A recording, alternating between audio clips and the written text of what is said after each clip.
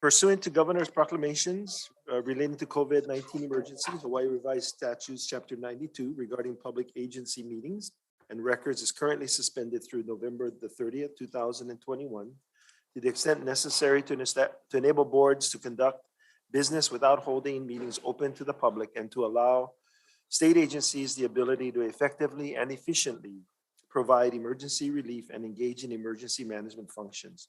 At this time, we are able to live stream the open portions of this meeting via the DHHL website. A quick Act 220 update or reminder. So open meetings, commissioners, if you have someone in the room, please identify them. Keep your camera on unless you're excusing yourself from the meeting. A quorum of commissioners must be visible during the open portion of the meeting. During executive sessions, no one can be in the room with you or be able to hear the conversation. You will need to confirm this to the chairman. You don't need to be visible, so you can turn off your camera if you want during executive sessions. Leah, please call the roll. Commissioner Awo. Here. Commissioner Helm. Aye. Commissioner Ka'apu is excused. Commissioner Kalekini. Aye. Commissioner Ka'upu. Here. Commissioner Namu'o. Here. Commissioner Nevis. Aye. Commissioner Teruya. Aye. Chair Ayla. Present. We have 8 members present. We have a quorum. Go ahead. Okay. There is no one signed up for public testimony this morning. The commission will recess around noonish for an executive session for approximately 30 minutes. With that, are we ready for our J agenda? Folks, first up is Jeremy Makepa. Okay.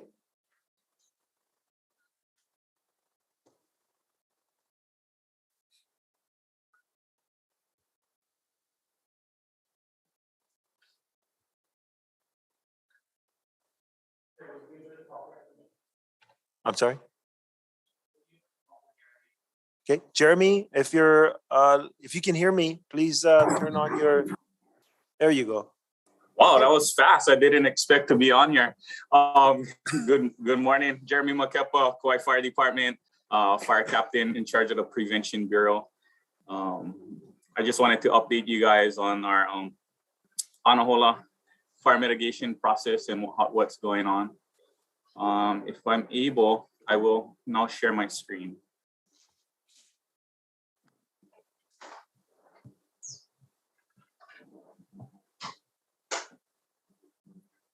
All right, let's see. Can everybody see that? Yeah. Okay, thanks. Okay, so introduction. Again, Jeremy Makepa, Kauai Fire Department, 18 years in the department. I'm in charge of the Prevention Bureau. So any building permits that come through, anything that has to do with preventing fires on Kauai, I'm in charge of that. I'm also an Anahola resident and homestead leasee.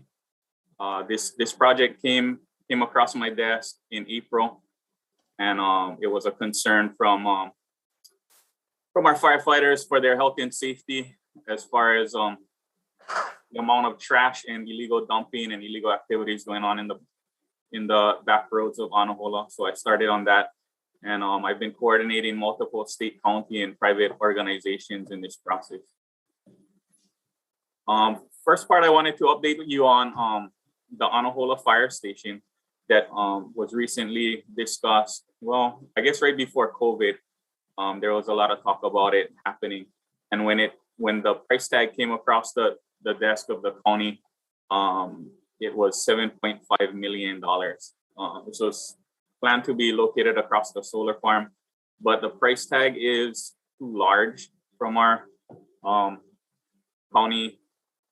So what we're looking at is possibly changing it into a regional training facility, maybe incorporating lifeguards, helicopter, ambulance, police. I've talked to a trades academy, maybe getting a fire department trades academy going on in there, and maybe a community emergency response team training out of this building would help lessen the price tag we could also do something smaller if that interests you. But I just wanted to update you on that. I know people were asking about it, but that's what's going on with that project.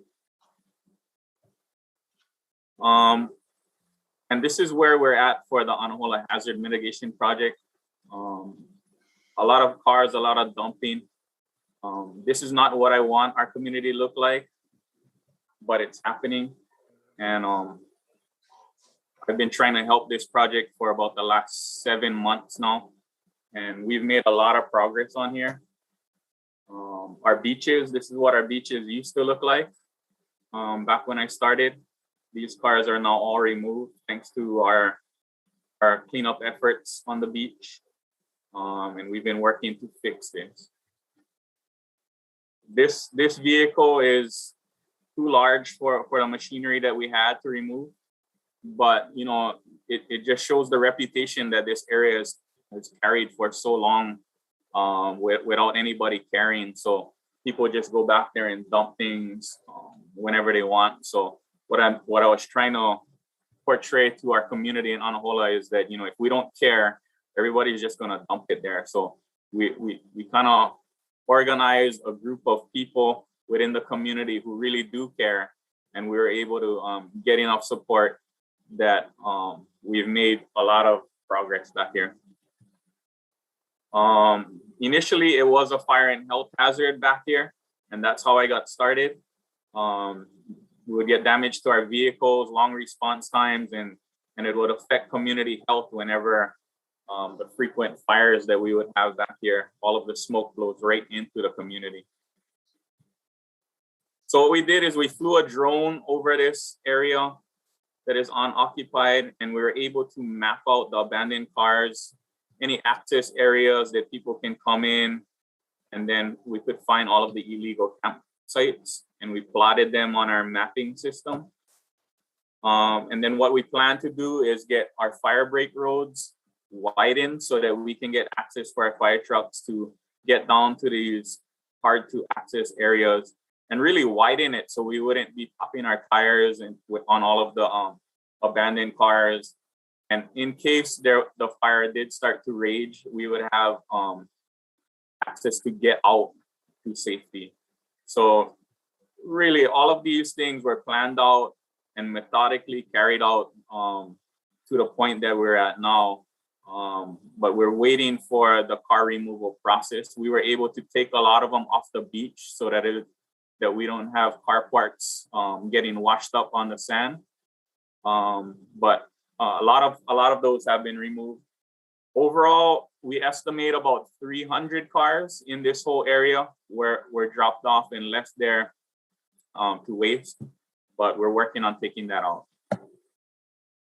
So as this started with the trash removal, all of the illegal camps, illegal dumping, all the security issues, the DOT was the initial state workers who came in for 2 weeks and started removing all of this trash. Then the county came in to help us with the fire break roads. They cut 3 miles of fire break with 2 small machines for 6 weeks. They estimate that value to be about $60,000. Throughout the process, I've been managing the security, going through the perimeter.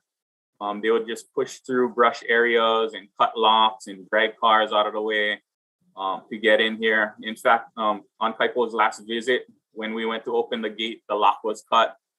This morning, I went in with KPD. People were going in through other areas that they opened up, and I used some machinery to block it off right before I got on this meeting. So it's still ongoing. It's a battle, but you know, it's a matter of will. Yeah, whose will is stronger? Who's gonna keep going and pushing through it? And so far, it seems like we've been winning. So my family's been going through clearing access with the help of my neighbor Frank Cummings, who owns A-Town Trucking. We've been using all of the cars for walls to block off the entrances because we have so many cars. We've also been able to widen some of the fire accesses, fix gates, and a lot of the breaches. So Frank's been really instrumental for that part. And luckily, he's my neighbor. So what we did is the DLNR Department of Wildland and Forestry. PIPA was able to set up a way that they could do something where they could send their dozer down and help us. So what they did is they created a transfer station so that we could start bringing the cars off the beach and start dropping it off over here. This has also been our meeting area for the multiple cleanups that we've done. Really hundreds of volunteers that came through and helped us over the course of the last couple months. And really right now, at this point, for the fire department, we're going through burn planning. We've already got permission from the Department of Health Clean Air Branch. We have the permits to conduct burning for the next year to clear out some of this brush that's back there. And then we have multiple cleanups going on. Tomorrow, Kanui Kapono School, they're making it their community day. They have about 150 to 200 people to the beach to help clean up tomorrow. So far, we've removed 70 cars off of the beaches, and they're waiting to be removed once the contract is finalized to get those totally off the property. So where do we go from here now that this is all been done, all of this progress? Does it all go to waste? Security issues, burning of cars back there, the dumping, the illegal camps, access issues. Who will take over on this part? So what I wanted to do is introduce the 501c3 nonprofit that myself and my neighbor Frank Cummings has recently made. We call it Aina Alliance.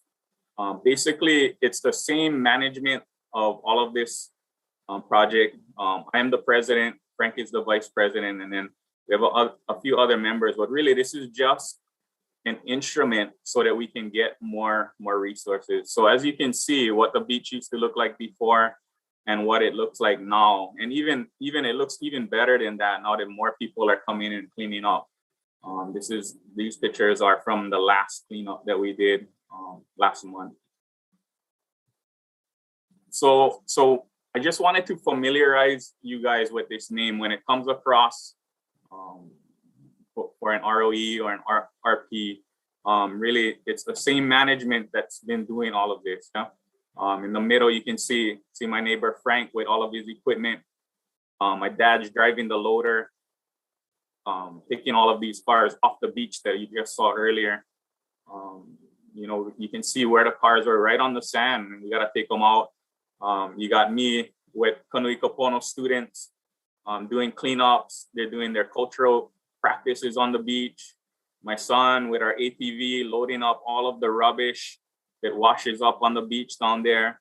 And then you got a picture of the community coming out and helping to clean it up. So, really, this is just gonna get us access to more resources. If we can get an RP for whatever area you want us to manage with this.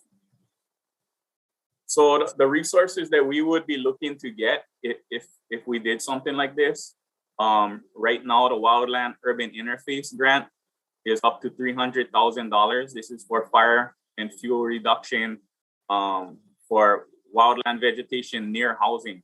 So all of the fire breaks that we put in, we could have been getting money for that to pay for all of these things throughout the year. So that's fire break maintenance and any home fire prevention around the houses. We could have had access to that if we did this earlier.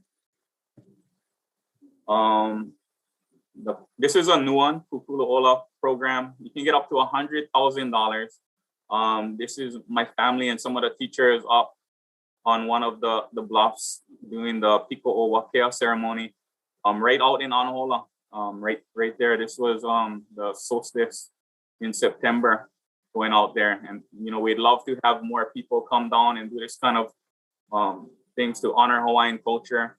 So with this grant, $100,000, they're looking for things that demonstrate collaborative efforts. It has a high degree of community support, and it supports cultural practitioners. So really, the things that we've been doing would fit in this grant program. Another grant program that came out, Aloha Aina program, another $100,000 grant to explore innovative means to repair, maintain, and improve Hawaii's natural resources, increase collaboration among government agencies, the visitor industry, and the community. So this is on your screen. You see one of our councilmen, County Councilman Billy DeCosta, myself. We got Lavaya from Anahola Trades Academy here helping, and also Stephen from Malama Anahola all helping. So collaboration is all over, and this is from our last cleanup recently, about 2 weeks ago. Another program that's coming out, Kaia'ulu Ho'okipa program. This is the Native Hawaiian Hospitality Association. They have a regenerative ecotourism program so that you can provide cultural experiences. We could open this area up for our beneficiaries to do things like cleanups with tourists. You could do fishing tours, horseback riding, anything like that along the coast that we can teach tourists cultural practices that somebody wants to do. For me, it's not about really making the money, but it's having access so that our beneficiaries can conduct commerce and make money, and that'll help everybody through the process. And if we can, I'd love to install maybe a modern ahupua'a system to try out, especially with the Mauka areas with the Kuleana lands. If we can start building a program with management and natural living, we can teach some of the life skills, maybe get workforce development coming in with a Kohale integration, and use some of the students for education and build some cultural practice and set up a modern ahupua'a system.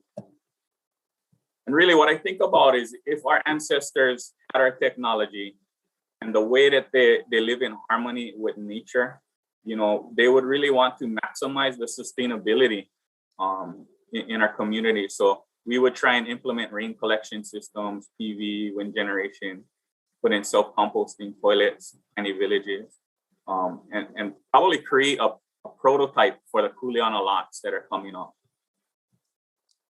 So one of the partners that I have is Ho'ake'olapono Trades Academy. They have interns and students who learn about building construction. They have access to a lot of building material, architects for planning. They would be the manpower to kind of help manage these areas. And they have contractors who are partners with them so that they could come in and help the program. After we burn, we probably want to bring in some controlled grazing to keep the vegetation down until we get some construction going on. But we need more management and partnerships to control this area. And then we can do more sustainable living, raise food sources, and then really set up for the Kuleana lots. We could use recycled materials, innovation with the students to raise food sources, and do all of the things to get a zero waste mindset and set up the partnerships for that. So when you see the name Aina Alliance come across for an RP, these are all of the people that have been back there to help us already. In the government, of course, Department of Hawaiian Homelands, the Kauai Fire Department, which I represent, the County of Public Works, who's already come in, the police department, who makes patrols back there. I was just back there this morning with them. The LNR, Wildland Forestry, State DOT, and even the County Houseless Agency has been back there to help. In our community, my neighbor, A-Town Trucking, has been there. My own business, Born Hawaii, our retail store, has supported this. KKOA, the neighboring farm lot, they've been instrumental to helping us organize a lot of things. Ho'ake'olapono is the Trades Academy. Kanuikapono School is going down tomorrow. Ki'ilani Maikekai is the neighboring community that has been there throughout the whole thing. Malama Anahola has been there, U-Turn for Christ, and many, many private citizens has come up to help us. So when you see that name come across the desk, that's who we represent. And you know, you ask, why us? Well, we care about the future. We are Anahola residents, DHHL beneficiaries, and we bring the management that you need, we bring the experience that you need to do this. And we've already established the partnerships, and you can see the proof of what we've done if you just go through there, and the planning that we implement to carry it out. So we can help each other achieve our mission and yours to help our beneficiaries.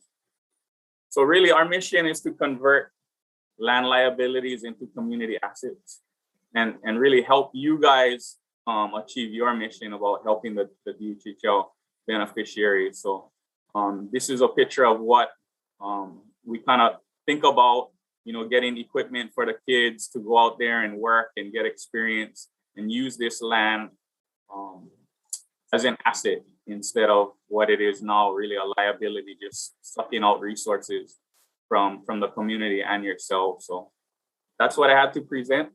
I can stop sharing my screen. Mahalo, Jeremy. Commissioners, any questions for Jeremy?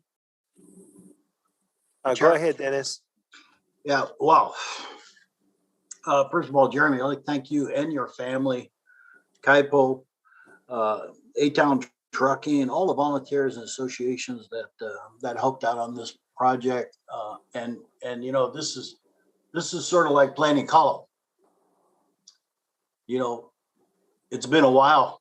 Kalo's growing slow, but it's going to rise. And all the projects you bring up, all these funding, I don't think I've heard a presentation that is so complete and from the heart. So I appreciate what you're doing.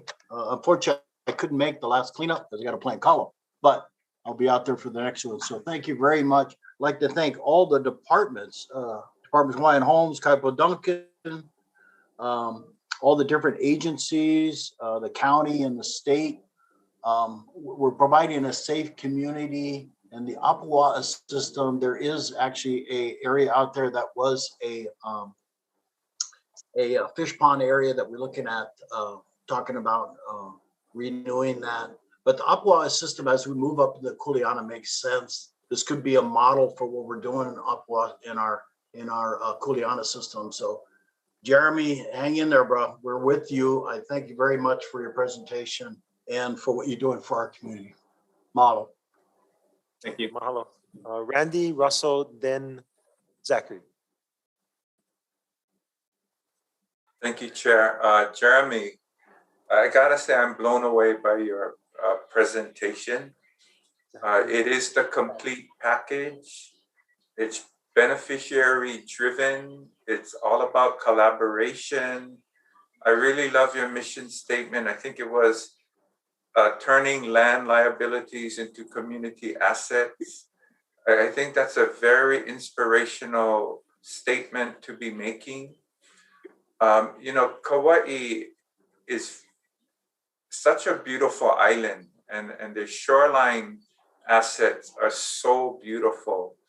And to see it become what it was, and then to see the changes, it's really inspiring. So I think it's important that we support you in any way that we can to support this model that hits all the right benchmarks, all the right points, and to help it to grow and evolve. And your Ahupua'a dream, I think that is, on your island, that's probably attainable. You might be able to actually bring that forward.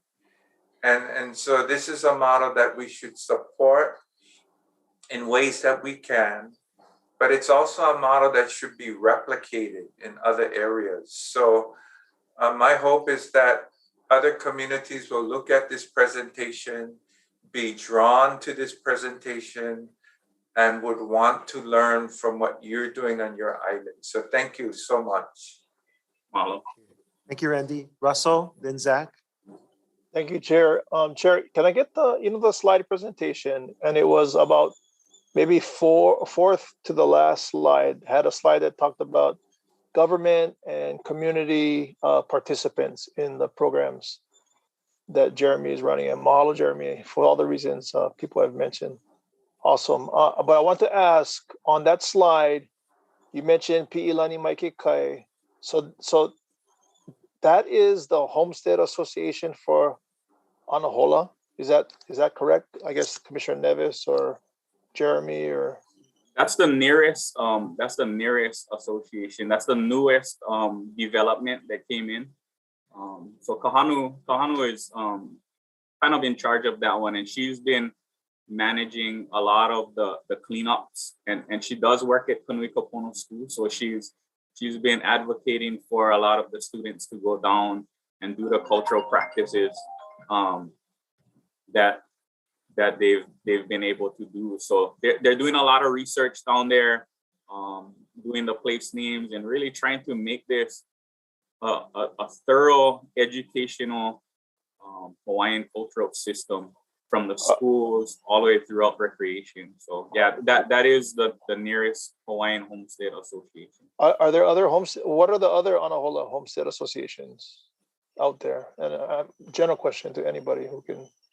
Yeah, there's another homeowner association, Hawaiian, the Anahola Homeowners Association, which goes Mauka and some of his Makai in the older section. But the closest one to this these 500 acres that the group is working on is Pi'ilani. It borders that. So the real benefit would benefit be to both communities, just to bring the community back. But we've had so many fires out there that there's still more fire breaks to do that adjoin the Pi'ilani Maikekai's homeowner association. And there's also about 50 lots that were probably getting close to being issued. So that whole fire break issue was to protect those homes that I think Makepa, if I'm wrong, I think they had like 200 fires one year that the fire department had to respond to. So there's actually two residential homeowners associations, Mauka and Makai. Makai side, Anahola Homeowners Association is an older location on Mauka and Makai, and then Pi'ilani borders this area that we're talking about. Has the older association joined in with any of these programs, or? Oh yeah, they've been involved. They've all been involved. So on that slide, you had government support and you had DHHL under that, and then you had the one association named under the community.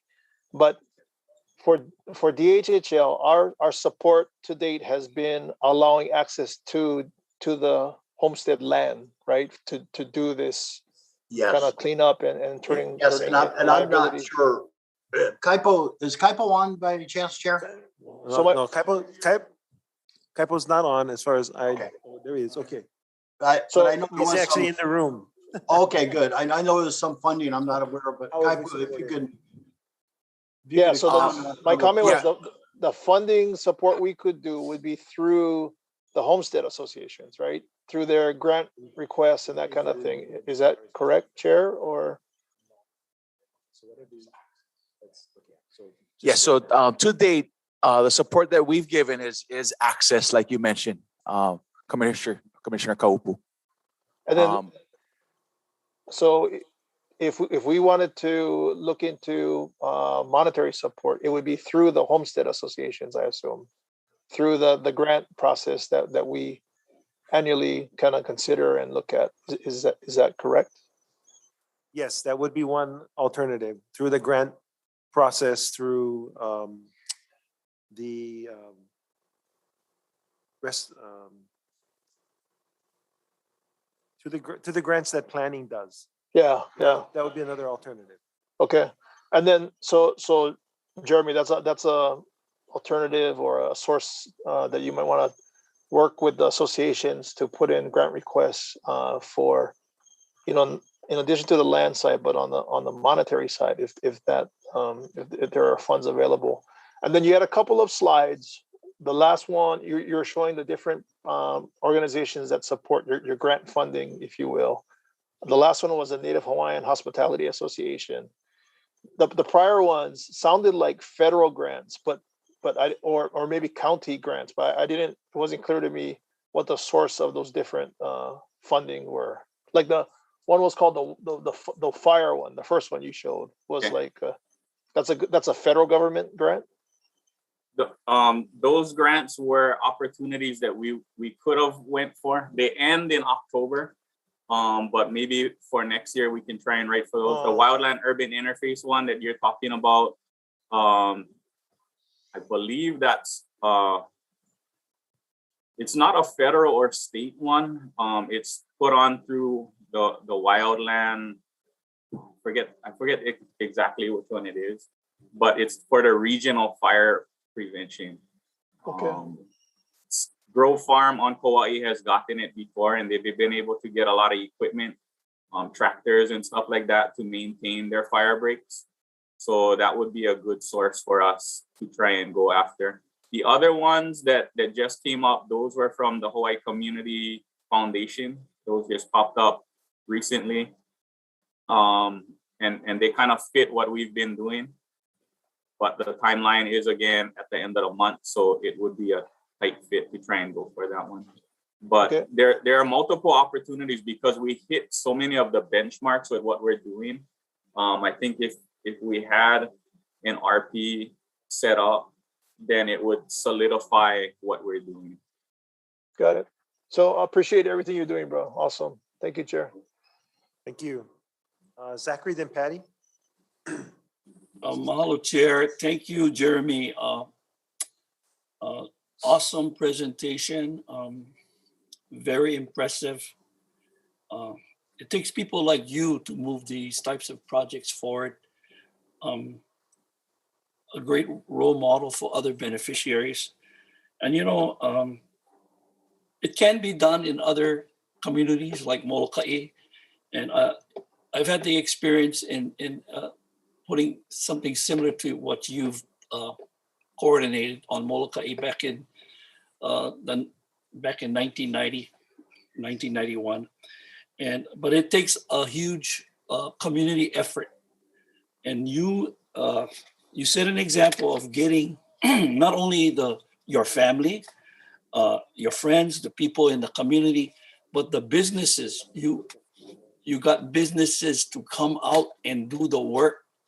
And probably most of them did it for Manawai. They probably didn't even charge, and if you like you say, you have a 501c, you're able to go and apply for grants to do these types of projects, like removal of abandoned vehicles.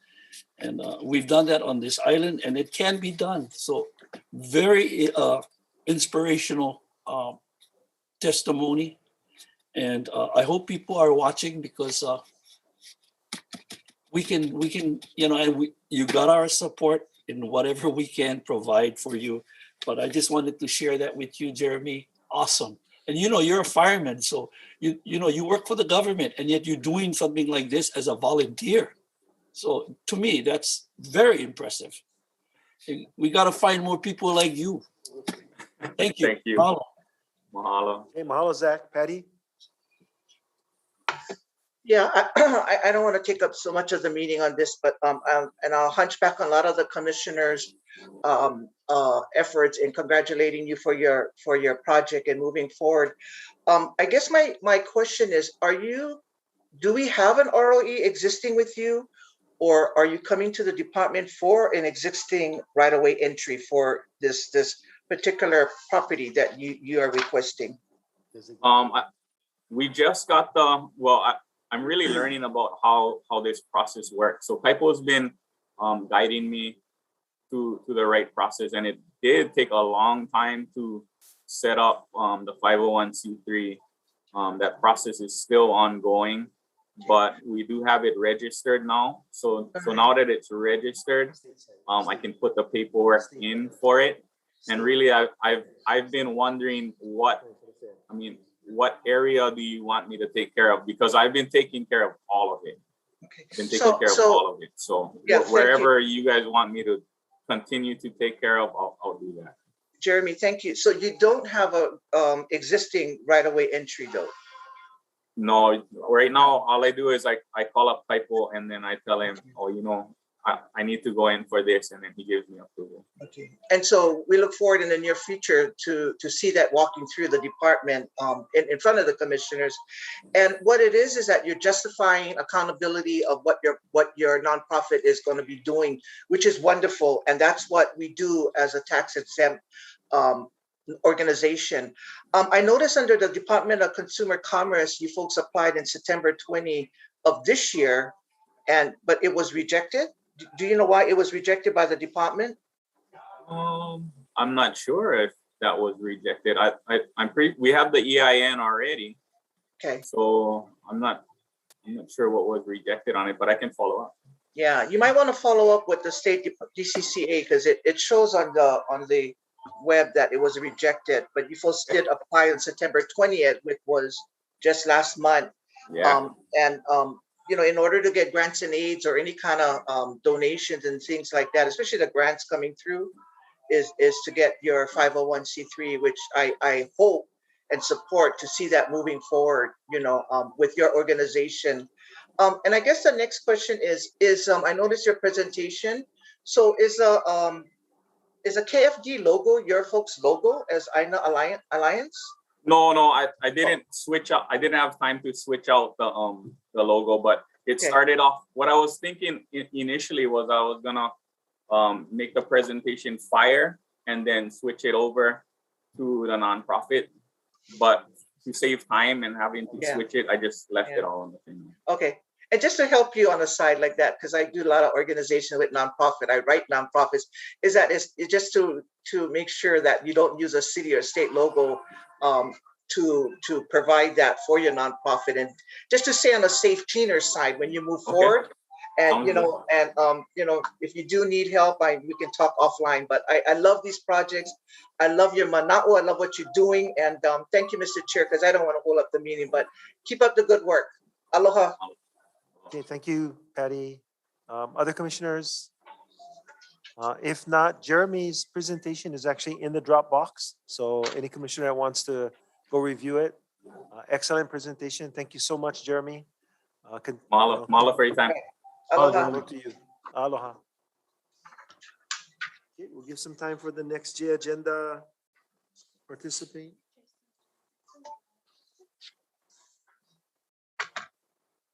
Okay, we're gonna call Malia Greeny.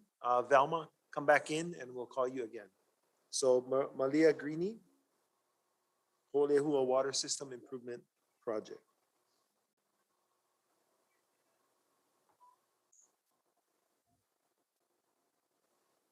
Okay, you're on mute. Can you please unmute?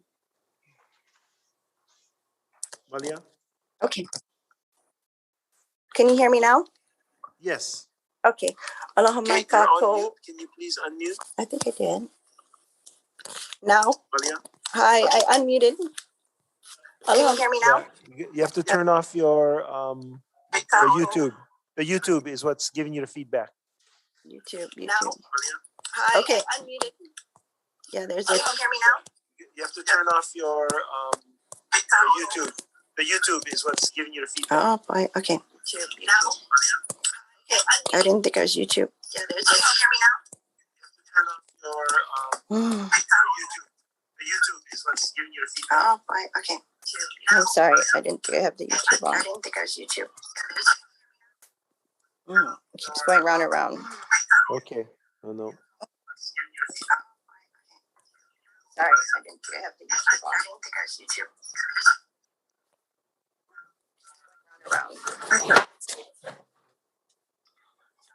Okay, Malia, are you there? I am. Can you hear me now? Yes, much better. Okay. I think the feedback was not the YouTube. It was actually my notes on my computer for some reason.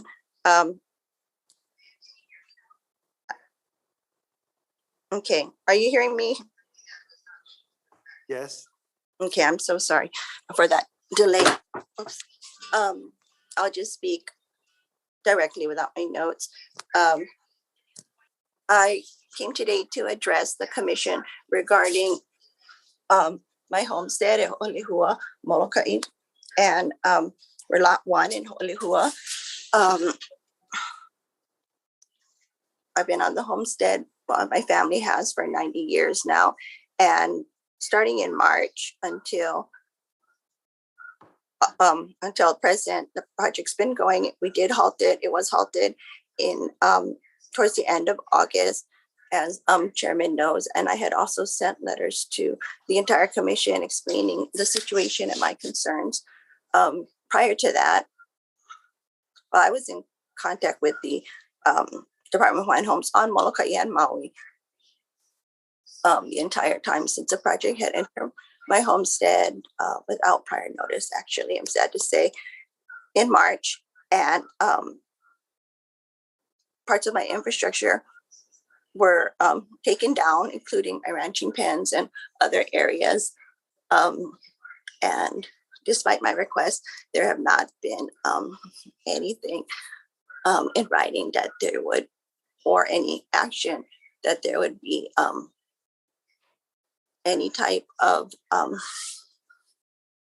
help from the department or the contractors to rebuild that or help me with the things that have impacted my homestead. There were some things that had been promised to me that did not come forth. And I just recently, again, last week, asked that those be done. One of my water meter, which we had purchased, to be moved, and also some of the brush cleared. My concern is that a number of other homesteads, some not impacted by the project, have received similar improvements to the homesteads. It's really, I'm sorry, it's very emotional. It's been a very difficult process trying to work with the department and the contractors during this time period. Other concerns that were really serious to me is the fact that this homestead is located in the Makahiki grounds and the lower part of it, and just a very important cultural resource, as we know, to honor one of the four main Native Hawaiian gods, and still practiced today in various forms of belief, even those, you know, who are Christian and others, as a way of perpetuating our Native Hawaiian culture. Artifacts such as Mica were found and have been known to be on my property, as well as adjacent homestead properties. Was it halted? And my concern is that impact surveys, if done, were not including my homestead. If they had been done, they did not consult with me, and I don't know what other current resource there would be related to the situation on my homestead, because like I said, we've been there as a family for 90 years. I believe I'd best be able to, being over 50 years old, I'd best be able to provide that information on any impacts, environmental concerns also. So those weren't posted if they had been done. And, according to the requirements. And also, a major concern is also the environmental impacts that it's going to have, runoff and such, to my homestead. Could do serious damage. The road that's planned for this Holehua water project improvement does cover area that didn't have a road before, so over my pasture land, and which had never, been previously paved, as I said, and used for many decades as pasture land. And that is, again, the plan to do as I've success my mother, and prepared for that portion to be again ranch. My concerns are also that it seems that the road is outside of the existing easement area. We weren't able to figure this out yet. Some surveys I heard were done prior to the project. However, it appears it was done so long ago that not as I've seen since then, it being done many years ago. So you don't have that most recent survey to determine the exact location of the road. So all of these things were reported before in writing, but it came to a head at the end of August, as many people would know, and Chairman Isla did talk to us a little bit later in the morning, I had spoken to DHHL the night before and that morning, trying to get some type of intervention prior to it being paved. And I was told that it couldn't be paused. So up until that morning, I went up to the top of my hill, and at that point, which was a site of one of the things that were promised to me for improvements, to have the water meter moved to, and where I'm able to visualize, the rest of my homestead. And it was the on-site crew were determined to continue with paving without, discussing the matter with me. And I actually had to stand down in the end, 2 semi trucks. One came at me, and then before leaving told me that they weren't going to stop the next time. And so I sat down. I said, no, we need to talk about this prior to it being paved. And I said, okay, lady, but this is in your land, that there's an easement on this land, is what I was told. And I said, correct. We need to discuss that exercising of the easement. And but this is my land, as the commission is aware. That's the easement, doesn't take away the person's property ownership or leasehold ownership. And then they said, next time we'll go through you. And then the next time my truck came up faster, blaring its horn. So I have these things where they were live streamed, and I do have them on video, but it was unnecessary at that time. And then someone who came up to support me did, as I said, have the contact for Chairman Ayla, and he kindly agreed to halt the project at that time and move to other sites until we could figure this out. I feel that since then, the things that I have been concerned about have yet to be addressed. I was told, like I said last week, I was asked to have the meter and the brush cut, and I was told no, later, maybe later on.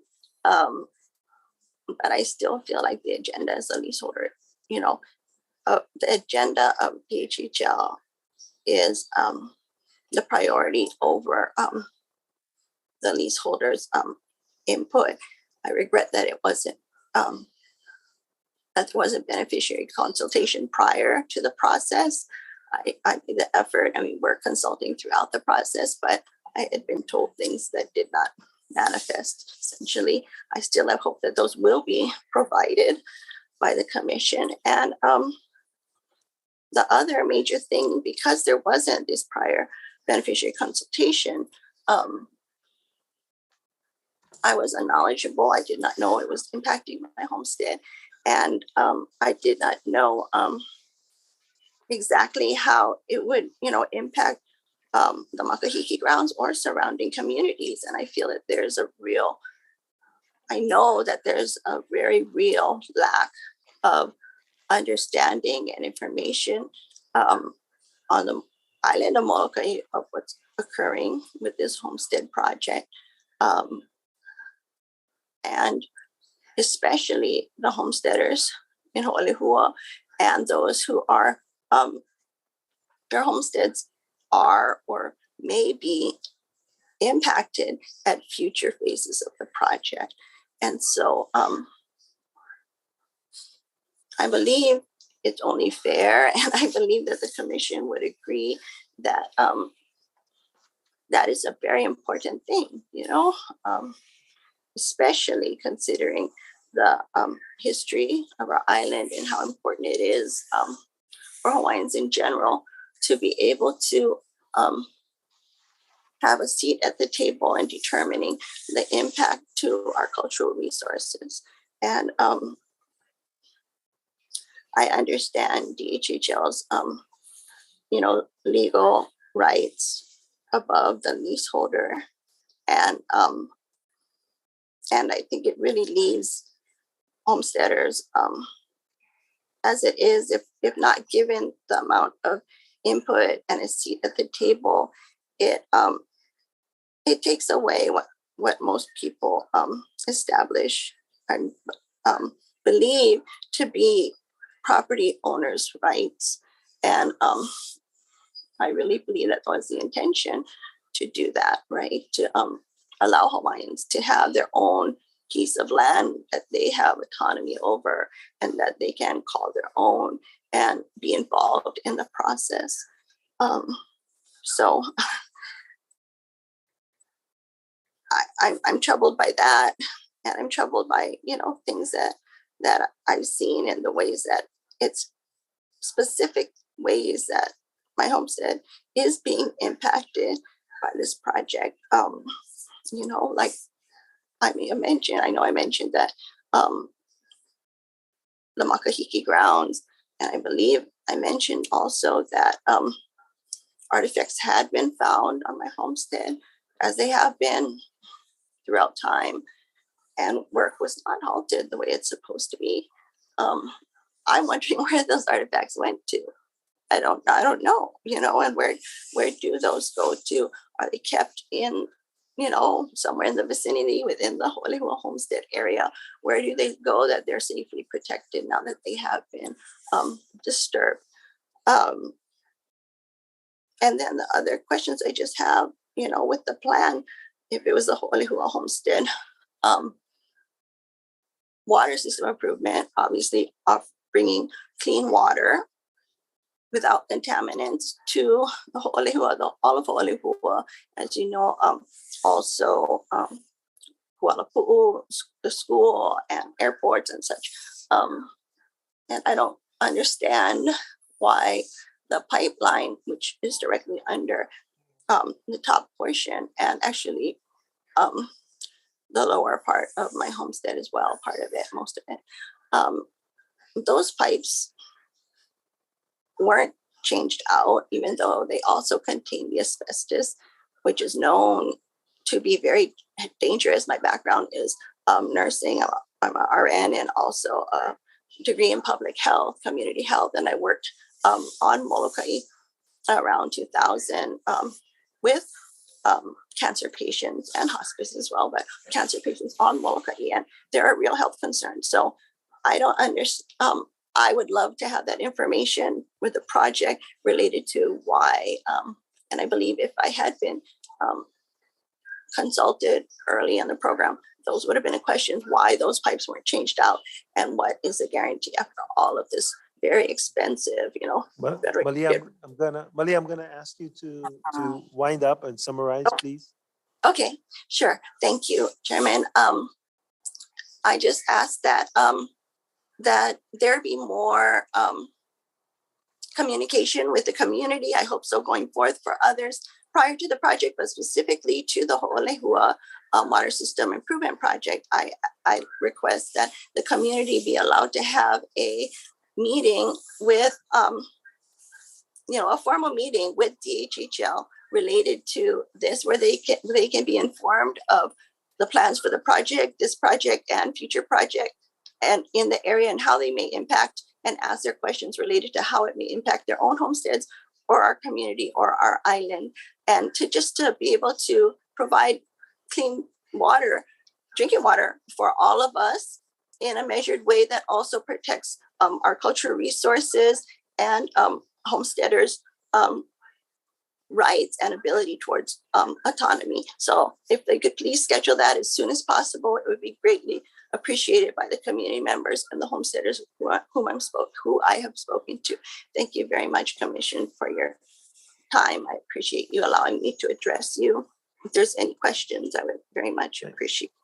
Thank you, Malia. Of course, our goal is to bring clean water to everybody on our water system. So, commissioners, I'm going to open it up for questions. Zachary? Chair, on the department end, can you provide me an update on the meetings you've had so far with Malia? And we can do that. What's the latest update on this issue? Yes, we can do that, Zachary. And also all the community BC that went on prior to starting this project. Okay. I'll just I'll just say that I have not had any formal meetings related to my own homestead with DHHL other than, well, since then, someone did come up and was basically an information gathering process, not a information sharing process at that time with me as a homesteader, but no formal meetings for the homesteaders in Ho'olehua or Molokai. I just want to correct that. My staff has been speaking with you on numerous occasions.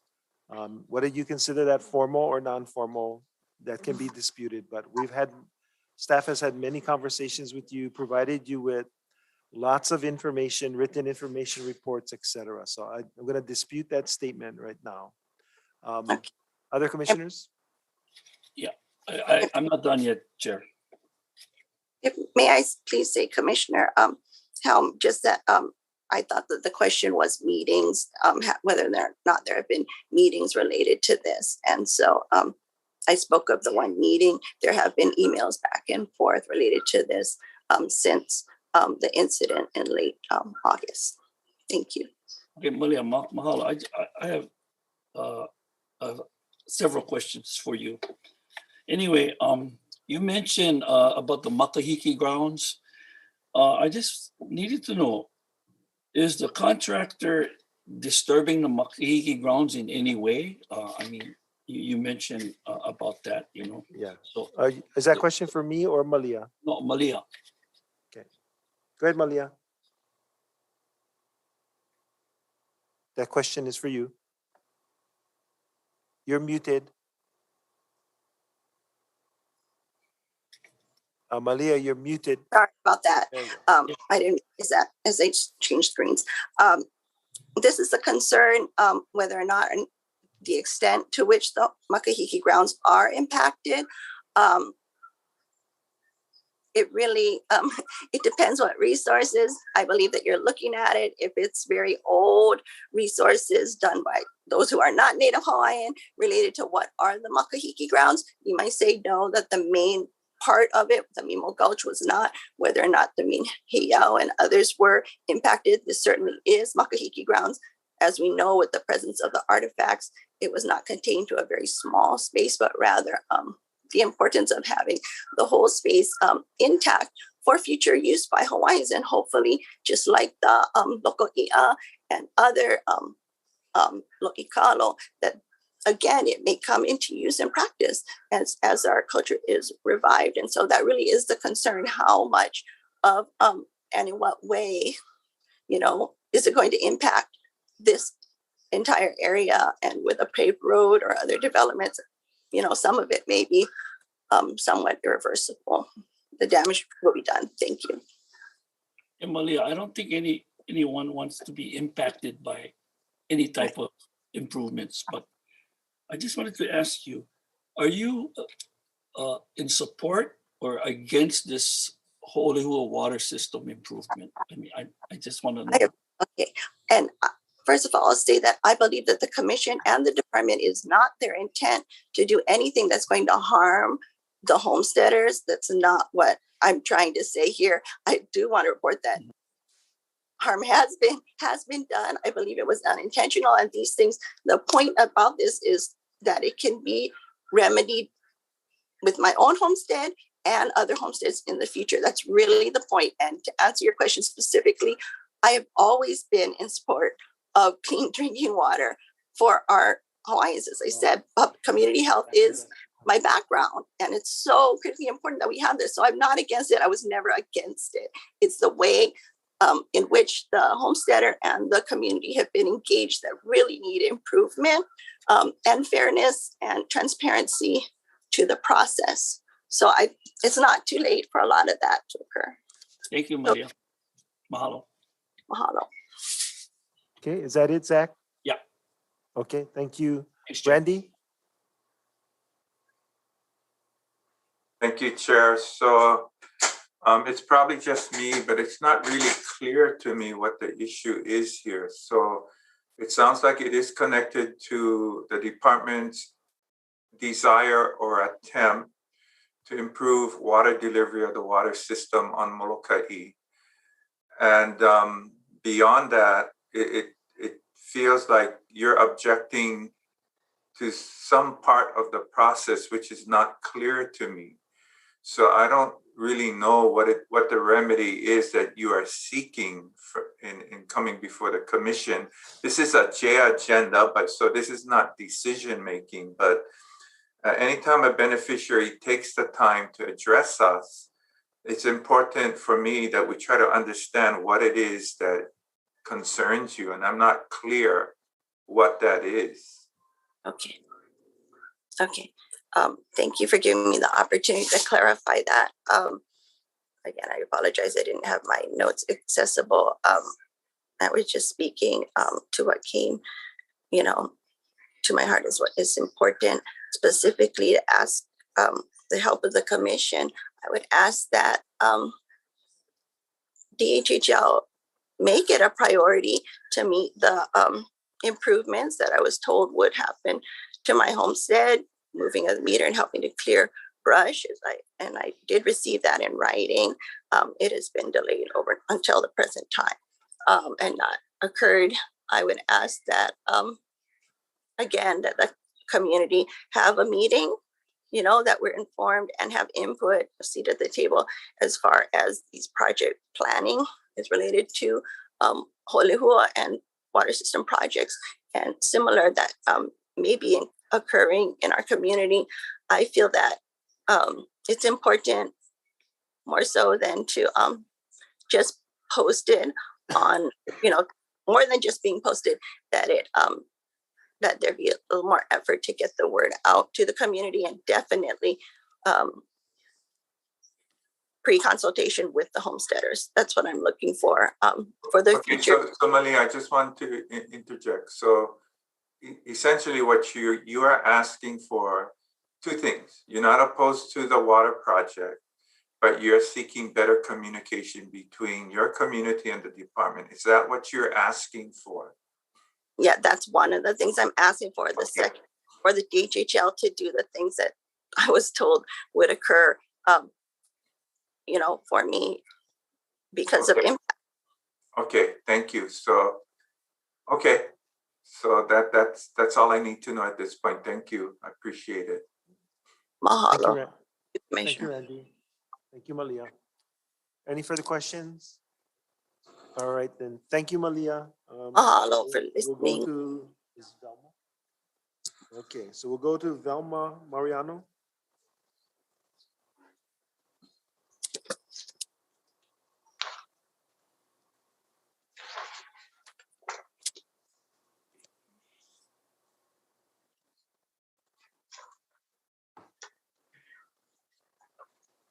Velma?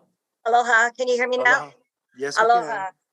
Greetings to Chair Ayala and the commissioners. And truly, Jeremy had a wonderful presentation, really something for all of us to model after. We come before you this morning. I'm director of Pakukawa Hawaiian Homes Community Association, and on behalf of our interim president, Daphne Lee, we'd like to propose a 6-month maintenance for our Pakukalo Park.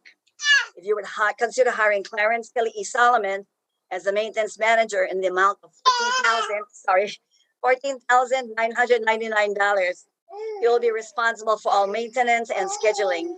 He already has volunteers to help him.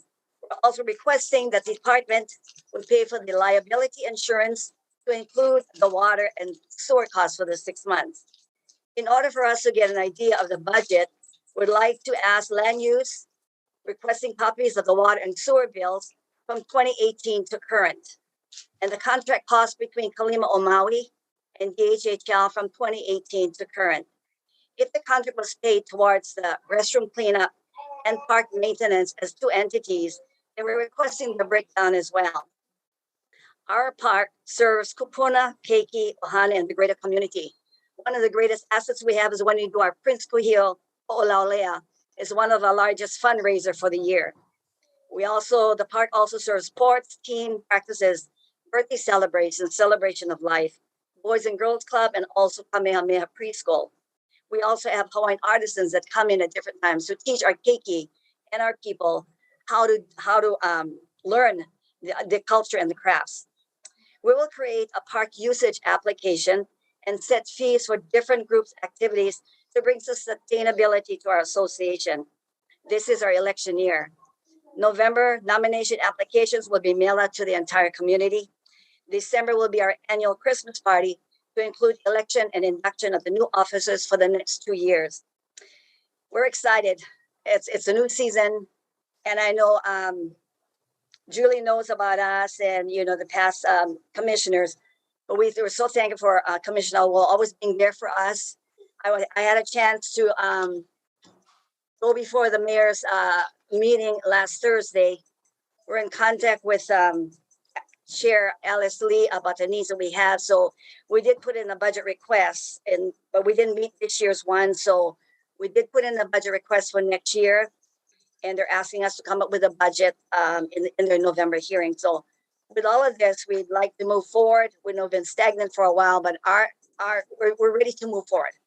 And so would you consider what we have put before you? We want our park back. The kids are playing on they've been playing on dry grass. We've got it watered right now. It looks kind of green. We know there'll be another cost because we are looking for the leak that's in the park right now. And so we have people coming in to help us. I've talked to Kahano Noah. He's in Kauai right now, and we'll be talking to him about trying to help us with the situation. So with this, I thank you for allowing me to speak this morning. I appreciate all that you do for us. And again, we would like to move forward, showing ourselves accountable to the department, but more so for Ohana. God bless you. Thank you, Velma. Questions, Randy? Good morning, Velma. Mahalo for Morning. being here today. As Kekoa recently pointed out, Pakukalo is our oldest Hawaiian homestead association on Maui. Yes. And the needs are great. It's an older community. And, many years ago, several years ago, we lost a park that was formerly under the county. And as a result of that sudden severing of responsibility from the county to Pakukalo, you have been engaged, you and others have been engaged in trying to restore services to the park. And I know the department has done what they can given the budget constraints, but I would agree, we need to do more. That park has serviced many, many nearby communities over the years, our keiki, many of whom are Native Hawaiian, but even non-Hawaiians. That park has been providing a service that's now been interrupted. So, I think I know there's ongoing discussions with the department, and I'm grateful for what they're willing to offer now, but it's still very much a work in progress. And the discussions with the County of Maui, our County Council, the mayor, all of that is very important. And I hope that we eventually get to that place where we need to be. So thank you for your efforts, Velma. Appreciate it. Thank you. Thank you, Commissioner. Appreciate you. Okay, thank you. Zachary?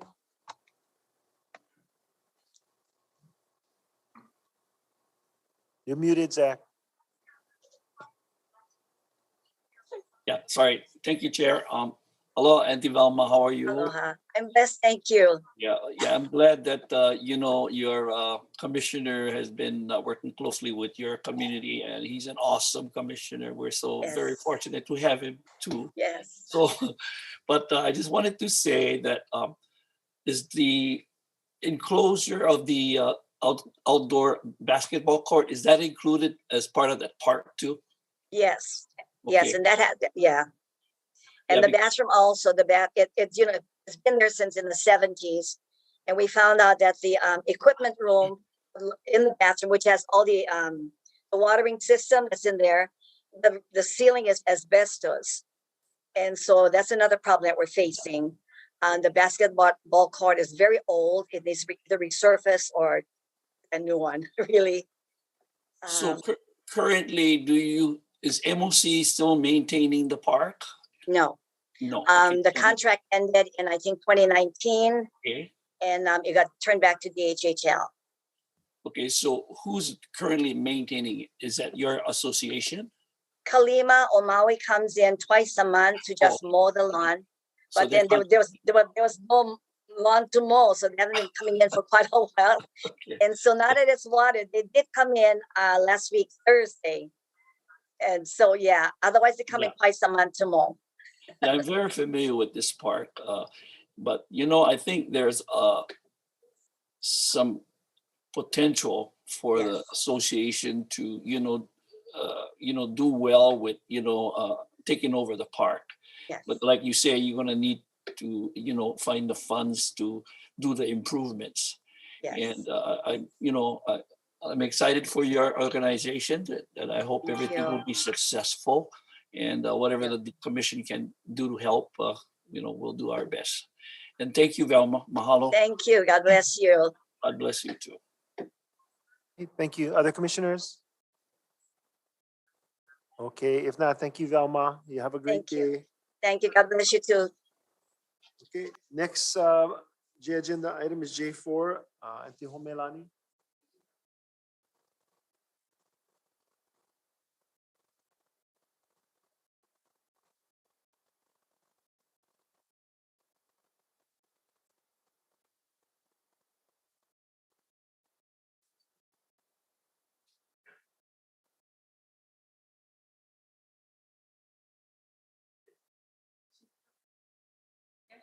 Okay, all right, good morning.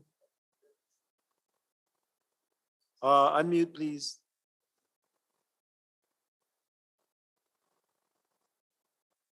You're still muted.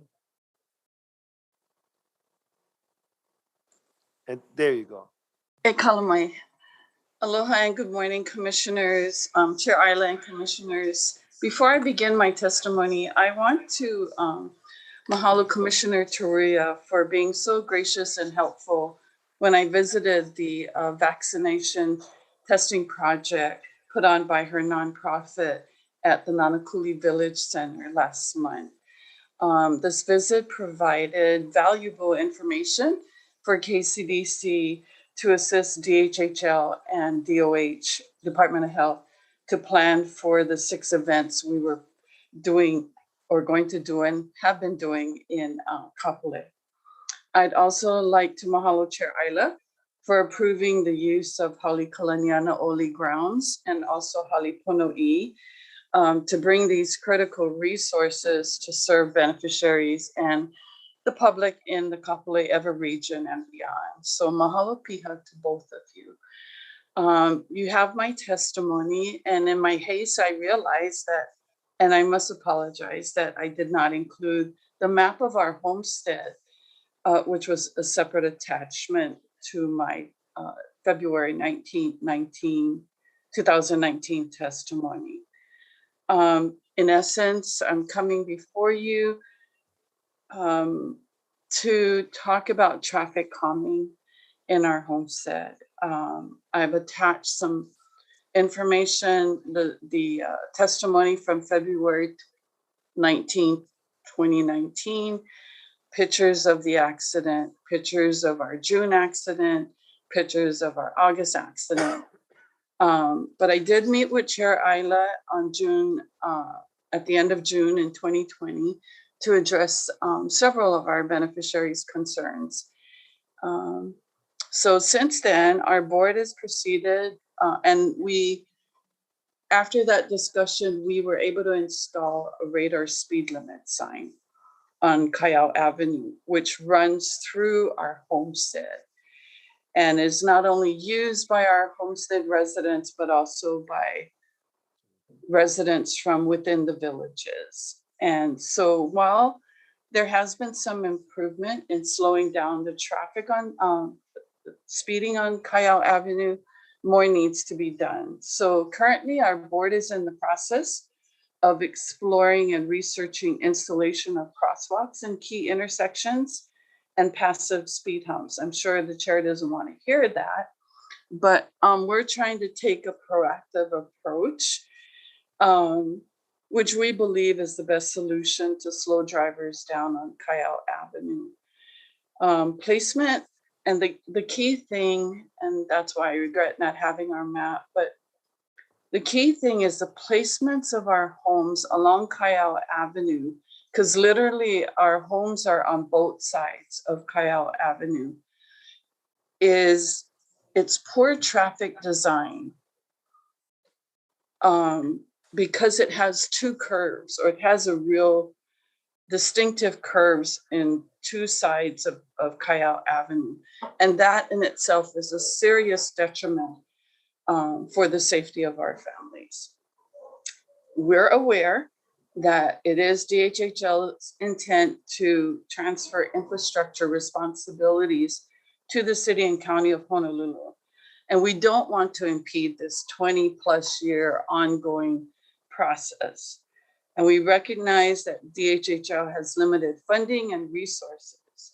But what we would prefer to do is work in tandem and partner with DHHL to staff, with DHHL staff to improve safety measures in our homesteads. I watched earlier the presentation by Jeremy from Kauai. And yes, I was really impressed with the plans and the work that they are doing in Anahola. And I think that's a huge message, not only for the staff, but for commissioners, that we as beneficiaries, we don't just want to come to you and say, this is the problem, fix it. We want to come to you because we have a desire and willingness to utilize whatever resources we have to support the department in helping us. I think that you hear this message all the time. And I'm not sure what the process is for us to do that. Very often when I'm reaching out to department staff, I get, oh, but, or, well, we have to look into it. And I get it. It's like, you're the parents and you have all these children and we have all these different needs. And some of us are willing to go beyond asking and do, like Jeremy is doing in Anahola. And so all I'm asking for you is to consider that I think the partnership between the commission, DHHL, and its beneficiaries can go a long way in helping us to resolve some of the problems that we deal with on a daily basis. With that, I don't know, other than DHHL's traffic calming data collection project in Princess Kahanu that was posted on DHHL's website last month, we don't know if other homesteads have similar or other traffic calming issues. But what we do know is that we are using our limited resources to focus on concerns of our beneficiaries. And since 2018, we've had 7 accidents. And if you look at the last 2, I cannot imagine if those trees hadn't stopped those cars, what would have occurred? We're talking about 2 homes that these cars could have gone into because the space between the home and the space between the fencing is 10 feet or less. And so, you know, I don't know what has accelerated in the last, we've been in our homes for 20 years, but in the last 5 years, this has sort of been ongoing. And since 2008, we've had 7 accidents that we've documented. There may have been others, but when I get that phone call, homie, you got to go outside, I know exactly what that phone call means. And so I appreciate your time and the opportunity, but once again, I'm bringing this forward as I have for the last 13 years since 2008. that we have a concern in our homestead. And while we have been able to resolve smaller issues, this one is a larger one for us. And it's very scary. I mean, when I saw the tree and saw where the car was, especially that last one, it really scared me. But even the one in February where they actually went through the fence, and thank God there were no children playing in the yard that day or in the yard next door. So with that, I mahalo you for your time, and we hope that the information we shared with you today will provide you with some insight. And I know you care about us. I do. And we know that you know how important the safety is of our families to our board and also to you. But what I'm asking for is some space for us to be part of the solution. Mahalo. Okay, thank you, Auntie Home. Questions, commission members? Patty and then Randy. Thank you, Mr. Chairman. First, but thank you so much, Auntie Homie, for your leadership, for your years of just being a great spokesperson for West Oahu, whether it's Kapolei or Nanakuli, you've always been there. Thank you for the kind words of, working together with the Kapolei homestead.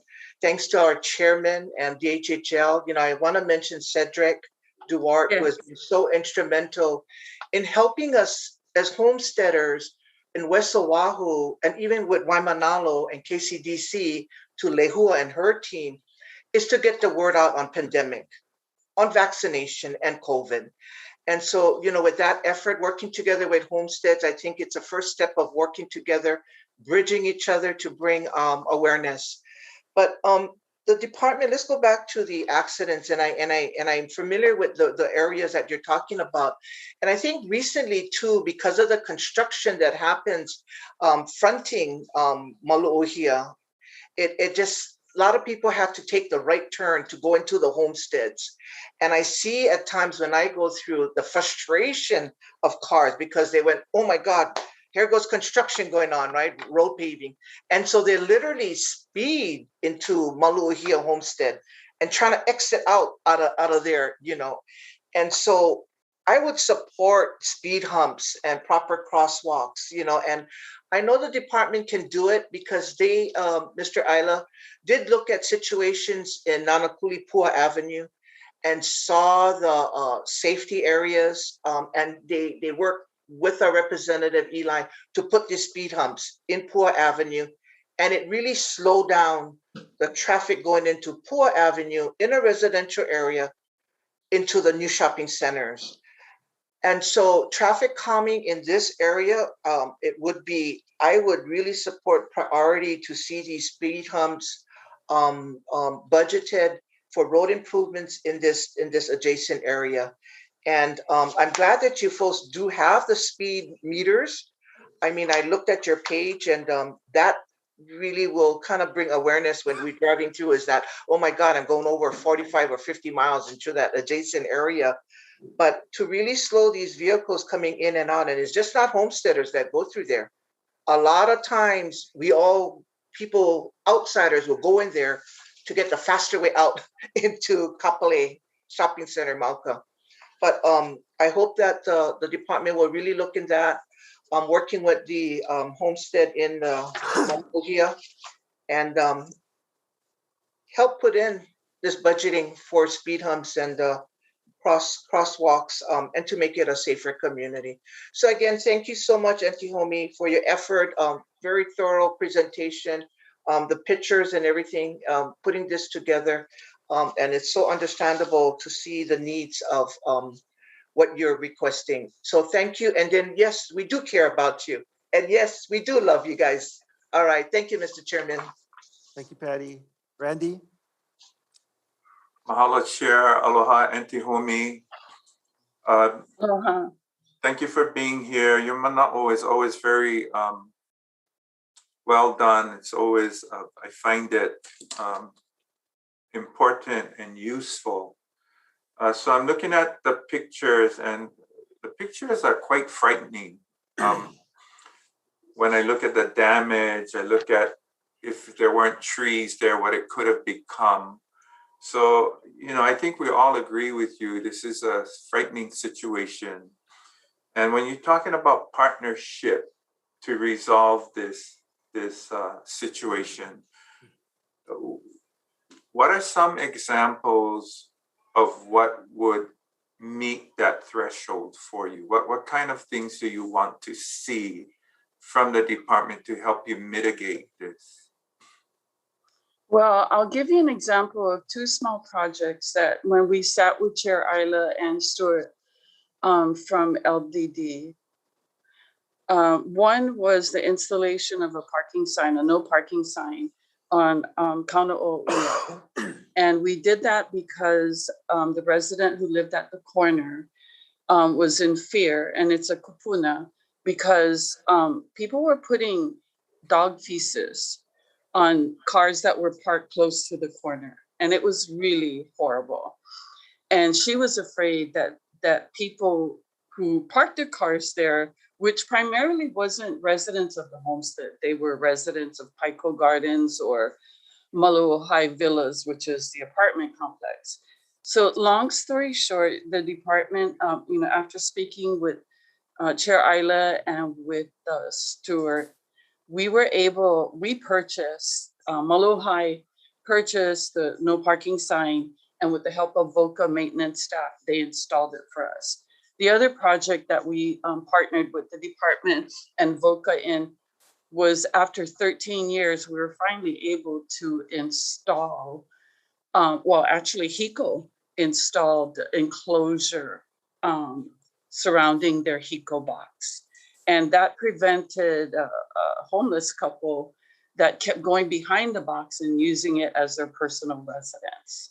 So those are examples of what we've been able to do. In this particular case, we're willing to do the research. I've reached out to the city and county. I've looked at the traffic codes. I've read everything I can read. I don't know what it is that the department will need in order to develop a plan to be able to install these. So the fact that when I saw the traffic calming data collection project on the website, I'm not sure, and I don't know if I should impose myself and reach out to LDD and ask what that's all about and how they got there. And maybe that's what I need to do. So that's what I'm coming to the chair to ask about. Is that something I can tap into to at least get some information? I am aware of the speed humps that were placed on Pool Avenue on the left side, going in the backside of the Nanakuli Village Center. So again, when I saw those, I thought, well, that's an option. And we've always considered that option, more so because the speed humps have evolved over time. Yeah. So it's not those bumpy ones that jerk your car, but more importantly for us is the ability for emergency vehicles to get in and out of our homestead.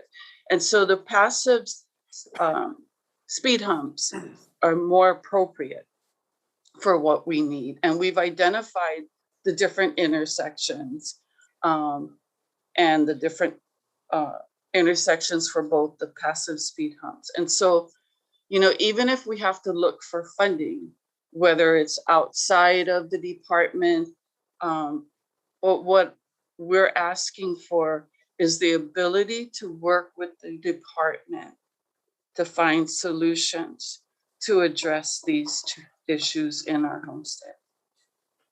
Okay, so if given your list of priorities to improve safety, is the speed humps the priority that you are currently focusing on? Well, the way we sort of approached this in our board meeting was, let's start with crosswalks first. Maybe that'll start slowing people down when they see crosswalks, and maybe and one of our board members was tasked with doing the research and coming back with the data and the cost of that. But ultimately, our goal is to put in passive speed humps. And we're looking at 3. And if we can't get 3, then, we'll start with 1. But that's what we're looking. Our ultimate goal is to put in speed humps. Okay, so if I'm just going to treat that as the priority. So the partnership that you're seeking with the department is to seek out funding to make that become a reality. Is that what you're hoping for? That is what I'm hoping for, keeping in mind that the department does have some concerns because of wanting to turn over the infrastructure to the city and county of Honolulu, which we are in great support of. We do support that, which is why last year we spoke with Lehua about introducing the bill for the city and county to take over the infrastructure, not on just our homestead, but all of DHHL lands. And I believe the commission has approved that bill for 2022 legislation. Yes, I saw in your submittal that this request has been in motion for, I think, over a decade, if I recall correctly. We've come before the department staff and before prior commission, wanting to perhaps install roundabouts, at each of these intersections and do it in a cultural sense. And when we proposed that, there were some issues because of the length of the emergency vehicles, because when a call goes to 911, it's not, and if you ask for medical, the first vehicle on site will be the fire engine. And depending on what is available at the station at the time the call comes in, you could end up with the shorter version, or you could even end up with the latter. And the circumference of that circle needs to accommodate it. And there were some concerns about that. Okay, so I'm just going to end with, if we're back to the speed humps as a priority, and the concern by the department is that eventually the county will take over the roadways. My concern with the logic of that argument is that it's been many years since this request has been in play for many years. It's not likely to happen anytime soon. So in order to mitigate the immediate threat, I think a speed hump, I see no reason not to just put it in. So anyway, that's just my mana'o. I'm going to end there, but thank you for your time. Mahalo. Thank you, Randy. Zachary? Thank you, Chair. Thank you, Melanie. It was always a pleasure to hear your presentation, and you provided some interesting documentation regarding the street that you're inquiring about. I just have a couple questions. Now, what is the role for the city and county currently? Are they doing any maintenance of the road itself, or is it done by someone else? Commissioner Helm, the department is actually responsible for the maintenance of our sidewalks, our roads, trimming of our trees, our street lights. All of the above ground and below ground infrastructure is still under the jurisdiction and kuleana of the department. That is why when our trees need to be trimmed, I contact Kehau and LDD. When our street lights need to be repaired, I go out quarterly and I get a list of all the street lights that are not functioning, and I submit that to Kehau, and she adds it on along with the others, and then the vendor comes out. I'm noticing because HHFDC is starting the improvements on roads within the other portions of the villages of Kapolei, and through an interagency agreement, they currently have a lot of their equipment on Kayal Avenue, which I did meet with Carrie from HHFDC yesterday on a separate issue. But I did point out to her that one of our residents had called me because the way the equipment is placed on the side of the road, it takes up more than half of the road. So the resident is having to go around in order to traverse the Kayal Avenue, which she felt was dangerous. So I did address that. With that being said, I have noticed some cracking on Kayal. So I don't know when Rick Spears can come out, Chair, but eventually that'll have to be looked at. The roads within the interior roads within our homestead will all have to be repaved before it's taken over by the county. And that is because the lateral water connection from the street to the point of contact with the home has all had to been repaired by a good water supply. And so if you come down our streets, you're just going to see patches all over our homestead. That is going to be a huge cost for the department. So as the department considers transitioning to the city and county, and I know the department has a plan, they're going to be starting with certain homesteads first. But you're right, we've been doing this for 13 years. And I don't know, it could extend and I won't be here. But as long as I'm here, I'm trying to do whatever I can.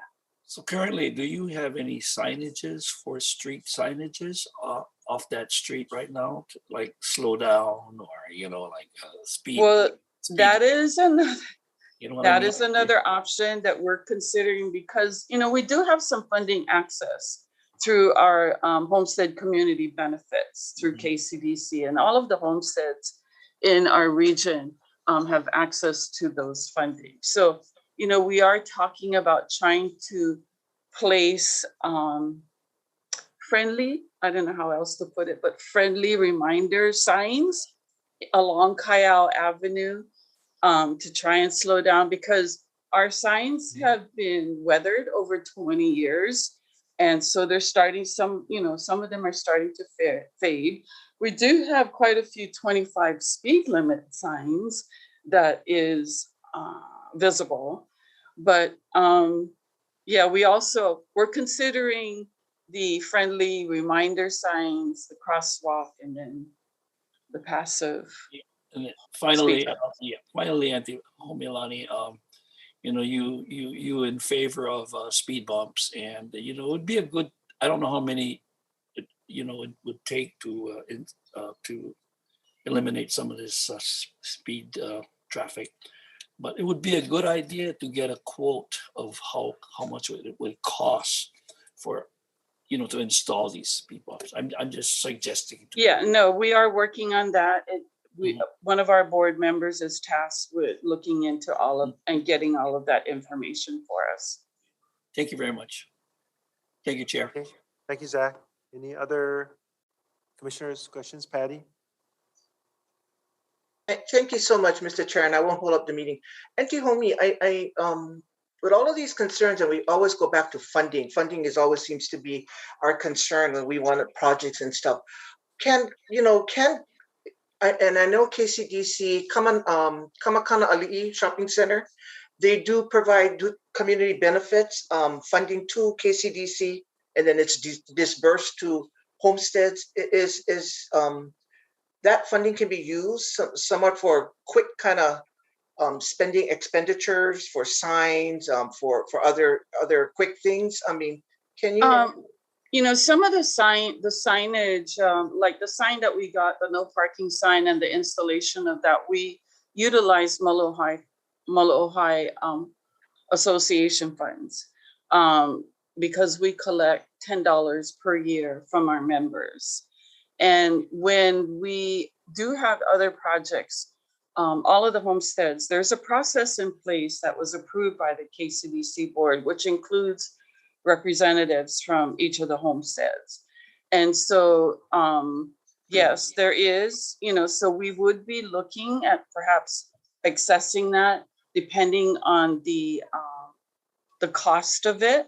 So that is an option for us. Yeah, and what about the Kailua proposed solar project then? I remember we talked about community benefit package going into Kapolei homesteads. I mean, is that soon to be dispersed for the homesteads? And these kind of funding can be used for these improvements when DHHL don't have these fundings, Oh, absolutely. I agree with you, Commissioner Turia. In the course of the time that KCDC has managed, because there's a process, right? The funding goes to the department, and then KCDC has to submit quarterly reports to the department before a portion of the HCB funds is given to KCDC. So there is an established process, but for when we talk about the homesteads, for example, back in, I believe, earlier this year, Kanahili asked for $30,000 for their park because they had to do an EIS or EA. And so, that was submitted, it was brought before the board, and it was approved by the board. So, over time, each homestead does provide what their needs are. Recently, we asked each homestead to provide an annual budget of their projected projects for the year so that we would, make sure that we had a budget in place for the HCB funds. As to the Kailua funding, that won't occur until the department receives their funding. Okay. So that could take some time. Yeah. Okay, great. I just wanted to see how the community benefit packages when projects move forward that adjacent to your Ahupua'a Moku that can help these quick project funding can expedite that too. But thank you very much for your time. Thank you, Mr. Chair. Thank you. Yeah, Commissioner Turia, I also wanted to point out that one of the largest uses of our HCB fund was for a $50,000 endowment that allowed for a $2,000 a year annual scholarship. It's called the Hawaii Pohaka Scholarship.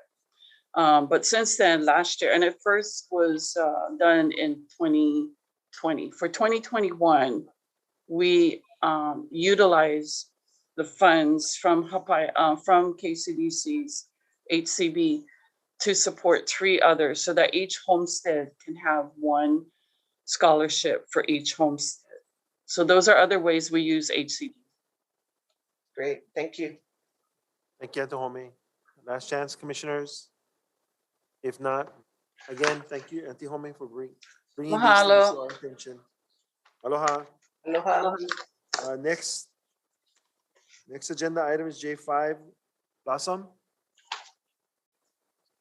Hi, aloha, Mr. Chair, members of the commission. Mahalo for the opportunity to sit before you and bring a few items to your attention. One of the things that I really wanted to express to the commission is the conversation that went over in the September commission meeting regarding the J agenda. So as most of you know, I've been working with the department on behalf of beneficiaries for close to 30 years. And we see a progression of changes in the hopes that it can make things for the department a little bit more efficient. And that includes for the commission. So at one time, Mr. Chair, the J agenda item was actually scheduled during the community meetings. It's an opportunity for beneficiaries and homestead groups to be able to dialogue directly with the commission, even though it's a non-decision-making agenda item. But what it did do is it provided the commission and the department significantly more time during the decision-making part of the meeting. And it allowed for a deeper discussion for commissioners with the department staff on the submittals that they put before you. I think last month's commission agenda was extremely heavy. Not so much heavy-handed, but there are times in your during the year where the commission agenda essentially has no choice but to be heavy. And I think that contemplating or thinking about the idea of bringing the J agenda process back to the community during the community meetings may be able to give the commission a little bit more time for deliberation in the decision-making process. Recently, we received a notification from planning about the grants program has now been launched for capacity building and the regional priority grant. So there are two things that I wanted to speak to about that.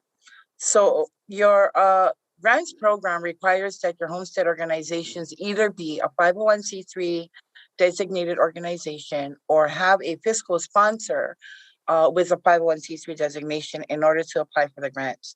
I want to let all of you know that as a result of that, 17 of your homestead communities are going to be ineligible for those regional priority grants and capacity building unless they find a fiscal sponsor. And if you don't know, fiscal sponsors charge a fee for the use of their 501c3 when they're applying for grants. And in particular, I'm talking about your planned community associations, which have the DCCNRs and are under the jurisdiction of Section 421J. The 421J statute recognizes that these planned communities are actually domestic nonprofits. And what I want to ask the commission during your deliberations is that we reconsider that criteria for only 501c3 organizations to be eligible for these grants, and to expand that criteria to include domestic nonprofits, those organizations that are automatically registered. The department set those planned communities up like that, maybe not realizing that as a result of that, none of these organizations, by the way, just to let you know, are eligible for a 501c3 designation. Their mission and purpose prohibits the 501c3 designation, but they are registered with the state as a domestic nonprofit. And so I would ask all of you to consider that idea. The other thing is that while, you know, beneficiaries are extremely grateful that the department and the commission makes these monies available to our communities to do good work, okay? The challenge now is that, and I'm just gonna come out with it, the amounts are insufficient. You have a $5,000 grant for capacity building. Capacity building involves training opportunities, planning opportunities, and to be honest with you, $5,000 is not just totally insufficient. If they wanted to hire an experienced planner to help them develop their strategic plan, you're looking at a price tag about $10,000 to $15,000. Okay, if you're talking about your regional grant program, you're planning the necessary acquisition of expertise, just doing an EA, you're looking at about maybe $200,000 to $250,000. And I'll give you an example. When the department first launched regional priority grant programs, Waiahuli Hawaiian Homes Association took advantage of that. The allocation was $500,000 per region, okay? In partnership with Keokea, Waiahuli applied for the $500,000 grant, received that money, was able to leverage that in a GIA application. And the result of that was that gorgeous community center and commercial kitchen that they have in the community. Okay, so when you provide sufficient funds for our homestead communities to be able to launch programs and projects, that have been identified by them as priorities for their community, great things can happen. And so in the next budget deliberation, I would ask that you consider upping the amount that's going to be made available for planning, for capacity building, and for regional priority grants. By the way, I got a call from Cora Schnackenberg from the Ahunui Homestead Association and asked me to relay their gratitude and mahalo to the planning office for the meetings that are taking place for the Kuniana Homesteading Project in Ualapue. So I did that. And the other thing that I wanted to bring forward is, Mr. Chair, we had talked about this from back in, I believe, 2018, and that was to increase the presence of the homestead community in Kahikinui. And we've been very patient. We have actually been, been very proactive in getting people from the wait list to come in and participate on a regular basis in community work days for Kahikinui. I had a conversation with Ms. Ayla back in June of this year in hopes that we would be able to identify a time frame for which these Kahikinui Awards would be taking place. She then emailed me and informed me that she had a conversation with you. And while her schedule for contact and awards was quite busy, we were looking at possibly doing awards towards the end of this year. Well, it's towards the end of this year. And I recently got an email from Paula that then identified that due to some other issues having to do with LDD, that the Kahikini Awards would be deferred again. So, Mr. Chair, I'm asking you to once again make this a priority. You currently have 30 vacant lots or unawarded lots in the homestead community. There is a potential for an additional 20, according to LDD. And I think that, we've been very patient. And so priority, Mr. Chair. I know that it is a priority for you. And I'm going to ask you to make it a priority of your department staff to move this project, the opportunity forward. And Blossom, I think I'm done. Okay, so Blossom, real quick, I believe the deferral for Kahikinui was just for this year. There's still plans to do it next year. So it's not off indefinitely. I just wanted to let you know. Okay? Okay, but when next year? Commissioners' questions?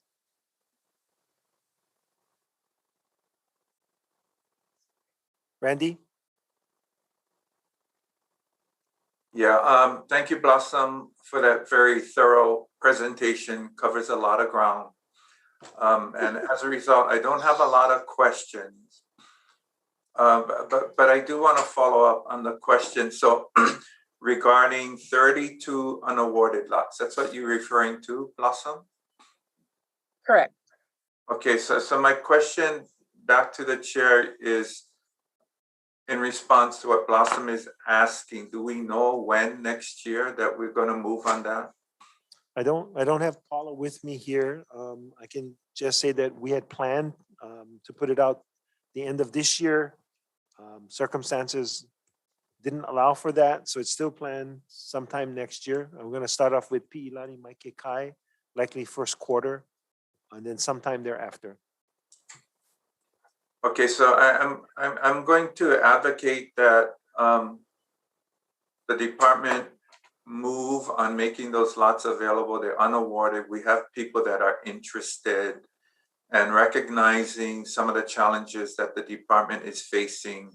I still hope and believe that we can render a decision, hopefully by early next year, because this is a long-standing concern. Blossom, just a question. So on the grant allocation that you mentioned earlier, what was the total amount you were referring to? So the commission approved the allocation of funds. I believe it was back in June, and it was a total of $1 million Oh, okay. for capacity building and regional priorities, right? So the planning office launched the opened up the application timetable with a notice, I believe the ending of last month. Grants are due on December 15th. So I think it's too late to be able to make the recommended changes, such as adding on the domestic nonprofit status, as well as reallocating the funds to make it more feasible for actual success for our homestay community. But it's something I think that we should be putting on the table now for deliberation when we go into the next budget cycle. Okay, got it. Thank you. That's all I have. Thank you, Blossom. Thank you, Randy. Welcome, Commissioner. Go ahead, Zachary. Yeah, thank you, Chair. Mahalo, Blossom, for your presentation, your testimony. You mentioned something about a non-profit organization must have to meet certain requirements. What? Can you kind of go back and kind of share that with me a little bit, please? Sure. So the grant program requires that your applying organizations be a designated 501c3 organization. So that's an IRS designation, right? And most grantors require that. But in the case of Hawaiian homelands and your homestead communities, you have 17 organizations that are ineligible for that without a fiscal sponsor. And what I'm saying is that, for when you go get a fiscal sponsor, they charge you an administrative fee. So for $5,000, if you've got to pay another organization $500 for that use of their 501c3, it has a larger impact on the organization in terms of how are they going to be able to deploy their plan. And it's the same thing for your regional priority grants. So these organizations are what we call DCCR communities. They were created by the department. But under the statute 421J, these organizations are automatically considered domestic nonprofits. Okay. And so if the state recognizes them as domestic nonprofits, and if the department and the commission is looking to uplift our lahui through these grant programs, then why are we restricting their ability to access these funds by a simple decision, right? And so I think that the grant opportunities should be available to all of our homestead communities. And the only way that can happen is that the criteria for eligibility needs to be changed. Oh, thank you for that information. Mahalo. Thank you, Dennis, and then Gigi's coming on so she can provide some information, Blossom, regarding the last point that you brought up. So go ahead, Dennis. Thank you, Chair. Thank you, Blossom. That's a very, very good point. And I don't know if that was an oversight maybe by the department, but yes, if we want to support, if we're going to say we're going to support all of our local homeowner associations, we need to open that grant process to the ones that are not 501c but 501 for our groups. But a very good point. We'll have to look at that on the next round. Thank you very much. Appreciate it. Thank you, Dennis. Welcome, Commissioner. We have Patty, then Randy. Thank you, Mr. Chairman. So the $1 million that you mentioned for grant and aid from the department, Mr. Chairman, maybe Mr. Chairman can share that. Is this what DHHL offers, $1 million, and we break it up to nonprofit organizations? Is that how it works, Mr. Chairman? Yeah, I've asked Gigi to join us. She's going to answer your question. Okay, but the other thing that I wanted to bring out, and I know as a nonprofit, is that any time receiving funds is you have to be an approval 501 tax exemption by the federal government. Second, you also have to be HH compliance with the state of Hawaii, and that also has to be in place, also your 990 ends has to be current. And this has always been a process of any department of receiving funds, grants and aids, or grants coming out of the state. And I think the structure of having this in compliance, it works. It keeps nonprofits accountable and justifying funds that come into nonprofits. And this is why I know that this is all literally set up for. But I'll just wait to Gigi. She's an expert and she can explain some of the questions that it came out. But thank you very much, Mr. Chairman. Okay, thank you. We'll go to Gigi next and then back to you, Randy. Gigi? Aloha, commissioners. Good morning. Gigi Cairo with the Planning Office. Mahalo for your questions. In regards to, yes, eligibility, we do require a nonprofit status, and particularly the 501c3 status. It is for our protection, for the department. It is the charitable designation by the IRS. So that is a standard practice.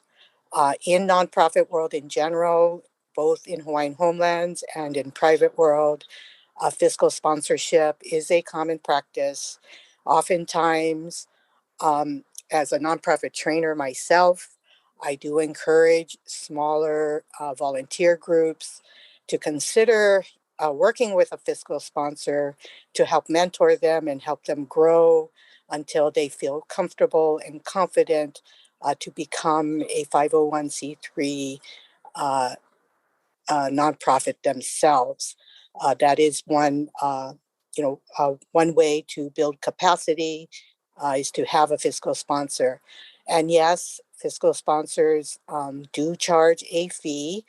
But what I've been seeing in our grants program, some fiscal sponsors have been donating their fee to the homestead, or it's been minimal.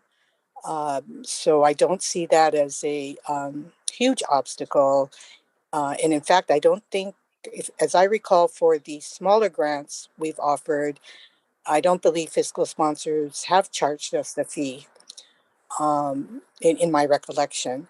In regards to the DCCRs, yes, they are a particular type of association.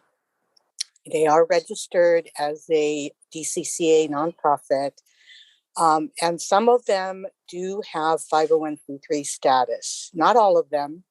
Some of them do, and some of them have received grants from the department. And some of them also use a fiscal sponsor.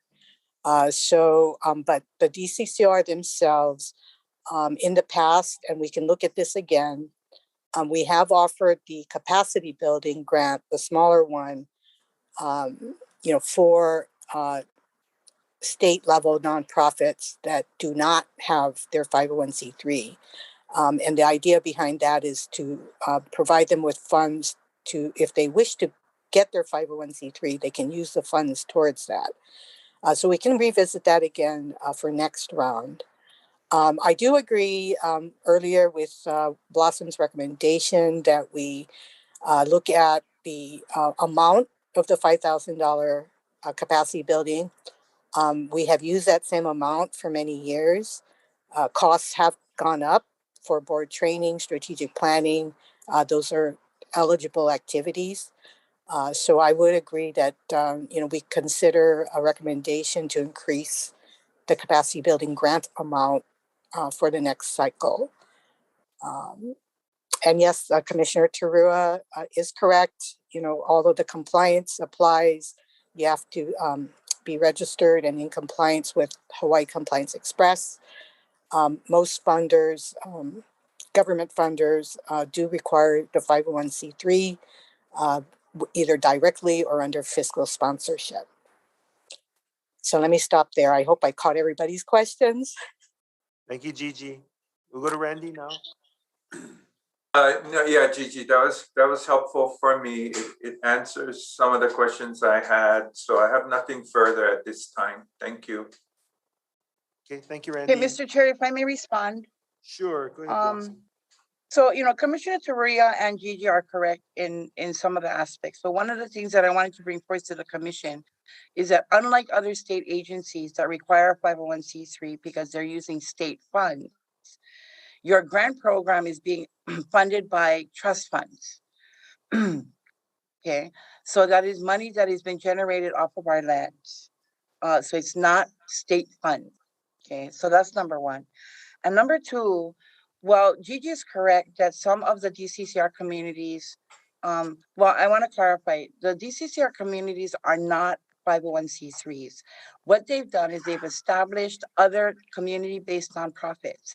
An example is Malu'o High has KCBC. Okay. So, they've gotten around the whole 501c3 designation by establishing community development organizations in their community, and that's their 501c leverage into the grant process. However, for those communities that do not have that 501c3 arm, they are not eligible for many of the federal and state any government grants because of their status. What I'm bringing first to the commission is that DCCR communities that was established by the department, approved by the commission, are restricted in their ability to access trust funds to be able to do the work that they do by this criteria.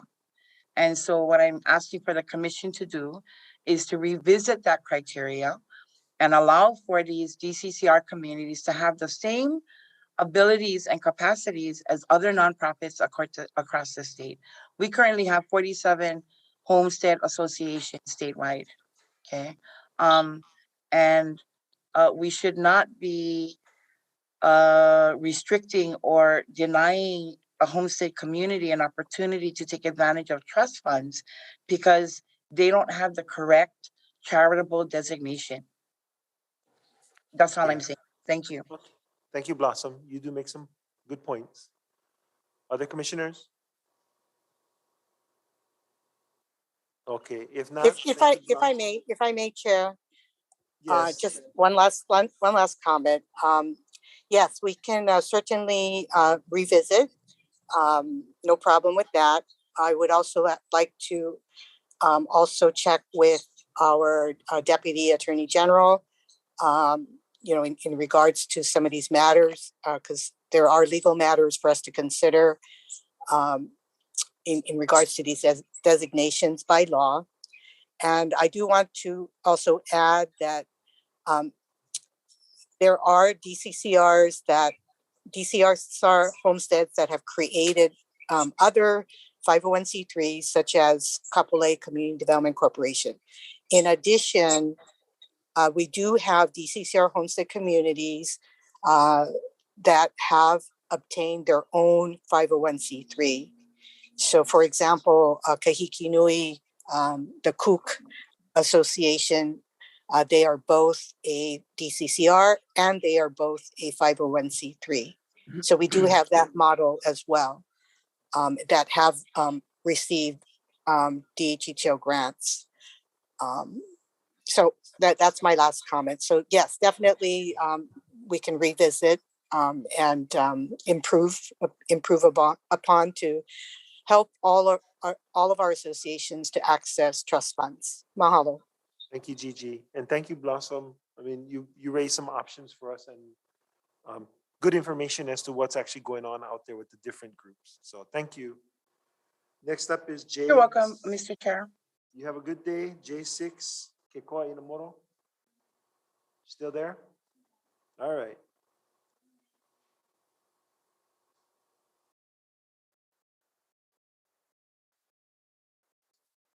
Kekoa.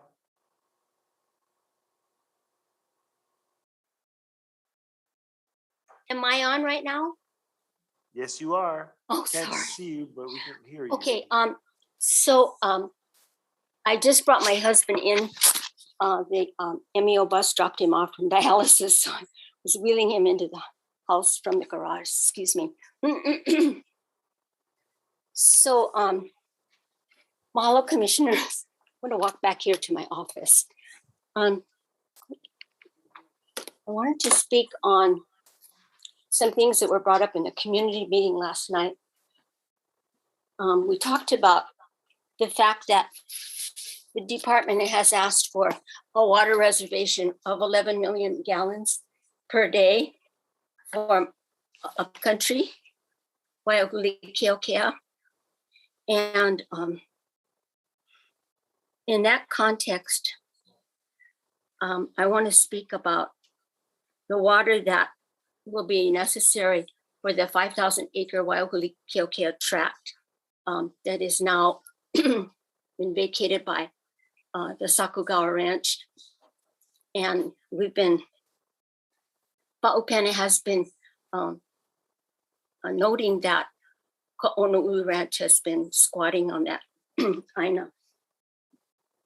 But, you know, it's according to Jonathan Scheuer last night during the community meeting, the Commission on Water Resource Management is considering the request by the department for 11 million gallons per day upcountry. And my question is, should our homestead associations on Maui be advocating before the Commission on Water Resource Management to approve that $11 million reservation? And secondly, we talked about last night the fact that Stuart Matsunaga indicated that the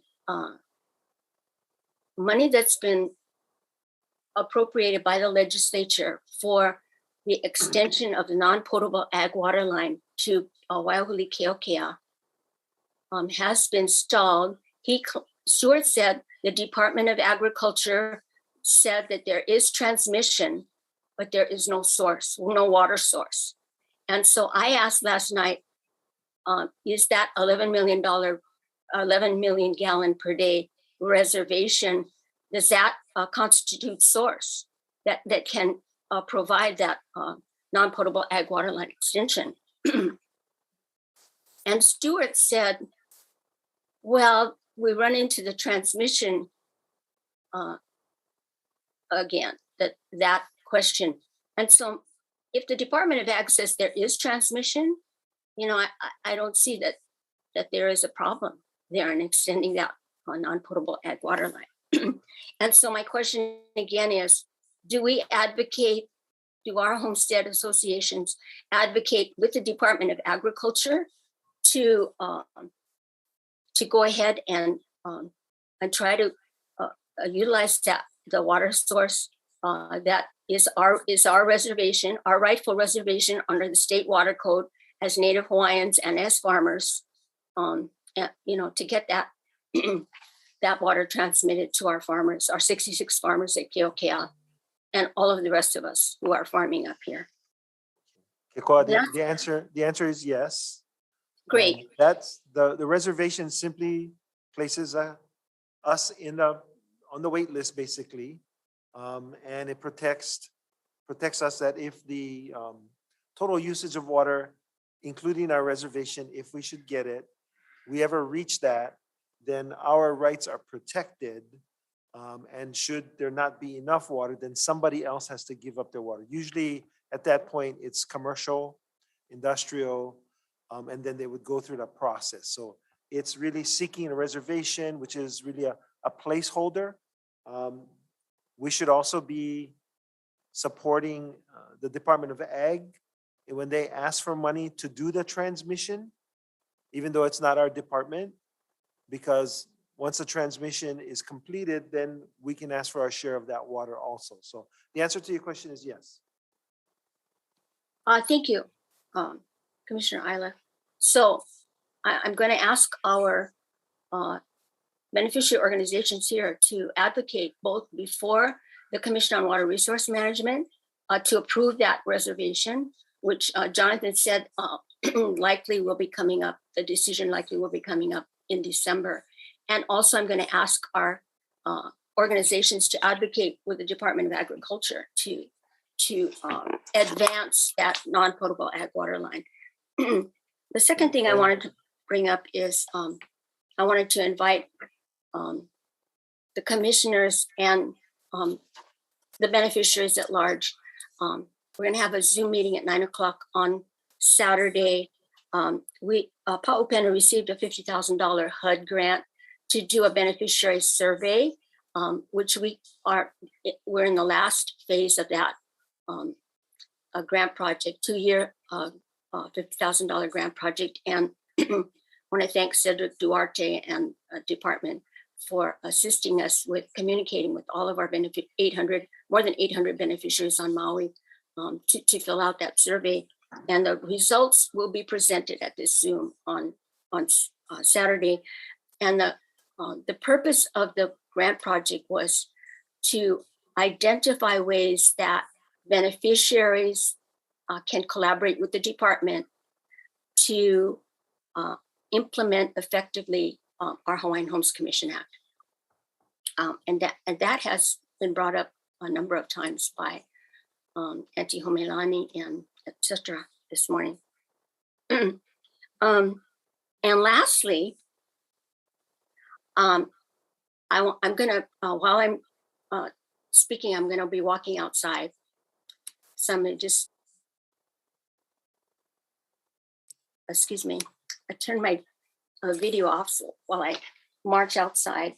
This past weekend, on Saturday, 11 of our homestead beneficiary families upcountry were the recipients of aquaponic systems through the largesse of the Department of Hawaiian Homeland's grant program.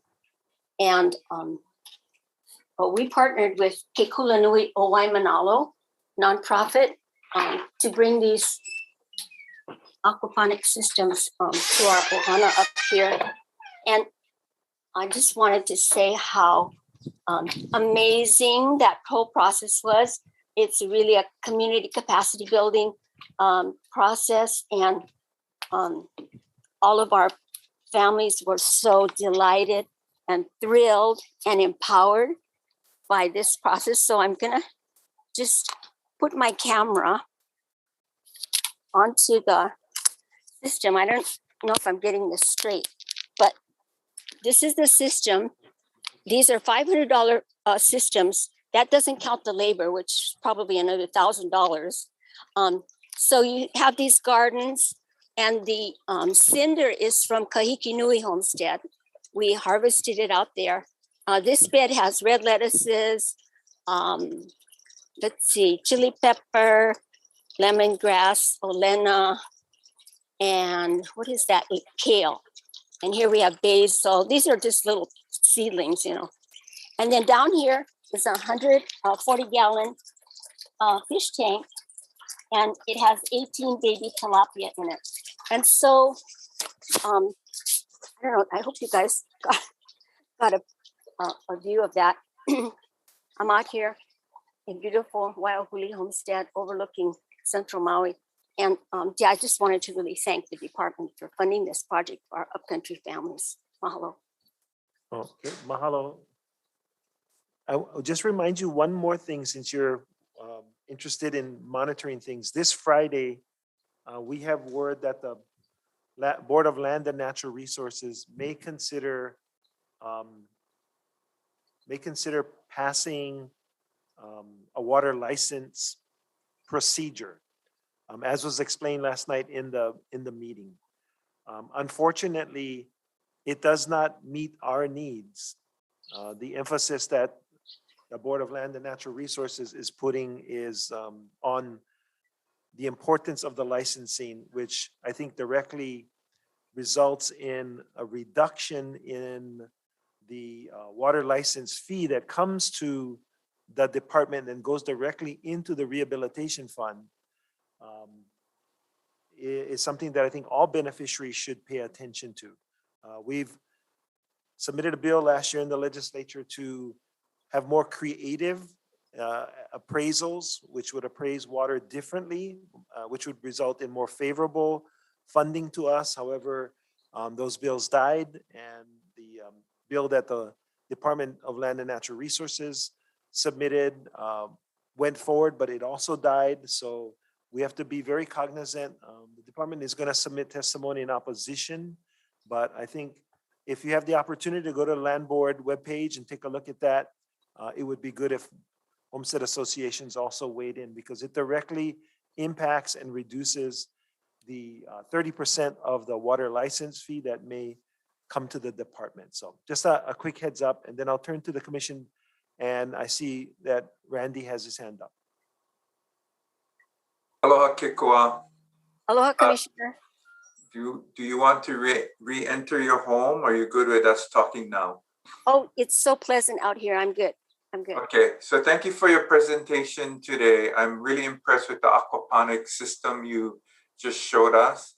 In your partnership with the Waimanalo community, how many units were you able to set up in your community? We did, originally it was 10, but you know, I wanted to give my system to the family next door because they have 3 young boys. And Ilimaho Lastimosa, who's the project manager, said, well, Auntie, do you still want a system? I said, yes. And so they just gave us 11 instead of 10. Wow. So there are 7 at Waiahuli and 4 at Keokea. And as I said, we're all inspired and yeah, empowered by this project. Thank you, DHHL. Yeah, okay, thank you, Kiko. I think that's all I have, but those systems are really inspiring to look at. So I hope it produces everything you had hoped for. So thank you. Thank you. Yes. For that. And Kekulanui Waimanalo is next going to Keaukaha homestead on Hawaii Island. So, you know, they come out of a Waimanalo homestead, so they're very beneficially oriented. I wanted to respond to you, Commissioner Ayla, on what you said. At last night's community meeting, which had 58 people on that Zoom session. And I'm sorry, not more commissioners than Commissioner Nevis and Commissioner Awo were there. But anyway, Blossom Faytera asked if it wouldn't be beneficial if Jonathan Schroyer gave workshops to us as beneficiaries on our water rights. And Cedric said he thought that was a great idea. And so, you know, I'm looking forward to understanding more about the licensing and how we beneficiaries can collaborate with the department in furthering our water rights as Native Hawaiians. So thank you, Commissioner Ayla. I appreciate you bringing that up. And Andrew's answer to you is yes. And so he's seeking a way to set that up. That's right. Thank you so much, Andrew. Really appreciate your support. Okay. Mahalo, commissioners. Mahalo. Commissioners, I'd like to take a 10-minute break before we continue with the J agenda. So we'll just recess for 10 minutes and then come back to J7 with Donna Sterling. Mahalo.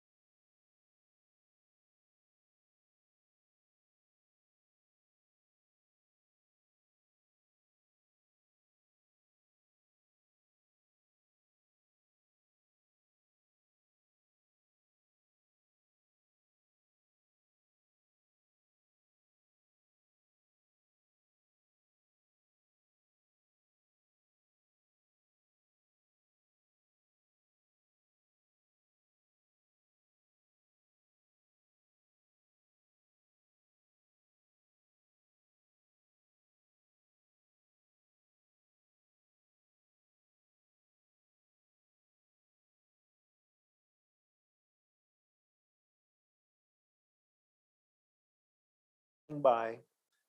I would like to entertain a motion to go into executive session, and then we'll come back to the J agenda afterwards. So move. Hang on a second. Thank Second. you. Second. Okay, thank you. Let me read the motion. The commission will convene an executive session pursuant to section 92-5 subsection A subsection 4 HRS to consult with its attorney on questions and issues pertaining to the commission's powers, duties, privileges, immunities, and liabilities. It's been moved and seconded. All those in favor say aye. Aye. Anyone opposed? Okay, seeing none, the motion carries. We will go into executive session. I'll let staff clear out anyone who's not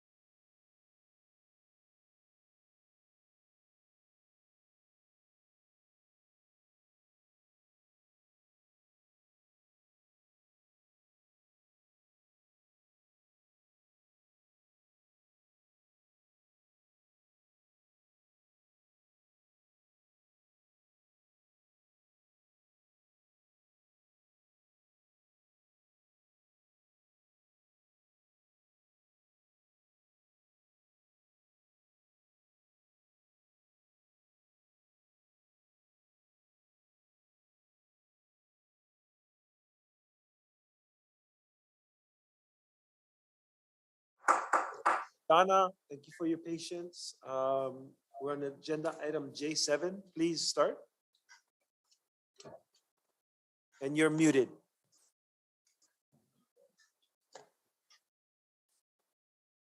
You're still muted. Thank you. There you go. Okay. Hi, everybody. I'm going to talk fast only because we have issues with communication. Everybody knows me. I'm Donna Sterling, Kahiki Nui. And thank you, Commission and Chair.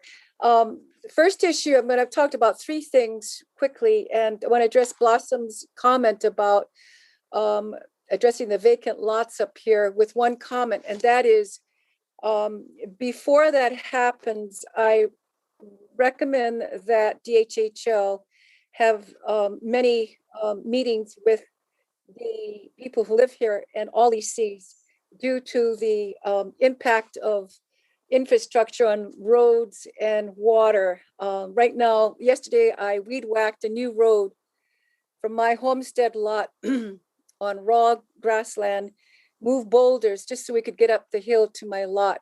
So with that being said, many more meetings. Number one, the real issue I have right now with three different subjects is communication. One of them is what I saw last night from DHHL's meeting with the Zoom and interaction with the community at Pakukalo. I kudos to you, commissioners and staff, whoever triggered this, because, you know, now we have a link through Cedric to handle all the issues that we put before him, and he will disseminate the information to the proper staff at DHHL. We've been waiting for this for years, and mahalo, thank you very much. On that note, for communication, the communication between KHHA, Kahiki Nui Hawaiian Homestead Association, and Ka'ohano Kahiki Nui and Department of Hawaiian Homelands is based under Sandwich Isle Communications with Hawaiian Tel issue. I understand He will be talking at the end of the J agenda. I hope some of the issues will be brought up. Basically, we had number three, we had an issue with a medical emergency here about a month and a half. And it took an hour and a half from station 13 to get to the caller up at upper lots. There are a lot of issues that we post-fire emergency response talked about. That was proper signage, that's on the community, we can do that. Lighting for each homestead, we can do that. And the other issue was communication, landlines dropping, busy signal, cell phones, we can't get a cell phone in or out. So we're asking the commission to please come to an agreement somehow to make sure that Sandwich Isle / Hawaiian Telephone comes up with a plan to take care of us here at Kahiki Nui, because that medical response is unacceptable. If we have a fire and our comms go down, we will be, it's not a good scenario like Pu'ukapu, that's another issue. However, Sandwich Isle Communications is right now critical. We're working on a fire plan with the fire department also. So number two, we have election board of directors for Ka'ohano Kahiki Nui mid-November. The issue still stands, like Gigi said, that we have Ka'ohana o Kahiki Nui as a homeowners association. We have Kahiki Nui Hawaiian Homestead Association, which is a domestic nonprofit. One serves one small group, one serves a larger group. So we would like to ask that at your fingertips are attorneys that could be brought into this question of leasees not having voting rights to the board of directors under Ka'ohano Kahiki Nui, and approach the attorneys, ask them, is there something we can do to rectify this? Because I'm telling you, we're not going to let the election in November go without everybody voting. And okay, that being said, number two is, I'd like to report that on an emotional testimony by my Maui County Council Agriculture Public Trust Committee, I was encouraged by my County Council Representative Shane Sinensi to apply for a drought emergency relief project funding, about $600,000. I appreciate the bridge work of my local council to help me navigate the complexities of funding KHHA or Kahikinui Hawaiian Homestead Association looks forward to helping this department and local representation on the intricacy needs of Kahikinui. Lastly, Hawaiian Helikunihi Cultural Foundation. I would like to express appreciation for the DLNR, BLNR, and local helicopter pilots for acknowledging the Helikunihi Cultural Foundation activity calendar. We have a 119-acre outdoor classroom on the eastern side of Kahikinui Homestead. For 20 years, Helikunihi has laid the foundation for this time in the reforestation of the Ahupua'a.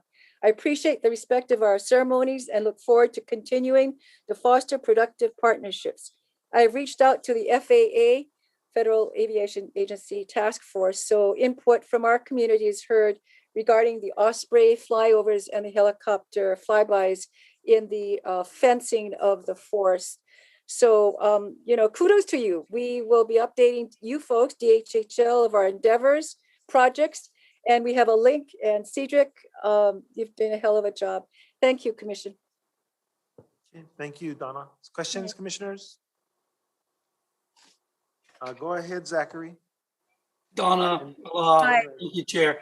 Yeah, with the lot development with the land division, they provided us information regarding Kahikinui's road improvements. So that the road that they were talking about extending it, which Goodfellas did, how many beneficiaries will that serve for that extension of that road? So when it's done. Yeah, so specifically, if you look at the red and I think the pink in the middle of the access road, that will serve those people that, if you want numbers, maybe 30 lots accessing that road. I think it's a good thing. It's a good thing to any road improvement here is good. What I see is what I'm asking the commission is to look at infrastructure before we put more people on unimproved lots. The roads, it's not the driveways, it's the lots to the roads to the lots. As I said, yesterday I moved boulders with my feet, with my arms. I'm sore, I hurt, I weed whack. But if we don't do it, we don't have a road to my main gate. And that's over a 30-degree pitch to go up. So you increase the population, you increase the road usage, you're going to have people who have been here for many years not accessing the road. So there's a lot more planning that we need to do when it comes to getting those vacant lots filled, and also the relocation process, transfers. Anytime you're putting people here, you've got to get those roads fixed. So we're looking at other rural areas for federal money, our association at Helikunihi. And as I said, we're just going to keep moving forward on grant writing, not Hawaiian Homes, but just grant writing for bigger and better our roads. Thank you, Donna. Sure. Thank you, Donna. Mahalo. You're welcome. All right. Randy? Aloha, Donna. Hi, Randy. Mahalo for testifying today. Zach's question to you actually has helped to answer my earlier question, which is why I raised my hand. So the 32 unawarded lots, that was my question. Does the road improvement help to mitigate that concern? So let me rephrase that, Commissioner Wolf, to this. Are the roads in the present condition, if we award them next year, capable of supporting 30 lots or more families on this road? And the answer is no. Okay. Safely, public safety, fire? No. No, you're going to have, no. So more work. Okay. Planning. Okay, thank you, Donna. Sure. Okay, thank you, Randy. Any other questions, commissioners? Okay, seeing none. Thank you very much, Donna. Oh, you're welcome. Going to go to agenda item J8. Is Laila available? No? Okay. Okay, let's go to J9 then. Kai McDonald. Let her in.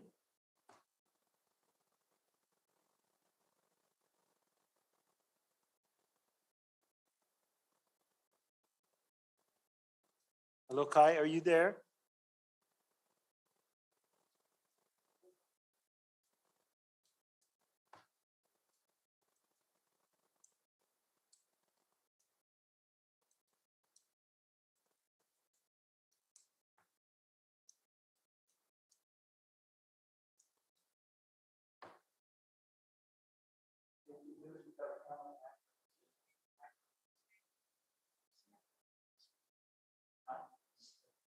Okay, Kai, you're in the waiting. Oh, okay. There you go. Hello, Mike. Okay. You want to turn on your camera? And then, okay, let me, and then I'm gonna share my screen.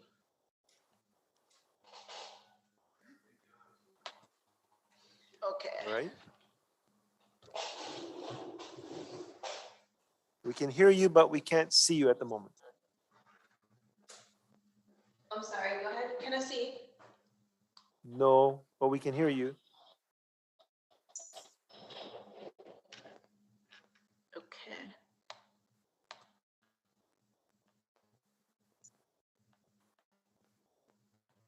Desktop, okay. Now.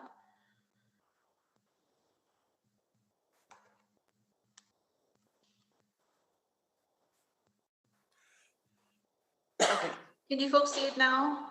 Sorry. We can see the screen, yes. Okay, okay, perfect. Okay, I'm kind of was a little multitasking to get my screen and my testimony together. So, all right, here we go. Thank you so much, Hawaiian Home commissioners, for having us and beneficiaries like myself in providing a platform to have beneficiaries testify on. I'm testifying on the agendized item G1, status update in plan implementation for the island of Maui on the Hawaiian Homes Commission. Soft little background about me, 18 years on the Hawaiian Homes beneficiary waitlist, 50%er, and owner and founder of Credit Edge Solutions, project partner of Native Hawaiian Beneficiary Organization, Pa'upena, Community Development Corporation, and the recently elected 2020 to 2023 Secretary and Director on the ALL, which is the Association of Hawaiian Homestead Lands. Our mission in this beneficiary waitlist organization is to end the waitlist. I'm coming to you live and direct today from where I currently reside in San Antonio, Texas. I am, regarding agendized item G1, I just wanted to first thank the department for holding a virtual community meeting, which was an excellent way to really show progress on the recent developments and the different projects that are happening on Maui. We got some major feedback after. We normally do like a debrief kuka session, and everyone was very happy with the information that the department had provided. I also wanted to commend our Maui Commissioner, Randy Awo, for his continued efforts in engaging with our beneficiaries or Maui beneficiaries on our monthly Maui Lanai Mokopuni meetings that we hold on Zoom. I wanted to go through it and do this presentation at the same time and really thank Julie. One of the things in our debrief session with some of the beneficiary leaders was that Julie really took the time to walk through a process by which she showed how to navigate the DHHL website. And through that, she was able to walk them step by step on the developmental projects that are on the website. Not many of them, in fact, nobody knew that this step by step actually existed. And so I wanted to commend Julie for really taking the time to walk step by step. These types of resources are very important in preparing our wait list to know the status of future development and really how they can move forward to prepare on what lies ahead. So the purpose of this testimony is really about kind of stumbled across what could possibly be a project for our community. It's a solutions-driven approach and has multiple facets to it, but has been collaborated from Maui to Molokai. What I'm about to share is really some data points that we've collected over the past 7 months that started from a credit cohort through my company, Credit Edge Solutions, where we started speaking to beneficiaries that started on our credit program. So really, I mean, we all know who the beneficiaries are. The dedication and the work that Hawaiian Homes, you folks, put into the development process is tremendous. What we can do as beneficiaries is really do us also justice by getting prepared and knowing just what to do, but we do need your help. Statistically, this is pretty much what we had found, that the majority between when we initially started the virtual meetings during COVID, 100% of our attendees were beneficiaries. 100% of them already was either involved with their homestead association or had some sort of interaction with their association. 75% of the successors were not even involved in any of the processes, whether it be attending meetings, whether it be knowing what the successorship process was. 40% of them had planned on obtaining land through just conversation, whether it was a residential, ag, or pastoral lot, but really they didn't know what to do and how those resources were going to be provided to them. So the good part is 50% of those that had enrolled were already a part of a homestead association. And so that's a plus, because we can really say that the homestead association is doing their part to engage with their community. Part of the vision of what we collaborated with through this 7-month period was really to close a generational gap through credit and financial literacy, not just credit literacy, but financial. Really build credit-worthy communities.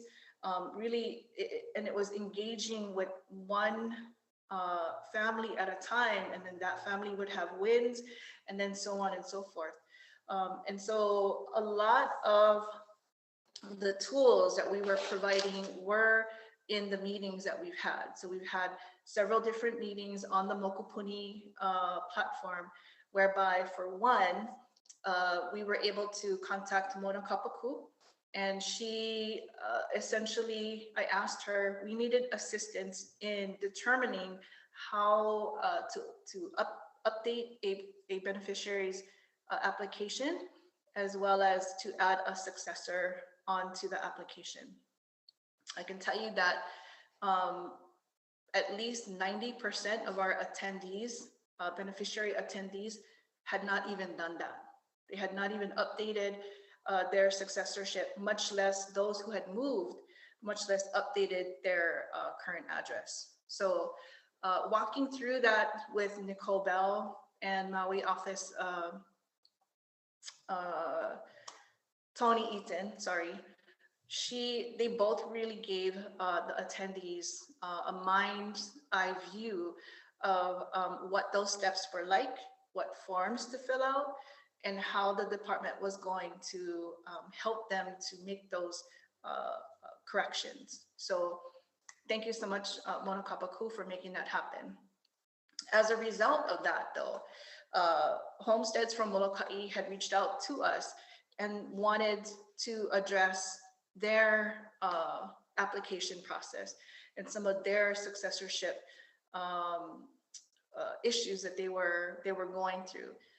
So Sybil Lopez, one of the Molokai leaders, and she's vice chair on the Shaw, had also scheduled a meeting with the Nicole Bell and her staff, and they were able to address those challenges that were happening on Molokai. So the results of that were huge. They were tremendous because Maui people then attended these mokupuni, the Molokai mokupuni meetings, and that sparked more engagement and more excitement on this is a process that they were finally able to take advantage of and finally able to, have some successes. So just recently we had 6 or so beneficiaries send me screenshots about their progress and about the confirmation that you, the department, have been giving them in terms of adding their successorship. So when we have small wins on the homestead, it's a big deal.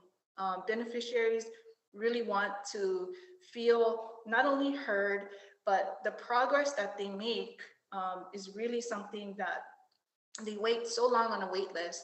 And when they have these small wins, it's really a big thing for them. And so we celebrate it together.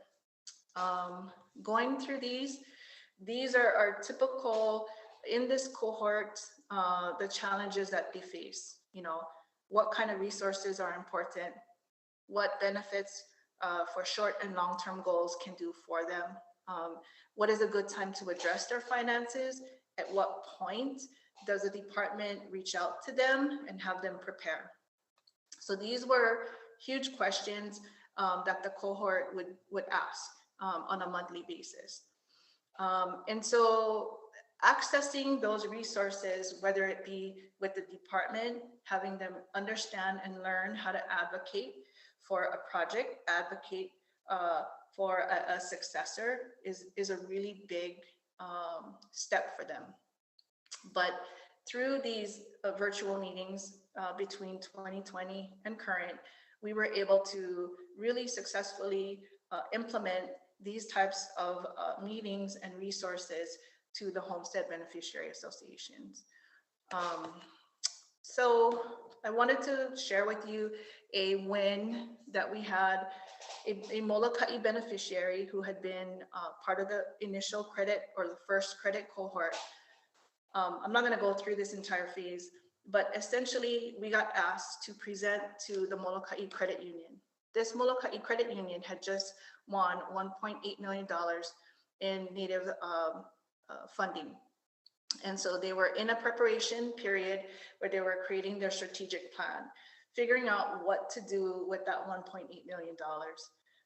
On Molokai, 90% of the homesteads or lands are homesteads. And so quite frankly, that 1.8 would eventually go right back into the community. But what would they do? This beneficiary laid out his credit financial journey as well as his homestead association. And we went into several different phases of which he was able to obtain access to the resources.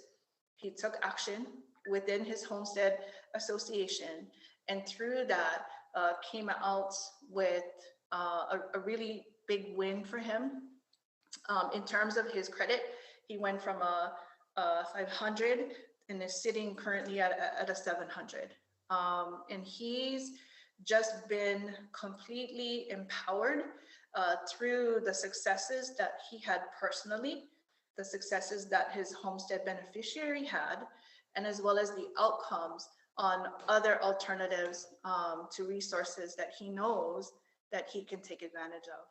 So part of the Kanaka mission is really to educate, collaborate with several different partnerships that we've built with Nakoa Development, garner collaborations with Molokai's Ho'ahu Group, which is a type of energy co-op that they're building out in Molokai. And we have many different ohanas that are now getting involved knowing that the resources are coming to them. This picture here really just hits it home. This is Pa'upena and our ohana.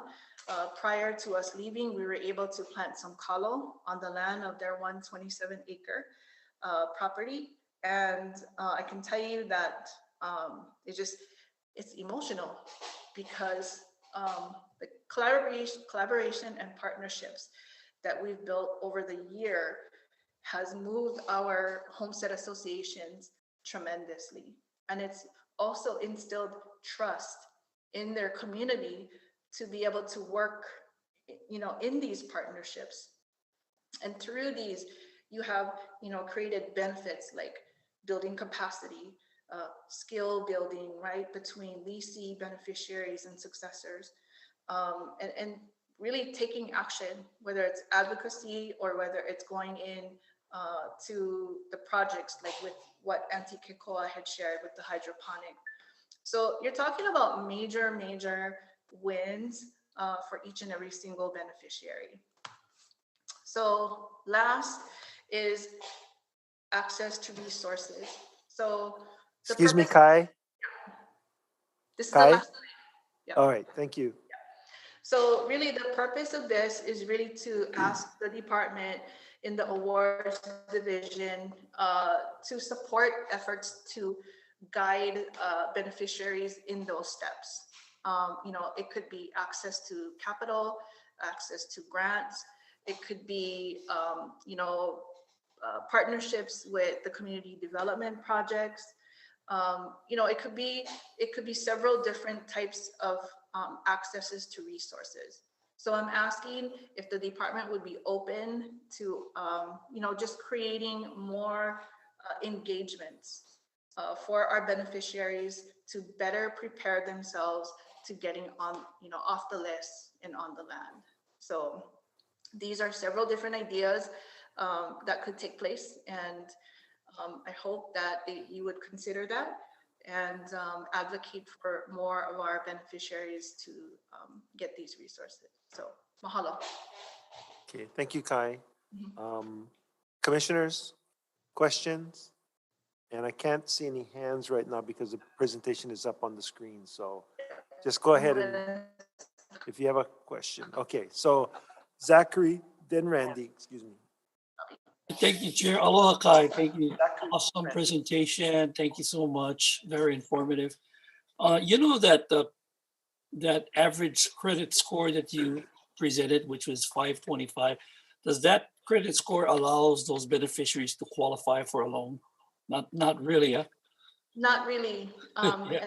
Yeah, and that's what we were. That we were finding. As low and as complex as it was, that's your average. And the tool within Credit Edge, because Credit Edge Solution actually is a tool, a credit tool. So you're basically taking out a third party, connecting the consumer directly with their credit information, and then it begins, whether it's building, managing, or fixing. So, that's the tool. Thank you, Kai. And then average score to qualify, I think is as low as 565 and as high as 600. Oh, thank you. Okay, thank you, Zach. Randy? Aloha Kai, thank you for your presentation today. So this is a relatively new model, right? So I think it's really intriguing. It's a really intriguing model to, if I understand you correctly, I think the words you used was to close the wealth gap. Is that correct or no? Yes, you're right. And wealth could mean several different things, right? So wealth here in America is wealth, right? Big house, lots of money in the bank, that's wealth, right? When we look at generational wealth, right, we look at taking that land, right, and ensuring that in perpetuity, right, that land is then given to generation. And so part of that, what we discovered within this cohort was really, that's the switch, right? It's no longer about just getting money and getting a job and getting a house. It became where the beneficiary, you know, I mean, it's just magic what had happened over the 7 months. And it's a switch. They decide what is wealth to them. They decide what they want to do in the future. It has just been a lot brighter, you know. Okay, so I think for me, because this is a relatively new model, I definitely would like to learn more. And by learning more, I think that helps me to understand what kind of support you might need from the department. So, and I do agree that small wins are a big deal, because you keep building and expanding, and then it turns into something big. So I will probably want to continue this discussion at another time, so I can learn more about what it is you guys are doing. So thank you. Mahalo. Thank Okay, you. thank you, Randy. Any other questions for Kai? If not, all right. Thank you, Kai. Mahalo nui. Mahalo. Ahuyo. Okay, next agenda item J10, Malama Solomon.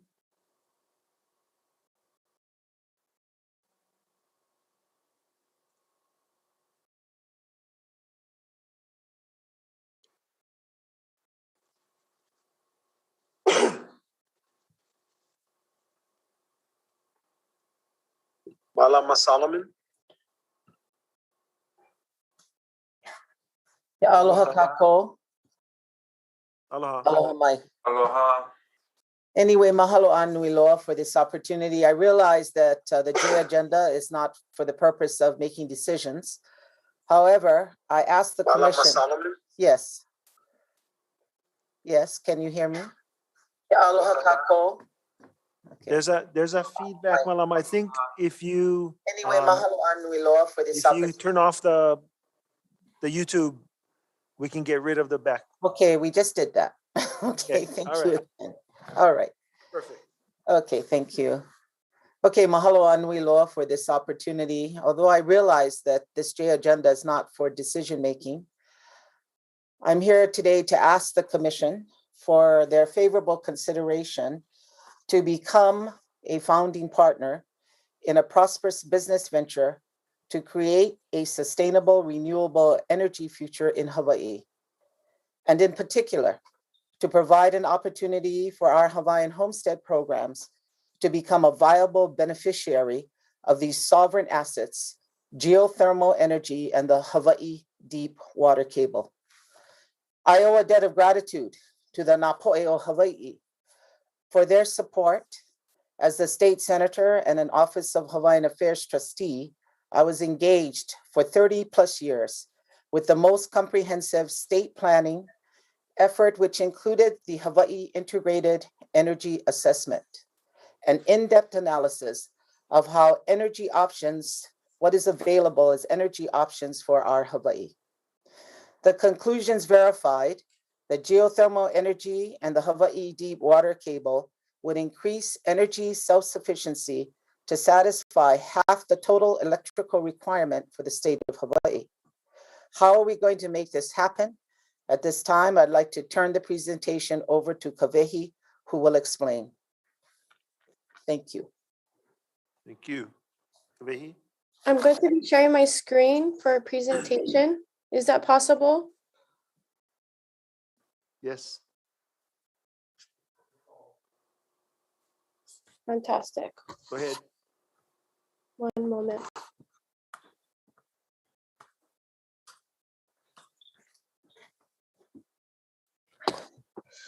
Thank you, Senator Solomon, for allowing me to present on behalf of this founding group. Aloha, Chair and Commissioners. Thank you for sharing your time with me today. My name is Kavehi Onapua Correa, but feel free to call me Kavehi. I was born and raised in the Waimea homesteads on Mokuo Keawe, and I really hope to return there one day. After having the best childhood growing up, a little bit about how I came to this today. I traveled to the continent for college and secured a background and degree in genetics and political science. I have lived internationally and got my business background through developing tech startups with a hyper focus on Hawaii, Seattle, and Southeast Asia. Through my experience, most of them very difficult stages, I developed skill sets in business and found a passion in financial projections, specifically analyzing opportunities and then overseeing deployment. I'm honored to be back in Hawaii in the hopes of working together to help uplift. I have the honor of presenting a very critical opportunity to DHHL, which is getting in at the founders level, again, to reiterate what Senator Solomon said, to provide an essential need for homesteaders and all the people of Hawaii for that matter, sustainable, renewable, affordable electricity. And how are we going to accomplish that? We're going to be accomplishing that through developing a geothermal power plant on Mokuokeawe, and then from there, uniting Hawaii's grid through inter-island submarine power cables. We have this estimated at 1 gigawatt for the power plant. Now, why geothermal? First of all, Hawaiians have a spiritual and cultural connection to Tutupele. It's a resource that she gives us, which is geothermal, which comes from the steam. It is also an asset of the Ceded Lands Trust, and to be culturally appropriate, Hawaiians should be at the helm of making decisions about the use and development of this critical resource. And being at the helm, we are able to decide on behalf of its beneficiaries, both as a shareholder and consumer. Geothermal is the only form of a firm, local, sustainable, renewable energy, which also has the baseload capacity, which is really, really important to understand, which will enable us to connect Hawaii through its power grid and stabilizing Hawaii in totality together. And while having all those benefits, it's affordable for consumers, which is really important. People like my family, blue collar workers. Hawaii is the most expensive state in America for energy. And we know that Hawaiians are at the bottom of the socioeconomic scale. Having an affordable, firm, stable source of power is critical to all homesteaders statewide. This would also benefit the city and county of Hawaii, as well as HECO. So why am I presenting this to you now? Well, there is an alignment in demand and timing that are currently merging that creates a perfect window of opportunity to seize. As you can see, the world is going through many changes. It is clear now more than ever that we have to look through local, renewable, sustainable options, which will help stabilize our economy in Hawaii. Having the majority of Hawaii's electricity based on crude oil is unsustainable and expensive and unreliable. Here are the ways in which they align currently today. First, geothermal and the submarine cable provide a solution to meet Hawaii's US DoD Indo-Pacific Command's national security critical energy priorities. This would help offset the cost and the development cost, which is the bulk of what the investment goes to in the beginning. It aligns with Biden's administration's commitment to the Paris Agreement Accord. It aligns with the latest US climate control energy mandate, which requires 100% sustainable energy by 2035. It also aligns with the state of Hawaii's mandate to be 100% renewable energy, which is in law by 2045. This development would also provide HECO, the state of Hawaii, a strategy and solution to meet its obligations under the State of Hawaii Renewable Energy Law, which stipulates that 60% of its Oahu's customers must be supplied by renewable energy, which they presently lack. We would look to provide that baseload for them. Geothermal has that capabilities. With saying that, the reason I'm in front of you today is to share with you this opportunity for three primary purposes. And the first, which I think is really critical, is for a Hawaiian entity to have governance over this resource and a say in who it benefits. So true. The second is being a part of this and having a seat at the table. And what we're looking for is for a partnership to come together because we need a political status, or we're looking for a political status with to help us qualify for grants. And the grants that are currently written into Congress are upwards of 25 million plus. So with your political status, we're able to accomplish that, which then optimizes our need for outside commercial investments. It also, I believe that this project is really important because it's a win-win-win. Our team brings to the table relevant research and development plans valued at $10 million today in contributions. We have key local and commercial partners that are ready to execute on this project. We have a network of investors to see this project through. And this project is environmentally sustainable. It's economically viable. It's socially responsible and culturally appropriate, which is where we believe you folks fit in with us to be at that table so that we're able to provide this for our people. So commissioners, again, thank you for allowing me to speak in front of you today. If you find that this opportunity is of interest and aligned with your mission, we are currently putting together the founding members and will request next step directed by its commissioners in the pursuit of this project. Mahalo. Thank you, Kavehi. Thank you. Can you stop sharing so I can see the screen so that we can ask questions? Yes, of Perfect. course. Thank you. Commissioners, you have any questions on the presentation or the opportunity? Go ahead, Mike. And then Thank you, Chair. Thank you, Chair. Thank you, Senator. And thank you, Kavehi. Very good, a very nice presentation. I just want to, state on record, I'm employed by a geothermal company, just for the record. So naturally, I'm very supportive of geothermal, and the plans and the presentations that you shared, is I would support. I have to be careful because, like I said, of my employment. But I truly believe geothermal is truly a gift for Hawaii Island, for the state, as far as being a renewable energy source. We personally, I like all renewable energy technologies. The CBRE that we've been discussing with for Kauai High and for Kalawa, but there's no other renewable energy resource today that is firm and can provide the technology that the oil-fired plants are providing today. So we have, as a state, this mandate to go to 100% renewable by 2045. But if we don't have technology that can provide, the aspects of keeping so it might be a little bit technical, but like the frequency and the voltage steady, because the other as available sources can't do that today. Not to the extent that geothermal can. And my general opinion, and I support what's going on and looking forward to hearing more about next steps. Thank you. Thanks, Mike. Russell? Yeah, I want to also say mahalo for the presentation, both parties.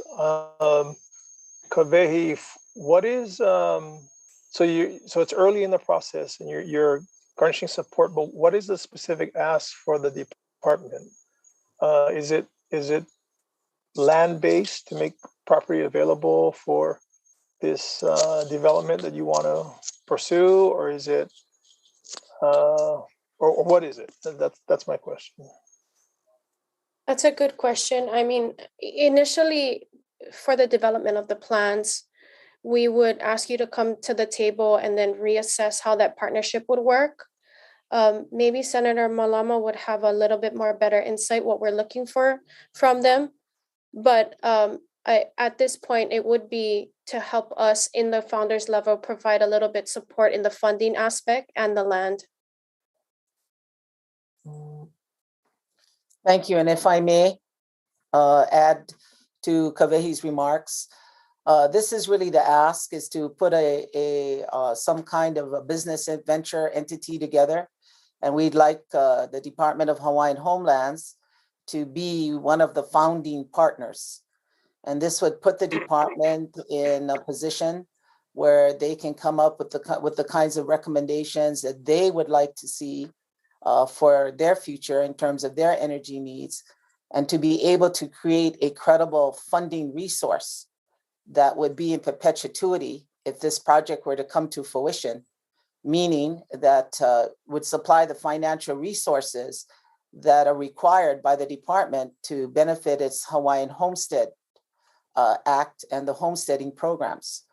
So this is really the intent, the long-term vision, so to speak, in terms of creating a financial fund and resources so that we can perpetuate and advance our mission of the department. So yes, we are in the beginning stages, so to speak. However, we've already outreached to individuals. We had very successful meetings in Washington, D.C. with Congressman Akaka and Congressman Case, who are very much interested in helping us. We are in the process of working with the DOD, but we do need a Hawaiian organization that could be the umbrella entity to help bring this project together.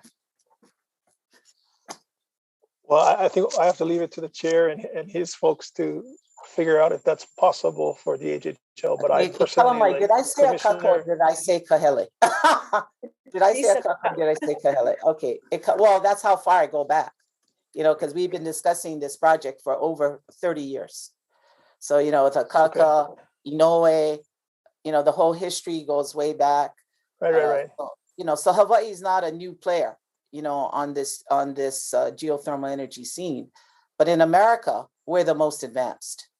So that's to our advantage. And I feel that the Hawaiians should be the lead, because these are our sovereign entities that were given to us, by our ali'i and by God. That's how committed I am to, mahalo for the work and mahalo for the passion. I wanted to mention it's, the department has to figure out what our role can do, but I personally, like Commissioner Kalekini, am in favor of developing opportunities for alternative energy, and any opportunity to bring our talented, smart OPO home is a bonus. So yes, mahalo. And this is an alanui to be able to make this happen for us. So thank you very much. Mahalo. Thank you. Well, Kavehi, what kind of investment on the total scale do you envision this project is going to need, and what other sources of funding do you envision the founders having to put in? That's a great question, because there's different phases within the development plans. We are in talks with commercial partners that have that $1 billion capability to invest. For the project in totality to finish with the submarine cables, we estimated at $1 billion to bring into fruition, if everything is optimized. We believe that being in the founders level and enabling us to qualify for these grants would put us in a better position, because if we do and we are able to secure $25 million plus, that puts us in a better advantage, so that these commercial partners, when they come in, we have more of a seat at the table. So the more capital that we raise from outside commercial partners, the less we have to say, and we'd be in the same position that we're in right now currently with HECO and their geothermal plant, which is also outsourced in Hawaii and in the islands there. So I would just like us to have an opportunity to have stakeholders, shareholders being able to benefit from this revenue resource now. And that's what I'm here asking for. Okay. And if the commission, after we do some more due diligence, decides that it might be able to put in a little bit of money, but what other assets could the department put in that would allow us to have allow the department to have some leverage in this economic development? Oh, I mean, land is number one, and then economics is number two. So if we come to the table and we have a discussion with what you folks are able to provide, that brings us all the more leverage for the commercial investments. And what we want to do is we want to minimize that as much as we can. So as much as grants as we can qualify for, that's what we're shooting for. And to make this cost efficient as possible on the ground level for our founding team. Question for Senator Solomon. What Yes. what has the response in Washington DC for a project of this scope been so far? Well, I think that the response has been positive. I think what we're seeking is some kind of seed money so that we can, in essence, put the whole presentation together and to be able to hire people that will be able to present this project to Washington, with integrity and due diligence. And these are the numbers that, we are presently putting together and hoping in our discussions, if the commission is interested in participating, that we be able to get together and discuss it as to what can happen and what can we look forward to. Okay, appreciate the answers. It sounds like two commissioners are interested in having future discussions. Just seeking a temperature from other commissioners. Aloha, aloha, Mr. Chair. Aloha. Yes. Aloha, Pauline. Senator Solomon. Aloha, mai. Pauline Namuo. Thank you so much. Aloha, nice to see you. Thank you so much for this presentation.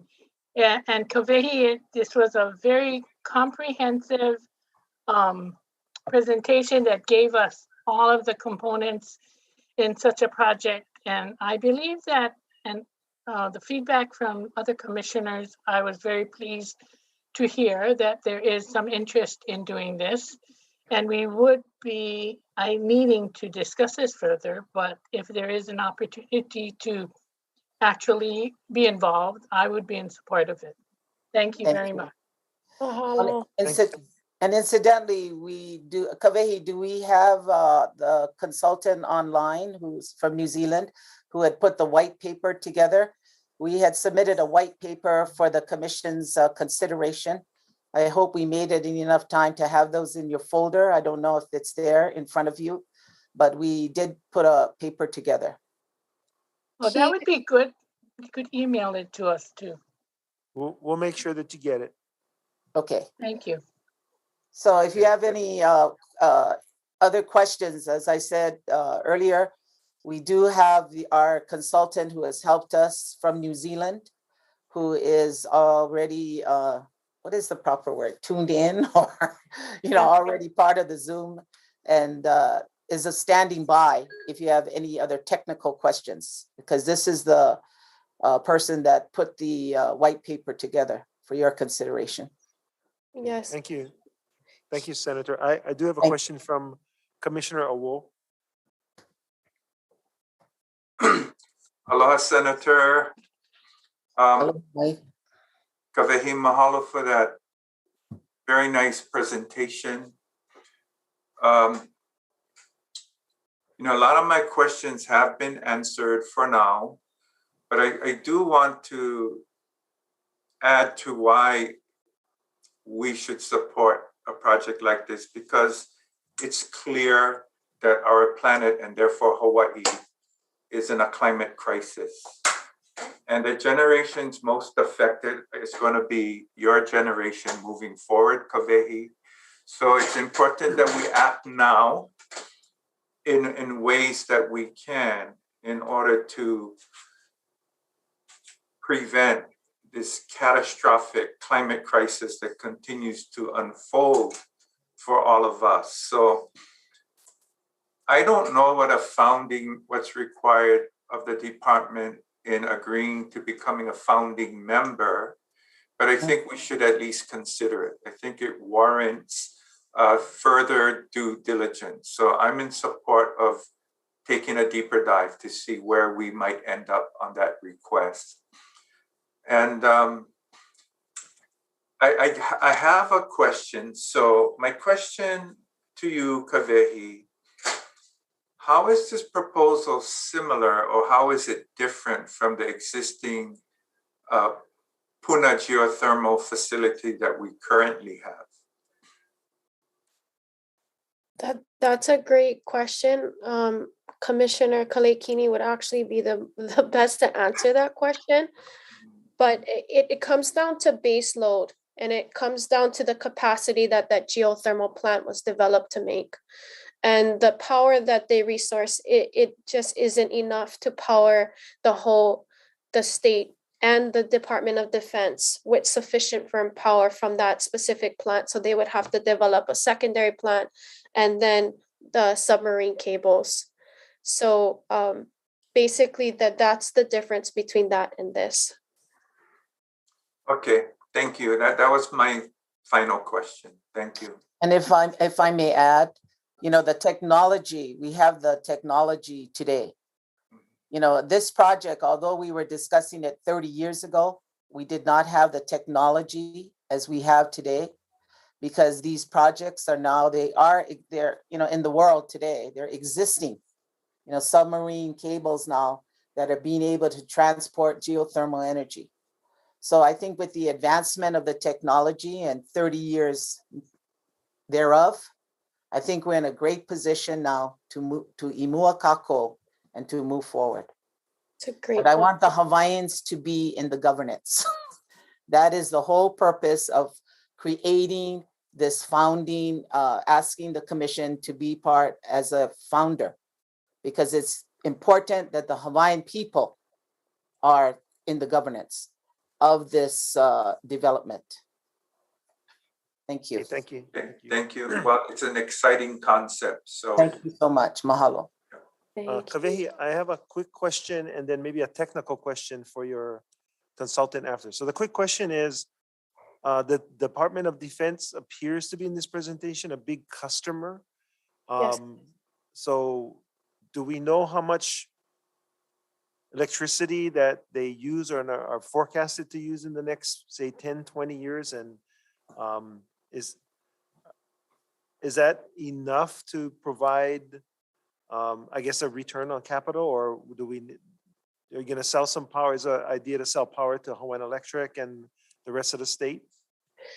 The primary revenue is going to be coming from the military base.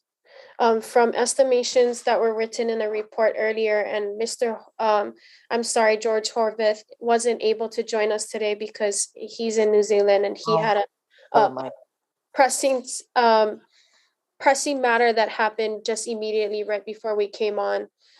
But the energy that the government currently uses from the last estimation was 100 megawatts to 250 megawatts, depending on their readiness and their preparedness.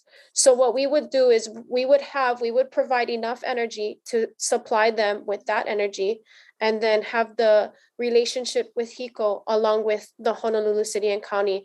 And it would merge perfectly because the primary customer and the revenue base would be covered. And because it's so affordable after the initial investment, the rate of return is so consistent because the cost remains the same after the initial investment. And so the military would provide us everything that we need in terms of the return, and then HECO and then the other parts would provide us a way to go over and above that means. And what this does for you folks as well, because I know that the homesteaders, we could essentially have our own transmission company as well. But we would like to partner with, of course, everything that is existing today to be able to provide them with that source. Okay, thank you, Kavehi. And I was going to ask George. Yeah, I was going to ask him, but I think you covered it, Senator Solomon. That I guess my biggest concern would be a cable crossing the Ali Nui Haha channel, which is pretty deep. Yes. And it sounds like your experts from New Zealand firmly believe it's possible. Yes, I think it's possible. The Alanui Haha is definitely our challenge. But, we had discussed about well, 20 years ago, that's not the only route.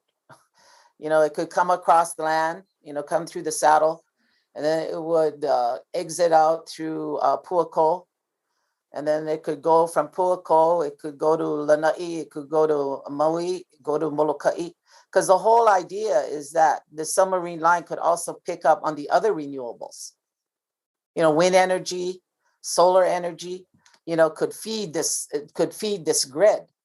But the idea is that the submarine cable, what it would do is it would be able to create one energy grid, for the state of Hawaii. So for example, like if you have Pilikia on Oahu with energy, the grid can feed, from the island of Hawaii. And as I said, we're not discouraging other renewable energies because we definitely need them. And I want to commend the DHHL and their advocacy for solar, because I'm a very strong solar proponent as well. And I think, but all of these energies would be able to become united into one grid, which would give our homeland more security. So that's the idea. May I make a comment on that submarine cable all the way through to Oahu? There are submarine cables that are 500 times the length already available today in the world. What you see on from Hawaii, from the Hawaii island to Oahu, is actually on a micro scale. So there's, like Senator said, there's already the technology out there all throughout Europe, all throughout Southeast Asia, that they're already optimizing their channel forms. And believe me, we can definitely cross that path and have the availability. And there are other ways that we could go around this, but the North Sea has it, the Viking Link has it, and so many other places around the world. So I just want to give you folks that confidence that we are able to do this, and we'll find a way. Mike, cut you. Thank you, Kavehi. Last time, any other questions? Mike? Thank you, Chair, and thank you again, Senator and Kavehi. So earlier I talked about some of the technical aspects, but one thing I wanted to share with fellow commissioners and anyone else listening, the potential benefits for developing a geothermal project on Hawaiian homelands.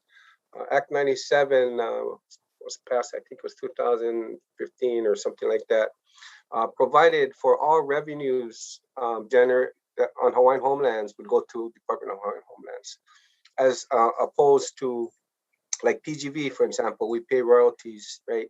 And so 50% goes to the state, 30% to the county, and 20% to the Office of Hawaiian Affairs. If a project was to be developed on Hawaiian homelands, all of that would be just for Hawaiian homelands, in addition to whatever lease agreement payments and those sort of things, and the economic opportunities, jobs, etc. So that is a big difference between something that will be done on Hawaiian homelands compared to PGV. Okay, thank you, Mike. That's encouraging. Okay, Zachary. Aloha, Senator, and aloha, Kavehi. Aloha, Mike. Yeah, a couple things. Kavehi, would you be able to somehow provide me with your PowerPoint presentation in writing, or can you email it to us? Absolutely. Yeah. And I have, renewable energy is great, by all means. But my question is, what kind of support for your proposal do you have currently, or you will go out and do a poll as far as support from the community on the Big Island?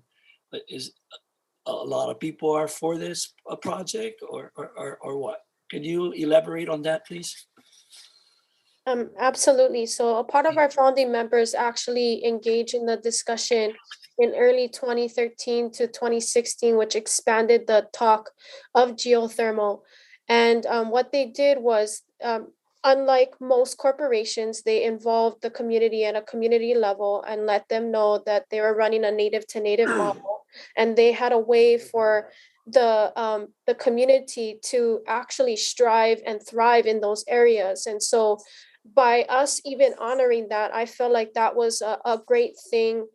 And then also subset to that, every single community around there, with the support of Senator Solomon and Mililani Trask and many others like Cy Bridges, also inform them about the cultural relevance and the cultural appropriateness, that if anybody were to develop it, it should be us, it should be Hawaiians because of that reason. And if you ask me, that's the difference between a native corporation with that model and an outside international corporation. They're not going to ask the community about that. And I believe Senator Solomon can speak on this from personal experience. Yes. That's going to be to me, that's the only way to go. Whereas I said earlier, where, DHHL has the opportunity, and I appreciate the commissioner's remarks about being able to develop geothermal energy resources on Hawaiian homestead lands. I was instrumental in that legislation. And I went back to help Governor Abercrombie, and at that moment, we had passed this bill. And to me, this sets a foundation. It's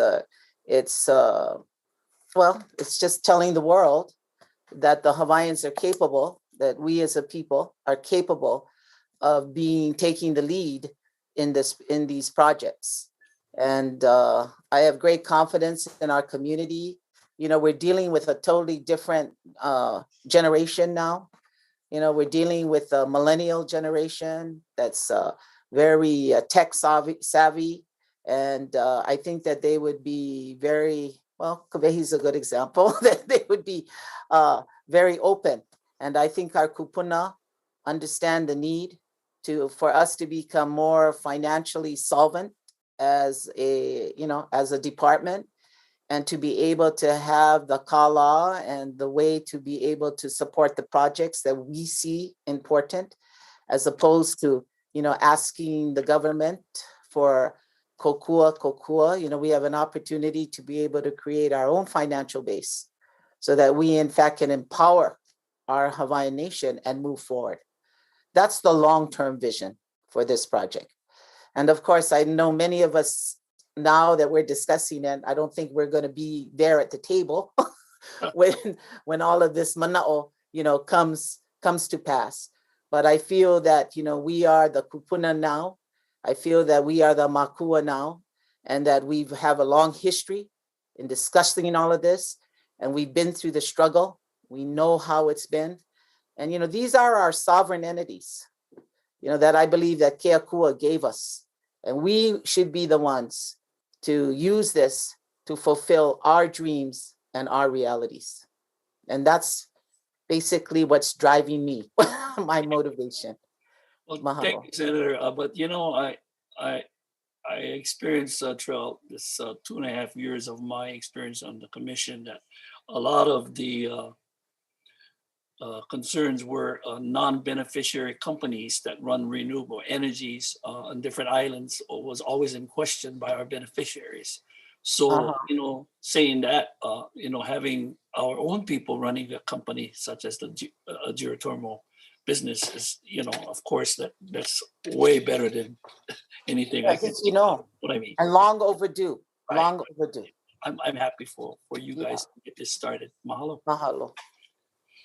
Thank you, Zachary. Any other questions, commissioners? I see none. Thank you, Senator Solomon. Thank you, Kawehi. I think we will be in touch to get more information and then come back to the commission. Thank you. Okay. So if I may, before we close, Chairman Ayla, are you going to be able to assign us someone that we could be discussing this with, and preparing what is needed, to help the commissioners move forward on this project? Could something put together? Okay, Micah. The answer is yes, I will. I'll have to find somebody to step forward to take that task. Okay. They got we're willing to help. Okay. So much more to do. But yes. She seems very competent, so we might lean on her. Okay. Thank you. Mahalo. Okay, so mahalo. Next agenda item. Aloha. Aloha.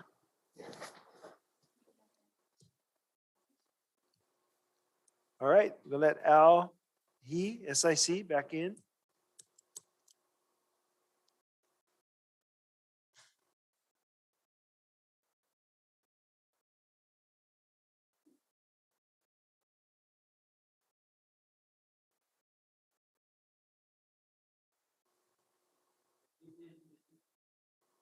Okay, Al, you might be on mute and your camera is off.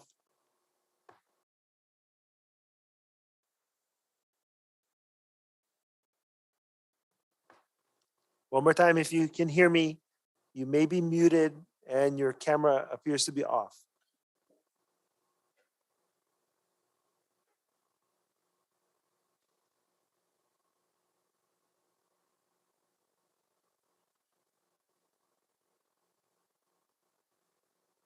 We show you connected.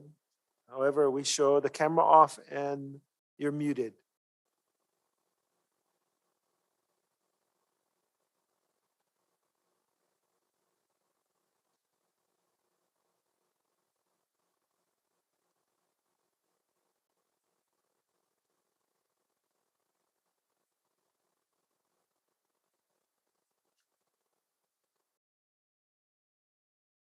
Okay. Any suggestions? All right. Okay, now just unmute, Al. There. Am I still muted? Yes, now we can hear you and see you. Okay. I'm not sure why, but it has to do with something that you folks are controlling also. I don't have a video feed. Hang on a Can you hear? second. There. All right. My apologies. Okay, now just unmute, Al. Am I still muted? Yes, now we can hear you and see you. Okay. I'm not sure why, but it has to do with something that you folks are controlling also. I don't have a video. Al, can I ask you to turn off the YouTube? We're getting feedback. My apologies. Now just unmute, Al. Okay. Am I still muted? Are you still there? Yes, we can hear you much better without the feedback. Yeah, I'm sorry, I can't see you, but that's okay. As long as you can hear me, and I don't know if you can see me, but for some reason you all disappeared when I shut off the YouTube. We can hear you, but we can't see you. Okay, I don't know how to get you back so you can see me. Hang on. There you go. We can see you Now now. you can see me? Yeah, I can't see you folks, but that's fine. I got to tell you, it's been, the last presentation was very interesting. It told me how old I am. The Maoris actually asked me to come down and help them develop their geothermal resources over 35 years ago. Because before I got into telecommunications, I was in renewables and I was developing hydroelectrics in the state of Hawaii. We developed the biggest one and the last one on the Wailuku River in Hilo. And we had plans to develop hydroelectric on many of the other streams. I got to tell you, I take great joy in seeing Naupio like Keahi getting involved in this, and I wish them great success. It may be that they actually can achieve the success today because as we all know, the chairman of HEI is currently a Kamehameha graduate. He was an engineer when I started working with HICO, and it was a very contentious relationship. So hopefully in these 35 years, things have changed. And the attitude about having Hawaiians actually fulfill some of these dreams and actually have Hawaiians control the natural resources for the benefit of the whole state have changed, and I wish them great success. But it was very, very interesting to hear the Keahi and Senator Solomon talk about this vision, because I actually was involved in the alternate energy 35 years ago. Aloha, commissioners. Thank you for allowing me to be here again. 50 years ago, Americans living in rural areas were being provided telephones through private companies borrowing from the government. Hawaiians living on Hawaiian homelands were still being denied telephone service. Hawaiian Telephone used those government funds to build infrastructure in Saipan, but refused to use it to provide telephones on Hawaiian homelands. Hawaiian Telephone borrowed $400 million from the federal government to put infrastructure in Saipan, but wouldn't borrow a dime to put infrastructure on Hawaiian homelands. The unavailability of telephones made homesteading in remote areas a safety hazard, resulting in the Hawaiian Homes Commission only being able to use a small percentage of Hawaiian homelands for homesteading. One of your, Donna Sterling, when she spoke about Kahiki Nui is the example, the shining example of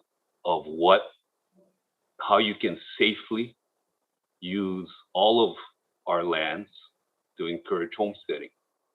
Kahiki Nui is also a very troubling example of what the department has done recently within the last year. Because that road that you spoke about and that Donna Sterling spoke about, while it was being built under the direction or under the guidance of Stuart Matsunaga and the inspection of SSFM working for Hawaiian Homelands, Goodfellow broke the infrastructure, Sandwich Isles infrastructure, in 5 places and refused to fix it the way the law provides it to be fixed. And when we tried to engage Stuart and the SSFM, which was working for the department, Stuart told SSFM, do not speak to Al, do not speak to Sandwich Isles. This is an issue we will not get involved in.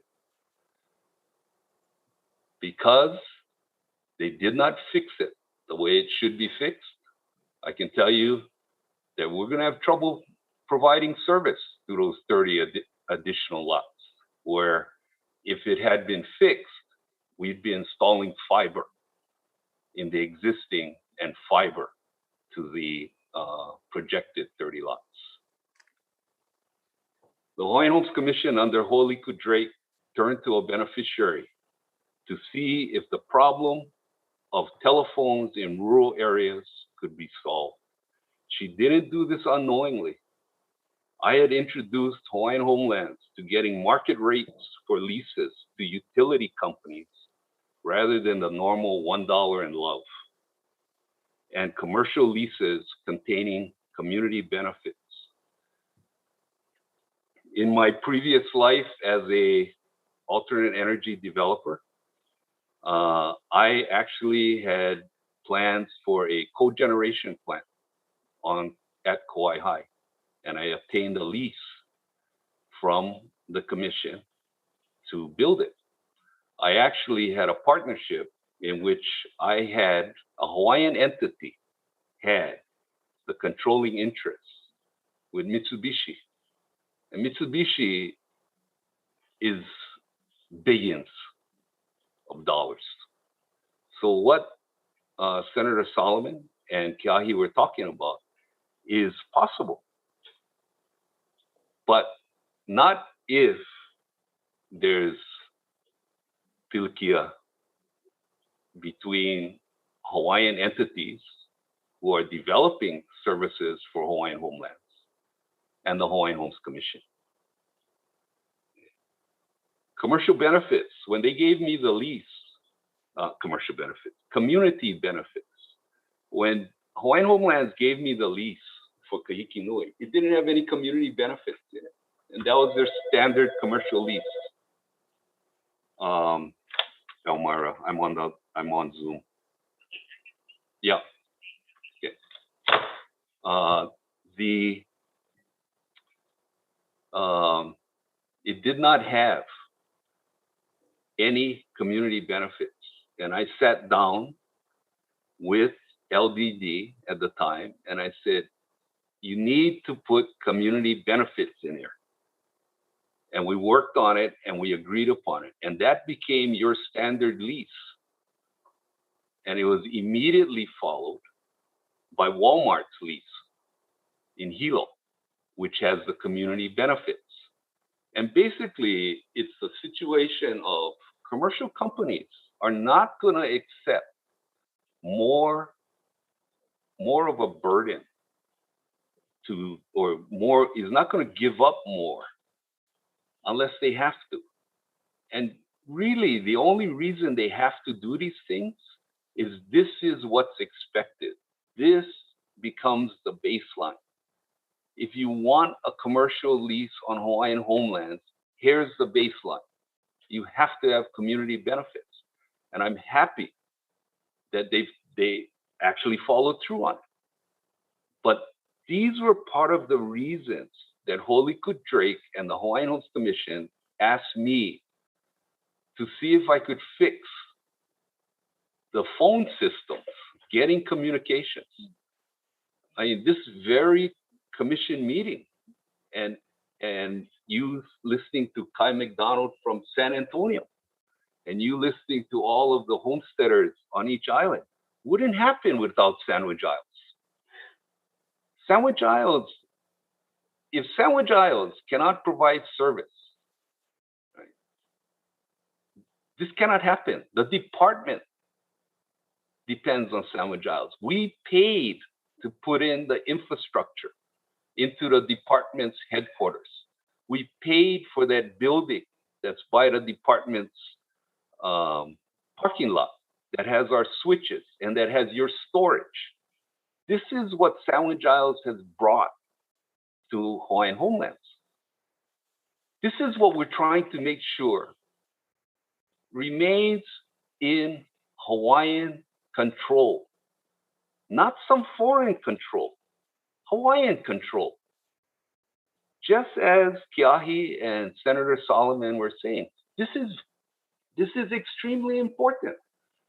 You need to be at the table to make decisions regarding resources, and you need to empower our beneficiaries and their children so they can come home and help us and have these great ideas like Kai McDonald and like Keahi, and be able to raise the resources to make them happen.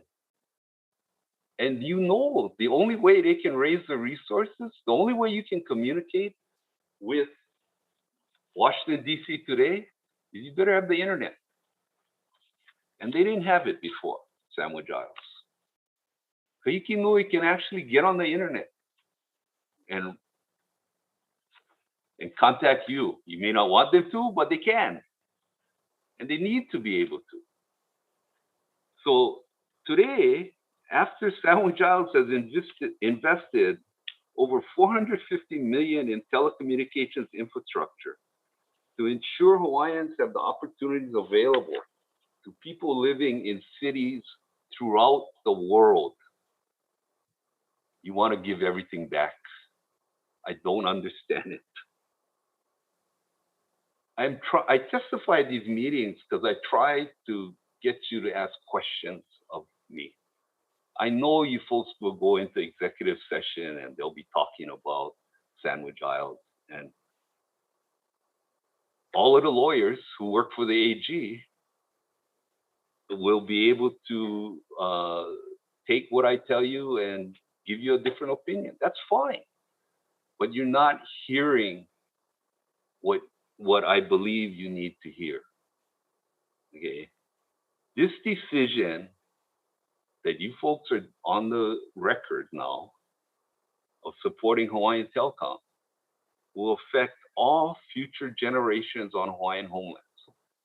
Hawaiian Telephone would not hook up their own customers in Kahiki Nui. This is a person who lives off of Hawaiian homelands in Kahiki Nui. And when they heard we were going in, they got a hold of us and said, can you connect us? Hawaiian Telephone said, we will not connect you. And unfortunately, we couldn't because he wasn't on Hawaiian homelands. Okay. So really what it comes down to here is whether you put the needs of the general public before the needs of beneficiaries. And those two should not be in competition, but they are.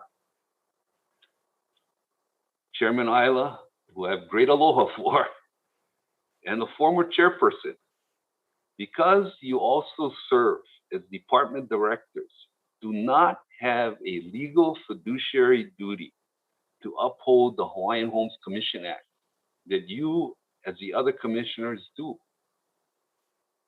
As state department directors, they have an obligation to balance the needs of the general public with the needs of the beneficiaries. A perfect example of this, which led to other settlements, previous settlements, is the Heart Station. Okay, yes, I read about you're going to swap land. If you personally own the land under the Heart Station, would you trade it for another piece of land? Or would you tell the state, by all means, use it, just pay me the fair market rate? A steady income is what Hawaiian Homelands is seeking. Why you have commercial developments. The state is the best lessee. I can think, well, a federal government might be better, but a government entity is the best lessee that you can have.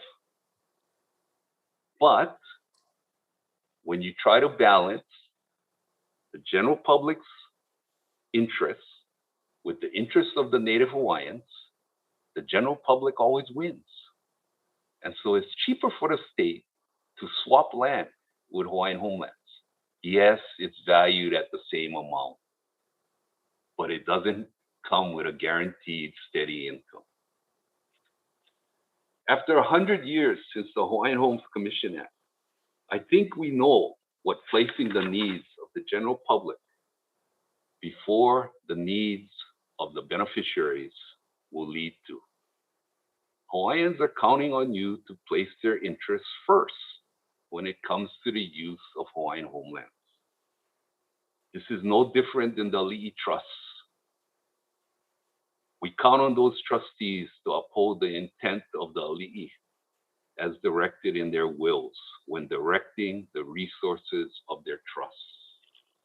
In this case, Congress directed Hawaiian homelands be used for the benefit of beneficiaries, not the general public, and gave you the sole authority and liability to carry that out. When it comes to communications and being able to continue these Zoom meetings and the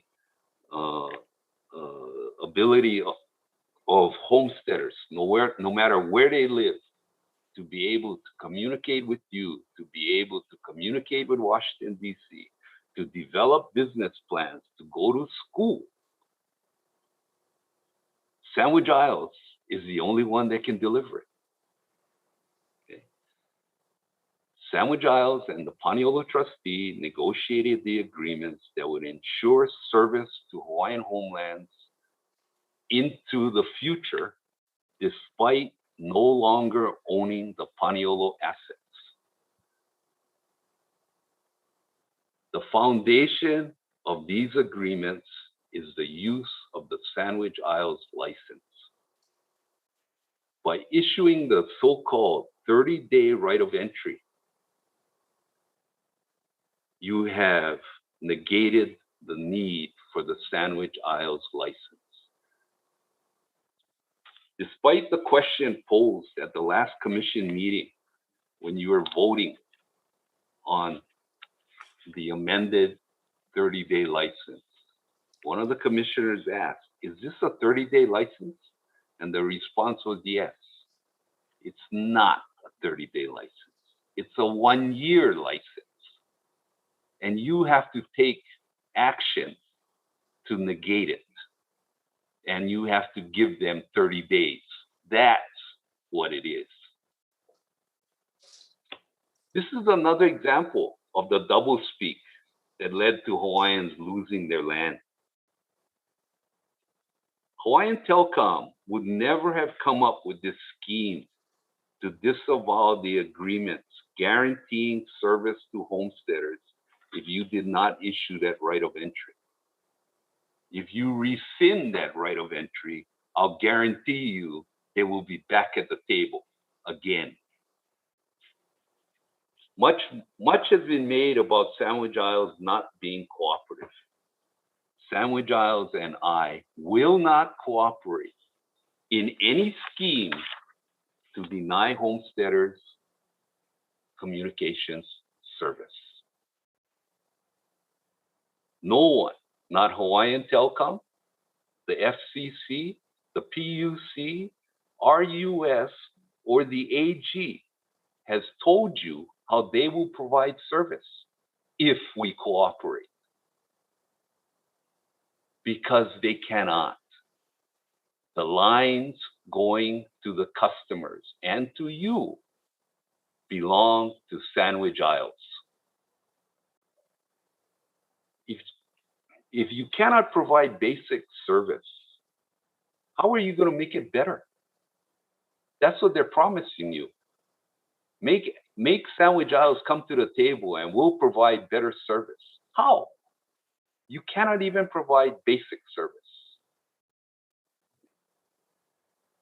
In supporting Hawaiian Telecom's motion before the bankruptcy court, the chairman has determined your fiduciary duty to the homesteaders lies with Hawaiian Telecom.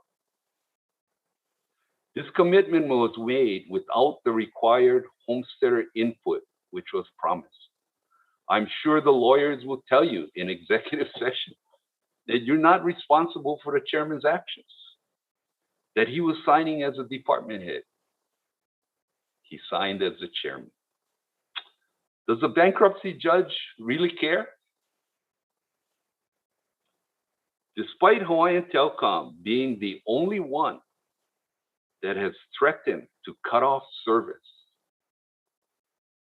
the chairman submitted a declaration in support of its motion to do away with the very agreements that assure homesteaders will receive service out into the future.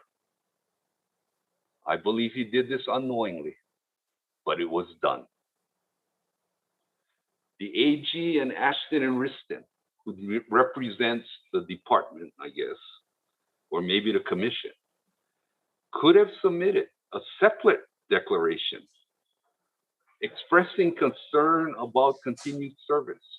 You did not have to submit this declaration in support of Hawaiian Tel's motion to do away with the agreements that guarantee service. The bankruptcy court hearing is on November 1st. You need to clarify to the bankruptcy court that the commission does not support Hawaiian Telecom before the court takes action. The future of beneficiaries and your fiduciary duty depends on you doing the right thing. Thank you. Mahalo. I hope I can answer whatever questions you may have. Okay, thank you, Al, and thank you for that history for renewable energy back when. Way back when, way back when, Chair. Okay, so I'm going to ask commissioners, are there any questions?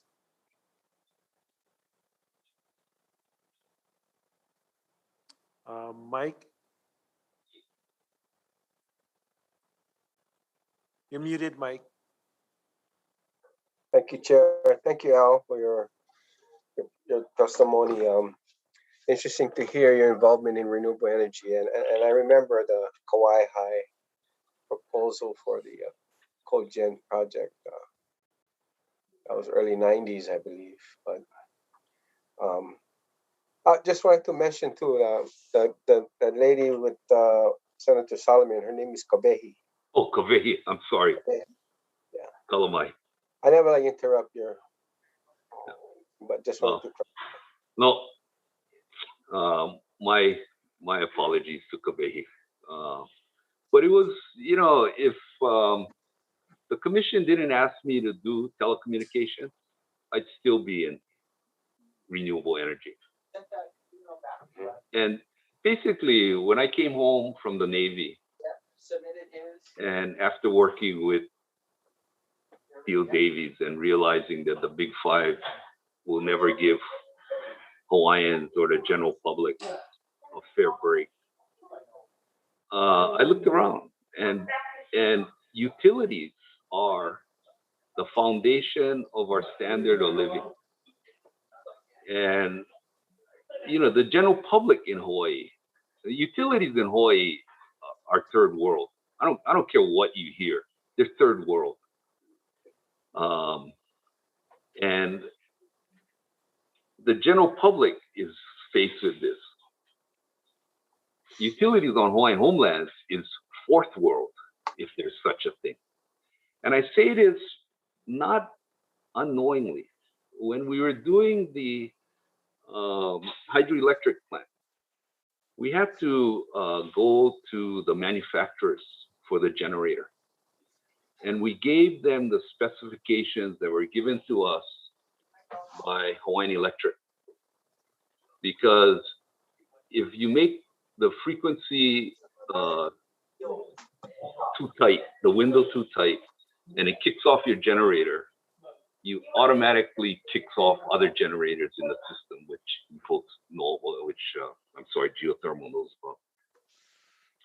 So we gave them the specs that Hawaiian Electric said you have to build to. And the manufacturer came back to us 3 times and said, there must be a mistake. We don't make generators with this kind of specs, not even for third world countries. And what those specs said was the frequency could deviate so much that would burn out electric motors like refrigerators. And that's why Hawaii has a high rate of refrigerators, or a short life for refrigerators, because the frequency is not tight enough.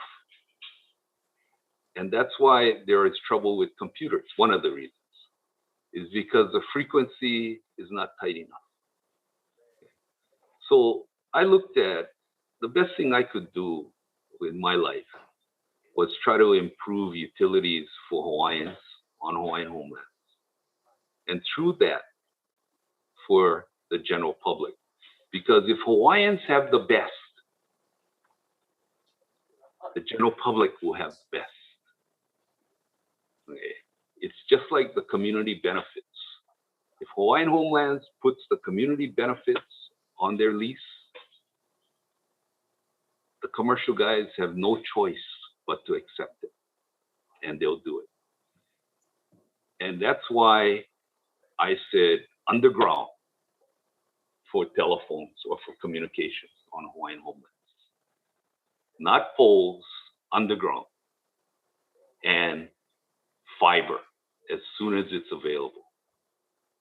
And the agreements that you folks, that Hawaiian Tel wants to break, in those agreements, as part of the requirements of the San Juan's license, all of the copper lines on Molokai, on Maui, on the Big Island, Kauai, and Oahu were slated to be replaced with fiber. That's why Hawaiian Tel doesn't want those agreements, is because those agreements are based on the San Juan's license, and the San Juan's license requires this.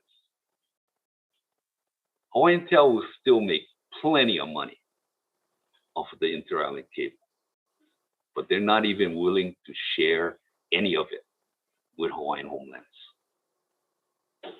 And sure, you can ask them, would you share?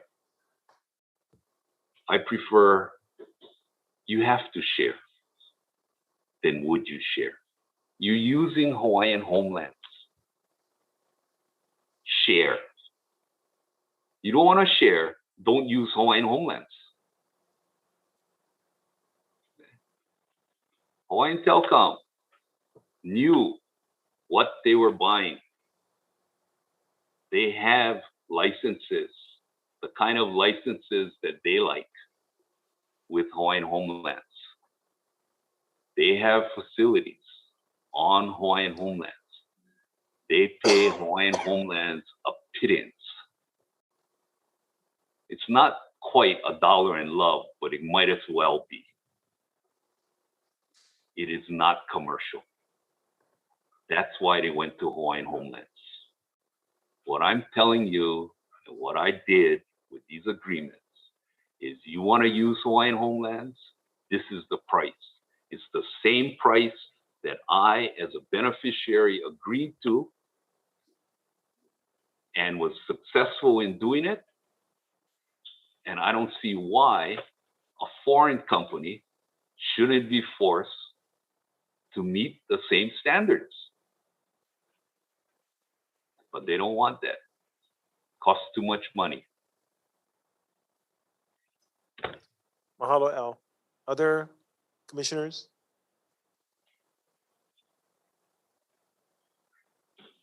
Okay, seeing none. Thank you, Al. Well, thank you. And I'm sorry that I cannot engage you folks because, you know, I really would like to resolve this thing without lawyers to lawyer. But, you know, I'm trying to at least answer your questions, make myself available to do that. I can't do it through the department because the department won't talk to me, won't talk to Sandwich Isles. Like Kaikinui, there's multiple examples. I could send you reams of emails where we've requested rights of entry to try to serve a homesteader and we get no response. Where homesteaders have come to us and said, can you hook us up? And we said, yeah. And they say, well, we need this from Hawaiian Homelands. And normally we would be able to do it. And we have to tell them, if you can't get it, I can't hook you up. It's not a good situation. And it'll end. I'm not going to pass this on. So I hope there's a time when we can sit down and talk. I'm always available. But if cannot, cannot. Mahalo. Okay. Thank you, Al. Okay, commissioners, we're going to take a 10-minute break and then come back to the regular agenda.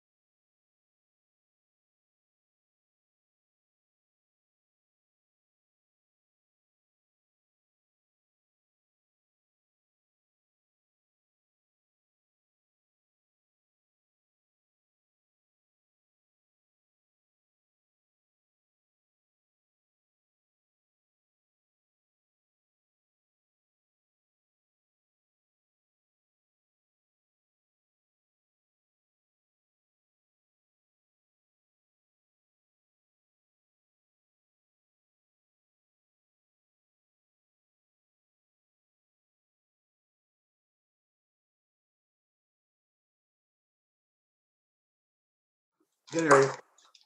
The commission is back in regular session, and we're on agenda item G4. Aloha Commissioners, Andrew Choi, Acting Planning Program Manager. Thanks for sticking with us today. Item G4 for information. Can't hear you. Can't hear you. Speak up a little.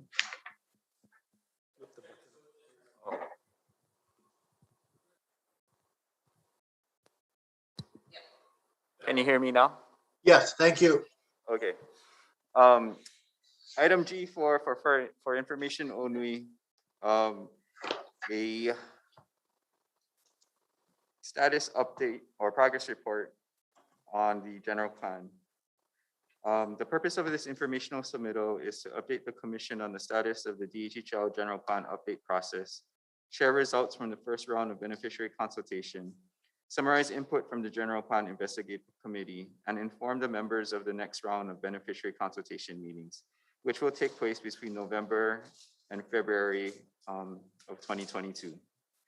The commission was last briefed on the general plan update process at its February 2021 regular meeting. With me today, I have Melissa May from SSFM, who's SSFM has been the consultant assisting the department with the general plan update. So I will hand it over to her. Okay, thank you, Andrew. Next slide, please. So as you are all aware, I'll just briefly recap that the general plan is the top tier of the DHHL planning system, which oversees the strategic plans and the regional plans as well as the island plans. And it's intended to set the high level policy that is followed by all of these. Next slide, please.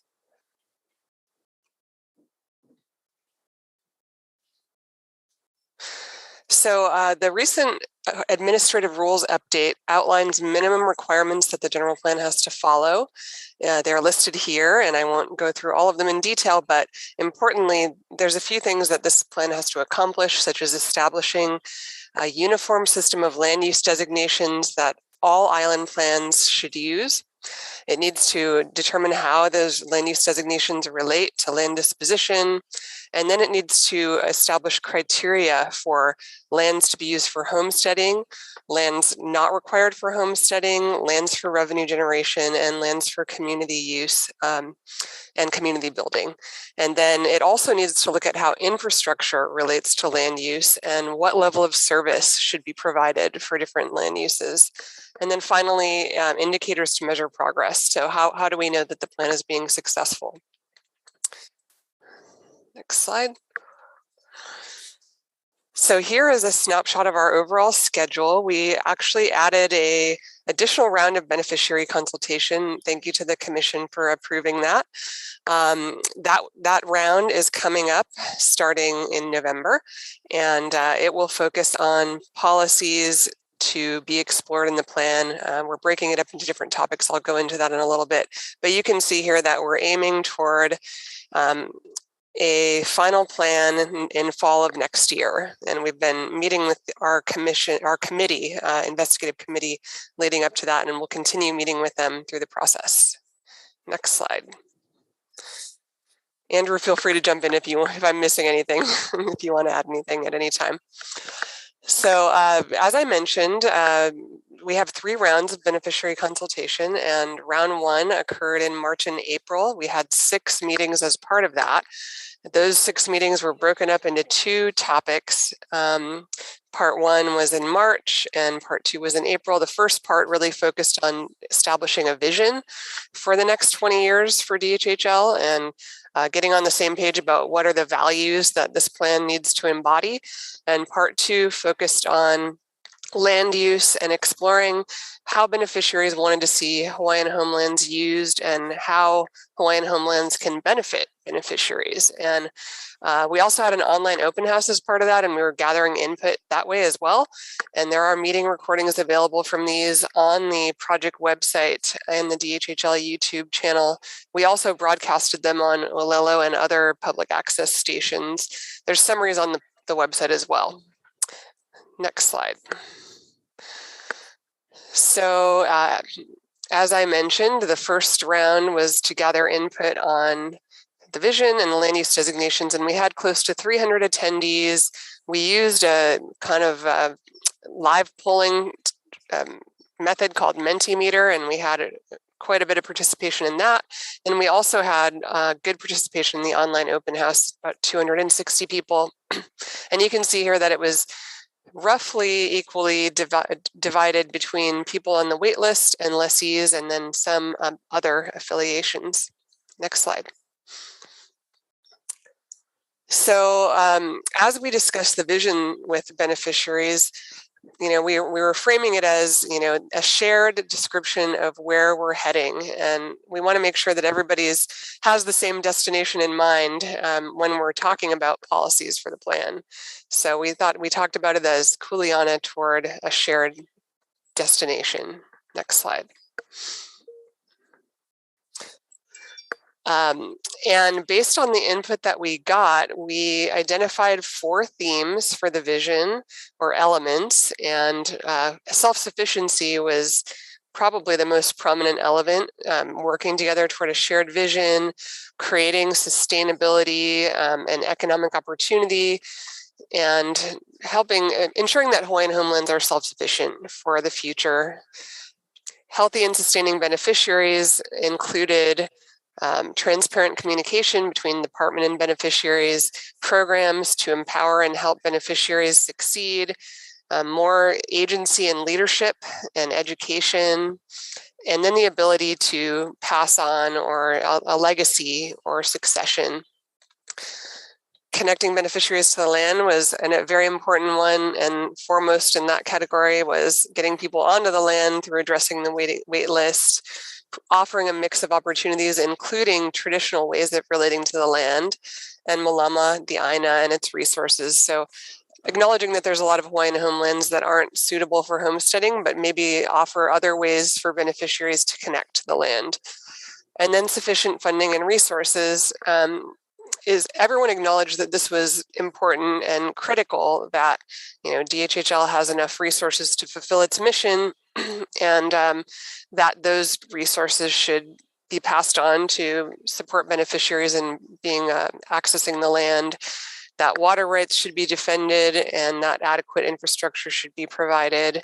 There was also some support for acquiring new lands and leveraging resources the department already has. Next slide. So the draft vision statement, I believe, is posted on the website, and you can read it at your leisure.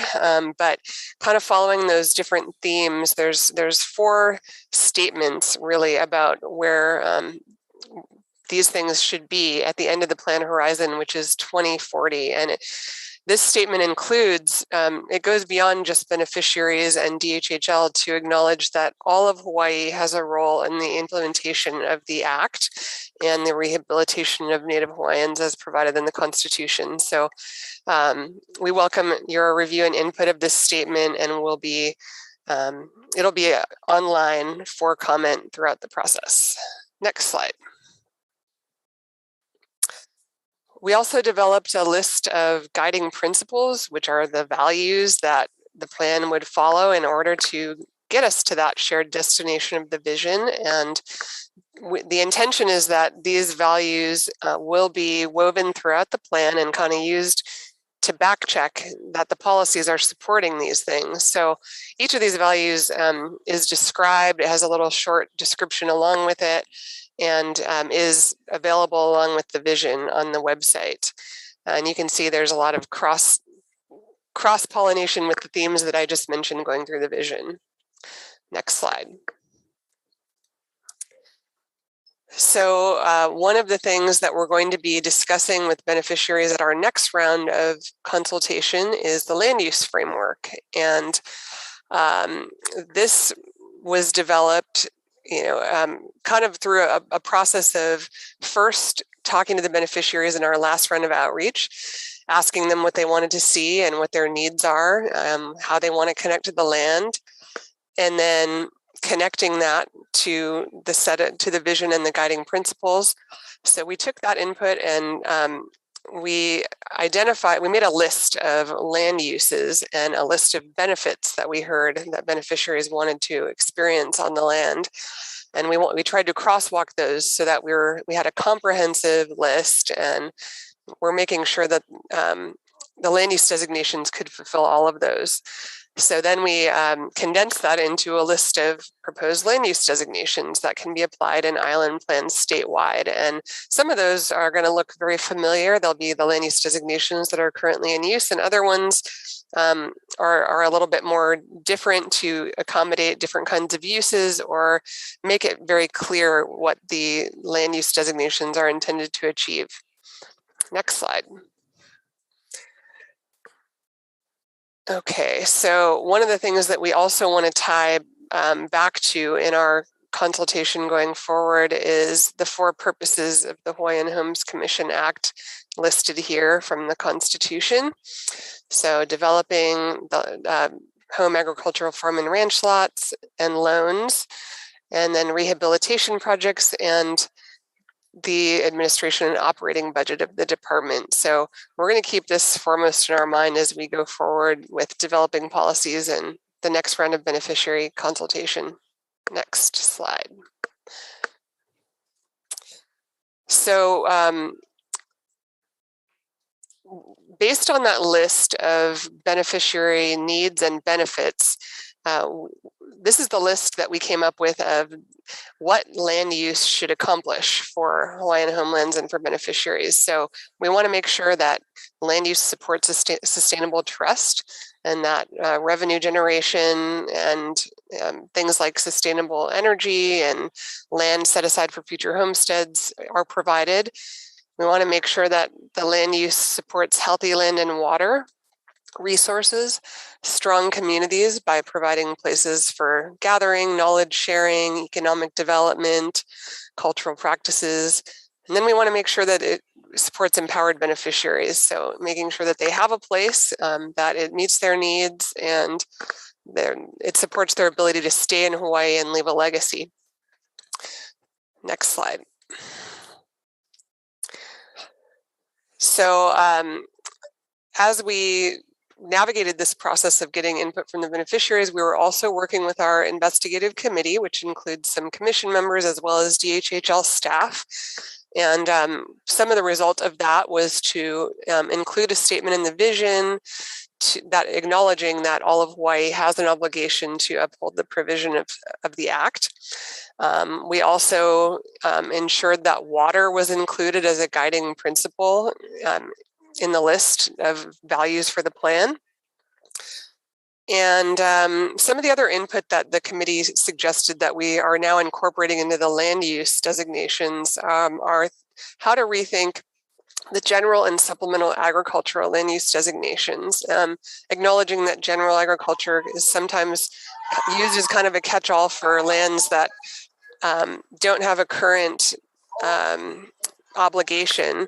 And so we're looking at calling those lands stewardship lands or something else that makes it clear these lands are being held in trust for possible future uses until appropriate use is identified.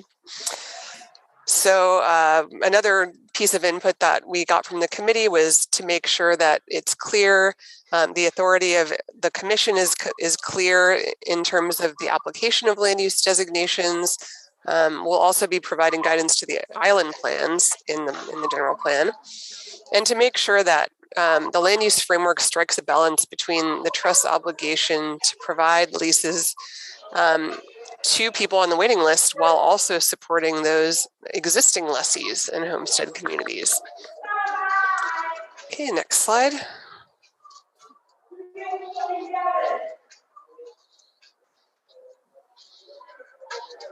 Okay, so as I mentioned, our second round of beneficiary consultation is coming right around the corner.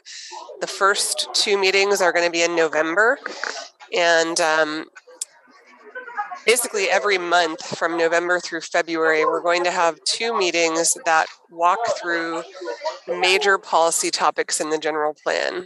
And at those meetings, we'll be going through draft policies and policy direction and getting beneficiary input on goals, policies, and metrics for each topic. So in addition to those virtual meetings, there'll be an online open house. So people can go see what's being presented on their own time, and they can fill out their comments and input anytime they like. Next slide. So here are the dates. I think we've actually updated the January date. But the land use and water resources and infrastructure are the topics being covered at the November meetings, which are November 3 and 4. And those meetings will be 6 to 8 p.m. on Zoom. Postcards being mailed out, and the information will be posted on the project website as well. The next round of meetings in December will focus on housing and food production, and then January will focus on healthy communities, natural and cultural resource management, and then finally in February we'll have meetings on revenue generation and economic development. Next slide. Okay, I think that's it. Thank you very much for your time and support of this process. Okay, commissioners, questions for Andrew or Melissa? I also want to highlight that Commissioners Kaupu, Helm, and Awo were also part of the PIG members, if they want to offer comments. Yeah, Chair, thank you. Go ahead. Yeah, I just wanted to say thank you, Melissa, for that presentation to, provide guidance and understanding as to what we've done so far with your support, your team, and as well as the committee. So we look forward to the next meeting in November, I believe. So is this next meeting, is it on Zoom again? Yes, so the next round of beneficiary consultation will be on Zoom, but we are hoping that the third round, when the review draft is released, can be in person. And at that time, we hope to go out to all the different islands and talk to the beneficiaries in person. So you're looking at the latter part of 2022 to finalize the general plan, is that correct? Yes, correct. Okay. Yeah, thank you so much, Melissa. Thank you. Thank you, Zach. Randy? Aloha, Melissa. Mahalo for that update. I don't have much to add other than, this participating in this process has been a real learning experience for me. So I think that that's been something that has helped me to understand what planning looks like and how we can start thinking about the best path forward for our beneficiaries. And I will say, I think the biggest learning experience for me came from sitting in with the beneficiary consultation meetings that were held. So that's all I have to say. Thank you for helping us navigate through this process. Thank you, Randy. Commissioner Kaupu, you want to add anything that you've learned or observed? No, I agree. It's been a learning experience. It's a little bit above my head currently, but I'm trying to catch up with it. So I appreciate the experience. I think that speaks for the commissioner experience in general. So, Mr. Chair, yes, Pauline, Andrew, Melissa did an excellent job. I absolutely love the format. I think it gives us a great format and big picture in a format that we can easily understand and follow. And I look forward to us finishing out the update of the general plan. Thank you so much. Thank you, Commissioner. You want to add anything? Yeah, I just wanted to add one last thought. So this is an important opportunity as the Cannot DHL hear. Cannot hear. Can you hear me now? Can you hear me now? Yes. Okay, sorry about that. I just wanted to, leave with the thought that, the general plan update process is an important opportunity for us as staff, you as commissioners, and all of our beneficiaries, as our land use designations are the mechanism in which the commission sets major policy direction on each island by directing DHHL on how it should utilize trust lands. And the premise of the Hawaiian Homes Commission Act is to positively affect beneficiary well-being through the utilization of land. So these land use designations articulate the commission's policies, and it's an important opportunity for us to make sure that these designations reflect the policy direction of the commission, which is informed by values articulated by our beneficiaries through the consultation process. So I just wanted to leave you folks with that. And I want to thank all of you for your continued participation in the update process. And we look forward to these next upcoming meetings over the next several months with our beneficiaries. Thank you, Andrew. Thank you, Andrew. Thank you, Melissa. Okay, with that, we'll go to agenda item G5. Chair, this is Russell. I apologize. I'm in a shared setting and I got to sign off to get to something else. So Okay. aloha to everybody. Aloha, Aloha, thank you. Russell. Yeah, Russ. Be safe. Aloha, Thank you, Russell. Russell. Aloha. Aloha. Okay, commissioners, item G5 for information only. The Boys and Girls Club of Maui Pokukalo Clubhouse draft environmental assessment. So I'm just gonna real quickly read the purpose of the submittal, and then as part of this new format for trying to make more efficient use of our time during meetings, we do have the consultant on the line, Brian Esmeralda from Munekio Hiraga, and also Kelly Pearson from the Boys and Girls Club, should you have questions on the content of the draft environmental assessment. But anyway, the purpose of this informational briefing is to provide the commission with an update of the project in Pokukalo, Maui, and to present summary highlights of the draft environmental assessment and notify commissioners of the draft environmental assessment prior to publication in the public bulletin. A copy of the preliminary draft environmental assessment has been provided for the commissioners' review prior to this meeting. So at this time, we'll take any questions you might have on the draft EA.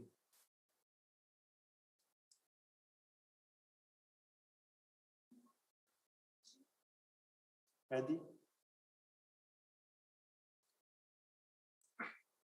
Mahalo, Andrew. I have no questions, just a few comments. I was glad to see that the EA has been completed and delivered for review. I'm still going through it, but you know, I think this center is a really important piece for the Pokukalo homestead because it services so many of our keiki, not necessarily all beneficiaries, but a wide swath of keiki, many of whom are Native Hawaiian. So I'm glad that this project is moving forward. And you know, that's all I have for now. So thank you. Thank you, Andy. Any other commissioners, question, comment? Yeah, Chair. Yes, sir. I don't know if you know this answer or maybe Randy does. Do you know the membership amount for the Boys and Girls Club for that particular club? When you say member, kids. When you say membership, how many Yeah, are for the homesteaders? no Boys and Girls Club. For the fee, yeah. you know, I don't know what the fee is. Oh, we do have Kelly Pearson from the Boys and Girls Club online that would probably be able to answer that question. Aloha, Chair. Aloha, Commissioners. Aloha. Hey, how's it? How's it? Thanks for having me. How you been? Good, good. So I just want to confirm, you wanted to know how many members we have? Yeah, your Okay. Boys and Girls Club members. Yeah, how many kids? Yeah. Okay, so pre-pandemic, I gotta make that statement. Pre-pandemic, we average every year about 350 registered members, but average daily attendance at Pokukalo was probably about anywhere between 120 to 140 a day. So we've really outgrown the community center.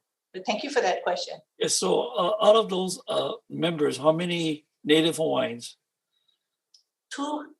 Average about 270. Oh my gosh, terrific.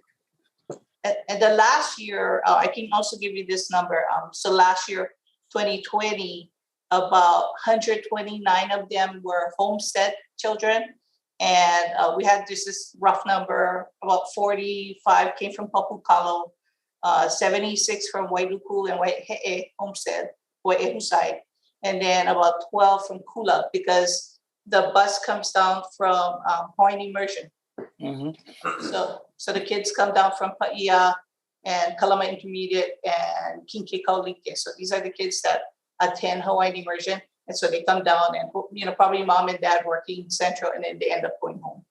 They live in various areas. Yeah, thank you so much, because I've worked for a Boys and Girls Club in Seattle, Washington for a number of years. So I'm familiar with the organization, and they provide excellent programs.